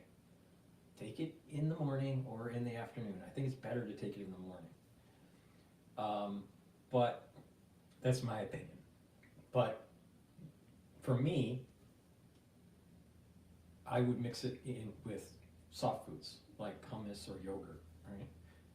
But take this every day and you get a lot of the nutrients you need, and you'll lose weight, and you'll actually save money because it doesn't cost too much to get one of these compared to the daily cost of your, let's say, breakfast or your lunch. So this could save you money and also have you lose weight and get healthy. But in addition to helping with your heart and your brain health and your skeletal muscles, this can be coupled with the barley, either gladiator barley or heirloom barley. And both of these barleys will help build strength, soak up free radicals by superoxide dismutase, bring down inflammation, and help to detoxify your body, all right? The heirloom barley is a little bit more focused on the detoxification side of it, and the gladiator barley is more focused on building up strength. So if you're an athlete, either younger or older, and you want to build up more strength, take the Boomer Boost and the gladiator barley. You just use a few small scoops of the gladiator barley. It's high density protein, and these two together are going to help you build up strength. Now, if you're not a athlete, which is okay, you can take these together, right, and do some resistance training. You don't have to be, super athletic, but do some resistance training, and you're going to gain a lot of strength and muscle. This couples really well with Myotrol that I also have in my store. But taking the gladiator barley by itself is just high density protein that's very high quality, right? And again, that will build up strength, reduce inflammation, help you to recover quicker after your workouts, and soak up free radicals through superoxide dismutase. But by taking these two together, you've just built up a superfood. All right, you're going to be able to control your A1C levels. So if you're pre-diabetic or diabetic, you want to get off of your medication, or you want to control your diabetes, this is it right here. This is it. All right. A little bit of exercise, watching what you eat, boom, you're going to be able to control it over time. So Gladiator barley with the Boomer Boost works really well. All right. Now, some people would say, well, they don't work out that often, and they just want to, help to detoxify their body and take the superfood type stuff. Then the heirloom barley and the Boomer Boost. I've created a longevity boost box where you get the Boomer Boost and your choice of heirloom barley or Gladiator barley, and I built it where there's a discount within the box instead of buying them separately. You can buy these separately and take them separately, but like I said, it works better when you mix them together. All right, just some small scoops of the barley and one big scoop of the Boomer Boost. Take that once a day, and boom, you got a superfood. Now, again, if you work out and you want to gain some muscle, either being young and an athlete or older and want to reverse the atrophy, muscle atrophy, this is the combo you want. You're going to be able to lose weight, you're going to gain muscle, and you're going to be able to control your A1C levels. I just gave you, just what I just said, solves a big part of the health crisis in the United States. Diabetes. You can slow down the aging process and reduce the problems of cardiovascular disease by taking this stuff. I just gave you a solution. It's not spending billions and billions and billions of dollars in pharmacopoeia. It's actually literally taking a superfood with proper diet, proper exercise, proper supplementation, and you can reverse cardiovascular disease and diabetes in the United States. Now it's up to you. Do you want to pay attention or not?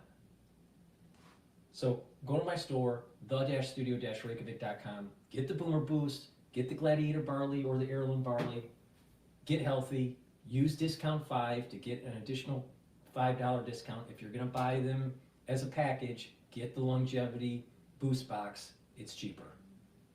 Please go to my store, the-studio-reykjavik.com. Now, if you don't pay attention, don't be surprised that you get diabetes and you're fat and you've lost muscle mass and you get cardiovascular disease when you're in your 60s, your 70s, your 80s, and you have a shitty 50-year-old life. It's up to you. Do you want it? Do you want to take charge of your life or not? Because I just told you what you need to do it. If you just follow what I just said, you will prevail. You don't listen to what I say, don't be surprised in your geriatric years, they suck.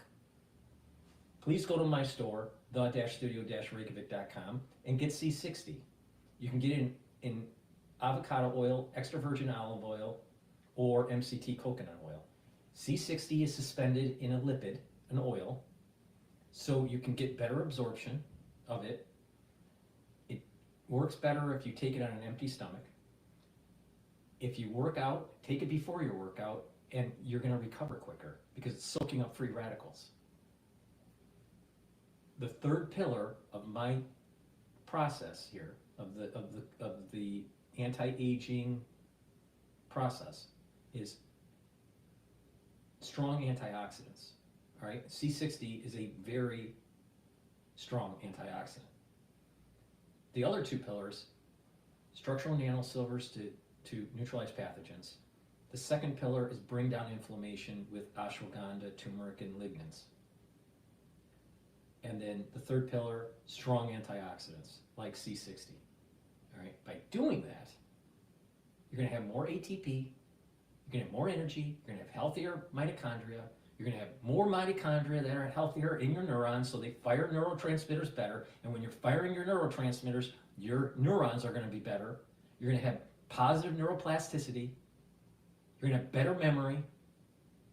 Your muscles will work better.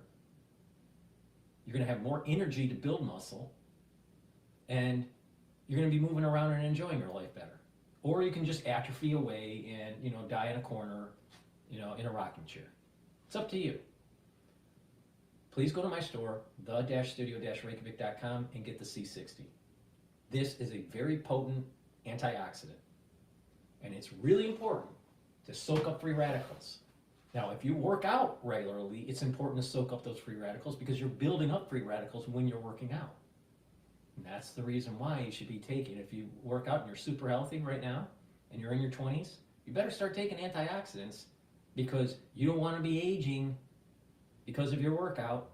You look at, let's say, Lance Armstrong right now, or any cyclist, you know, like Tour de France cyclist that's retired, they all look super old.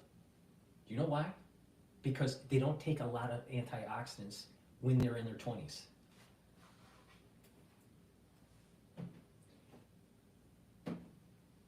Another great supplement that I have that is synergistic with C60 is resveratrol. Resveratrol is an antioxidant. It helps to get rid of cells that go into senescence.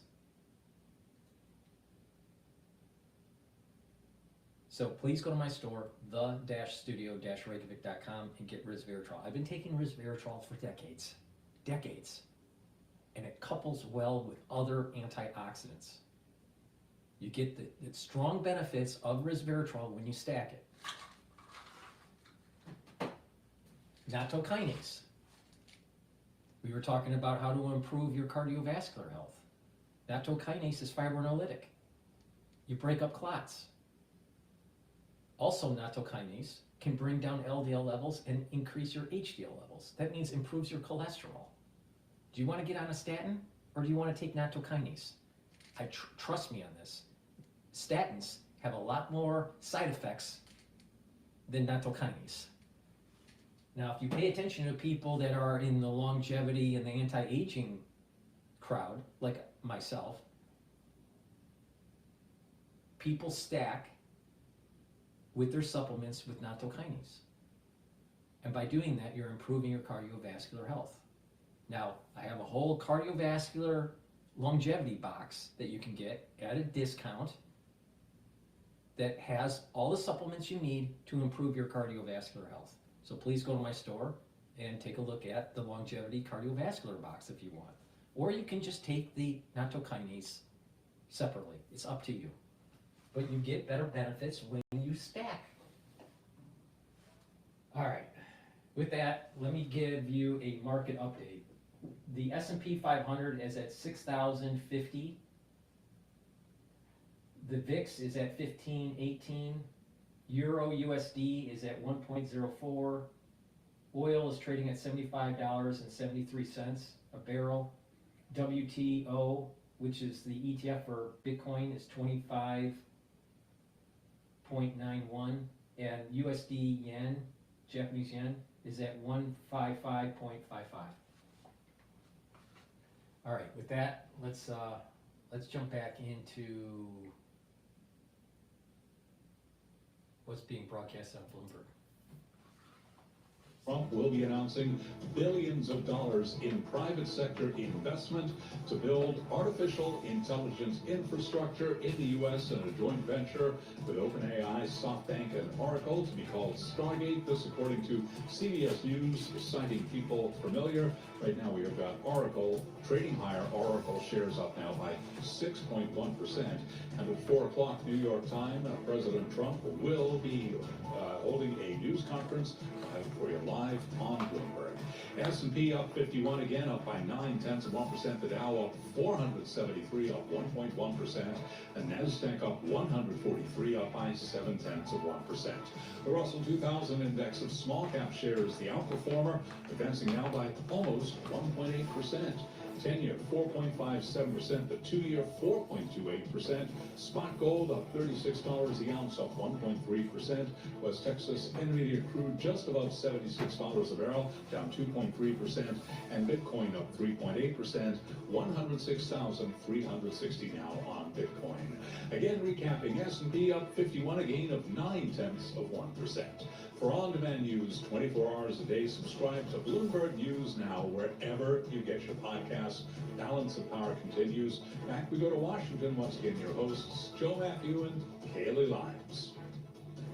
All right, Charlie Pellet in New York, thank you so much. I'm Kaylee Lyons alongside Joe Matthew here in Washington, where, of course, it's the first full day of the second Trump administration. The president began his day today with, as is tradition, prayer service at the National Cathedral. He's now back at the White House, where just about 30 minutes from now, he's scheduled to meet with Republican congressional leadership. Both the House Speaker, Mike Johnson, and Senate Majority Leader John Thune will be arriving to discuss the legislative, March 14th, the debt ceiling that is going to need to be raised at some point, and a very tight majority in the House you're working with to get it all done. That's true. With a live view of the West Wing, the entrance that will at some point carry the congressional leadership toward the Oval Office. They'll likely emerge. Microphones and cameras are set up in the driveway to maybe get a sense of what it was like in the room, because you're right, Kaylee, we don't have a way forward on any of these items, despite the fact they've been talking about it for weeks. Still don't know if it's one big beautiful bill. Go back to the Army-Navy game. It was supposed to be hashed out weeks and weeks ago, and we're still not there yet. And I'm just going to add something else to this list. You still have to get the rest of Trump's cabinet confirmed at some point, too, in a Senate that sometimes can be arduous in its processes to get everything done. Marco Rubio, the first to be sworn in today. Yeah, that's right. Scott Bassett, by the way, cleared committee. We should let our audience know the likely incoming Treasury Secretary now goes to the floor, where he also is expected to be confirmed. But yes, Marco Rubio becomes the first. We'll have a lot more coming up with our signature panel here. You want to bring in Rick and Jeannie? Sure. Bloomberg Politics contributors. Of course, they were with us on Inauguration Day. Democratic analyst Jeannie Shanzano, of course, and Republican strategist Rick Davis, partner at Stone Court Capital. A lot more to talk about here as we get ready for this meeting. I mean, Jeannie, both of those political analysts that they keep on bringing on Bloomberg are a bunch of clowns.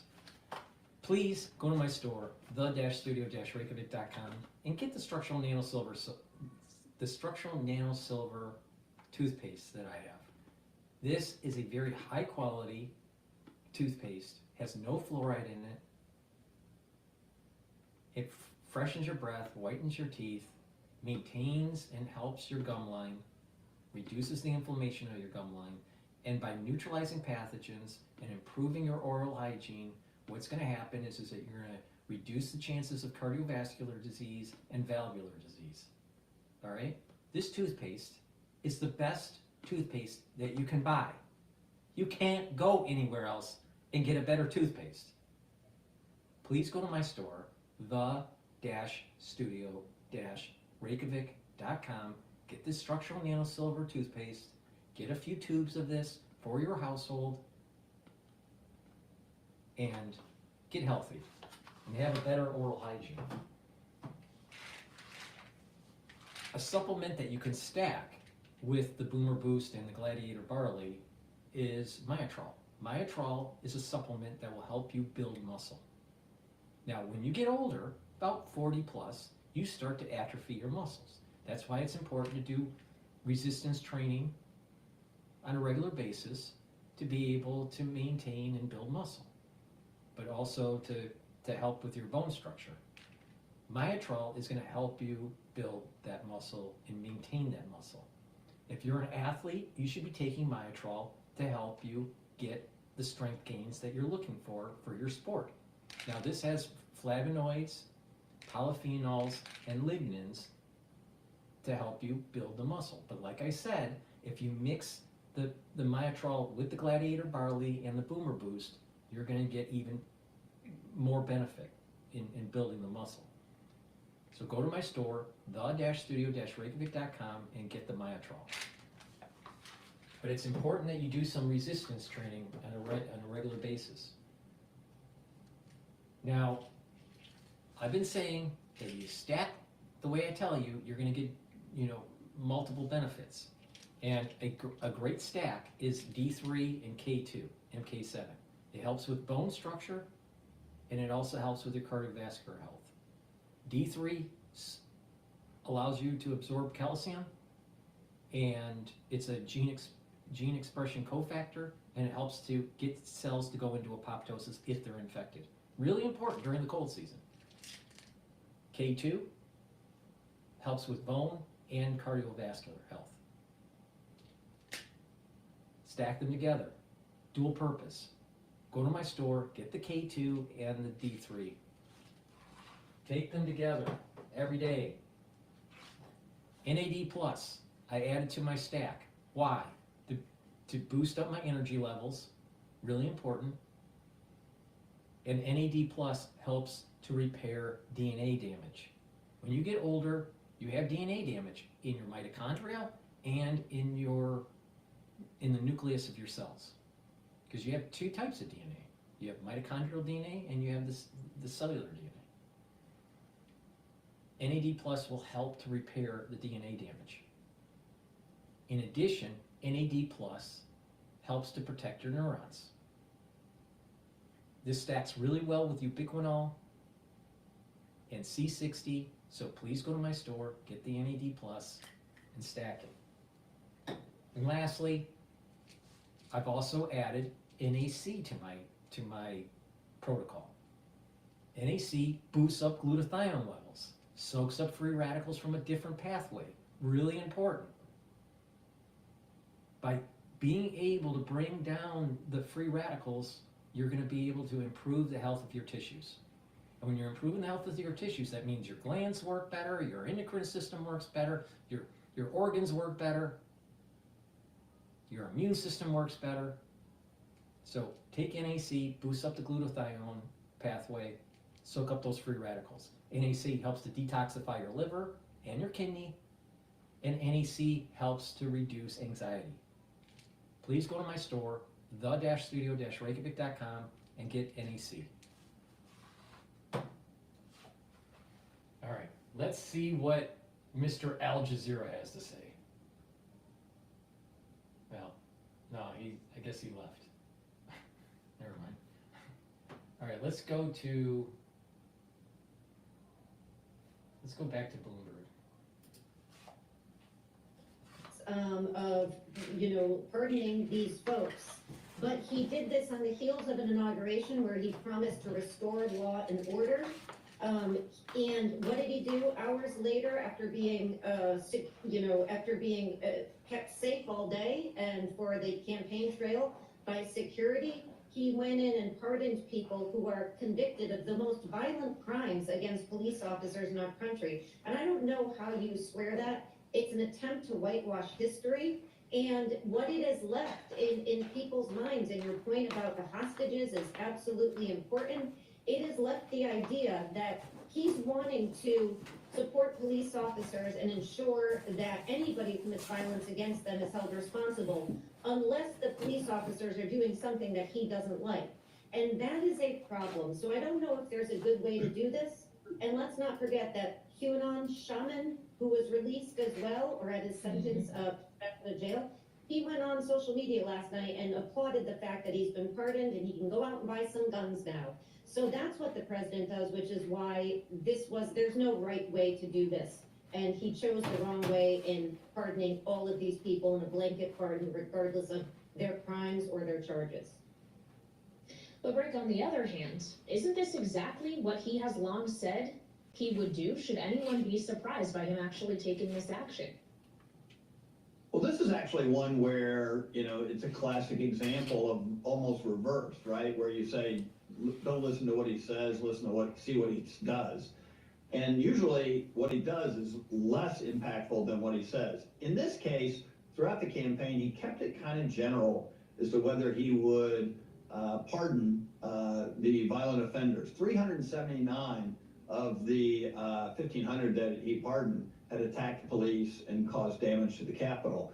And that wasn't a very politically favorable thing to do, so he kind of left it open. And even his vice president went out as early as just a few weeks ago, did an interview saying, no, we wouldn't give those guys a break. Anybody who attacks a cop should serve time. And so it's pretty clear that what his intention was much worse than what he was willing to say. This was one where even members of Congress were caught by surprise, thinking, well, wait a minute, I thought he was saying that he was only going to do the nonviolent misdemeanors and people like that. So I got to tell you, I think this was a inside job. Those folks around Donald Trump, you know, who had relationships with the Proud Boys and the folks who did the organized the attack, obviously weighed in on his interests. And I'm not sure it was even widely vetted within the staff who were in the process of preparing all these documents, because this was one where what he did was different than what he said. Well, yeah, interesting. The group Protect Democracy put a list together of lawmakers' comments, J.D. Vance as well, to your point, Rick, who said if you committed violence on that day, obviously you should not be pardoned. Senator Katie Britt said, I agree with J.D.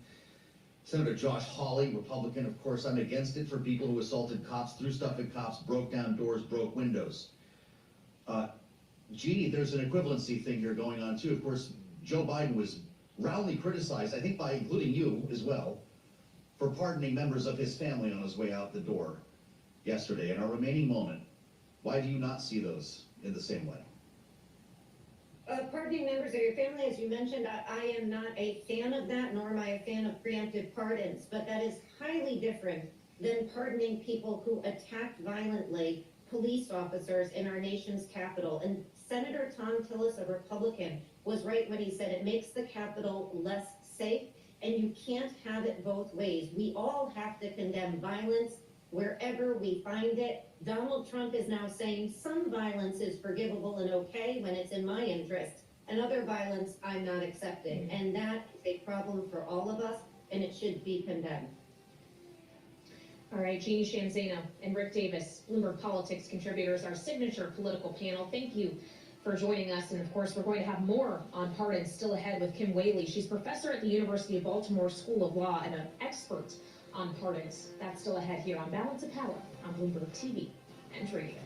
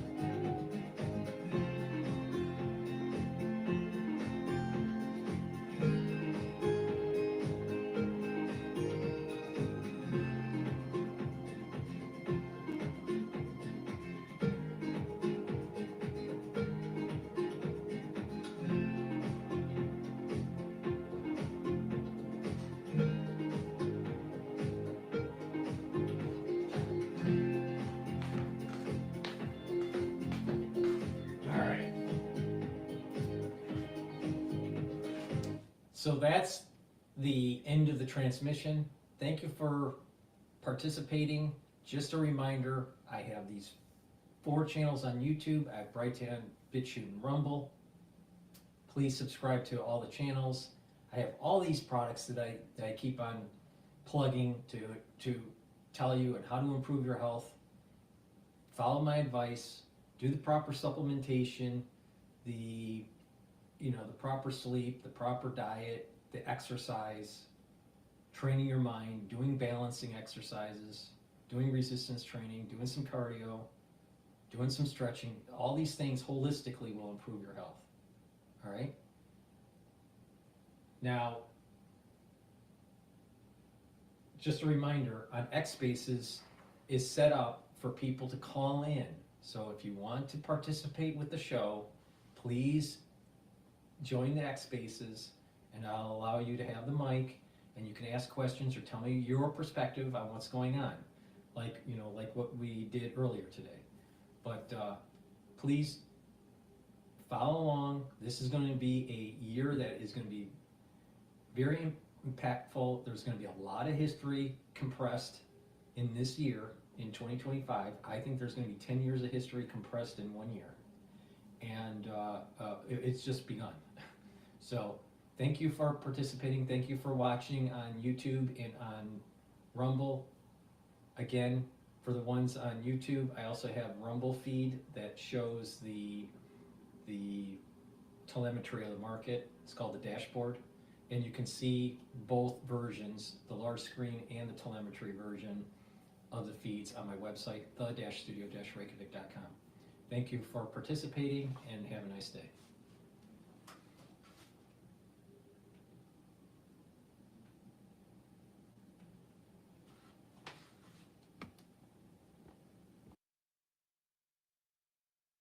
For the ones who know safety isn't a catchphrase, it's a culture. And the ones who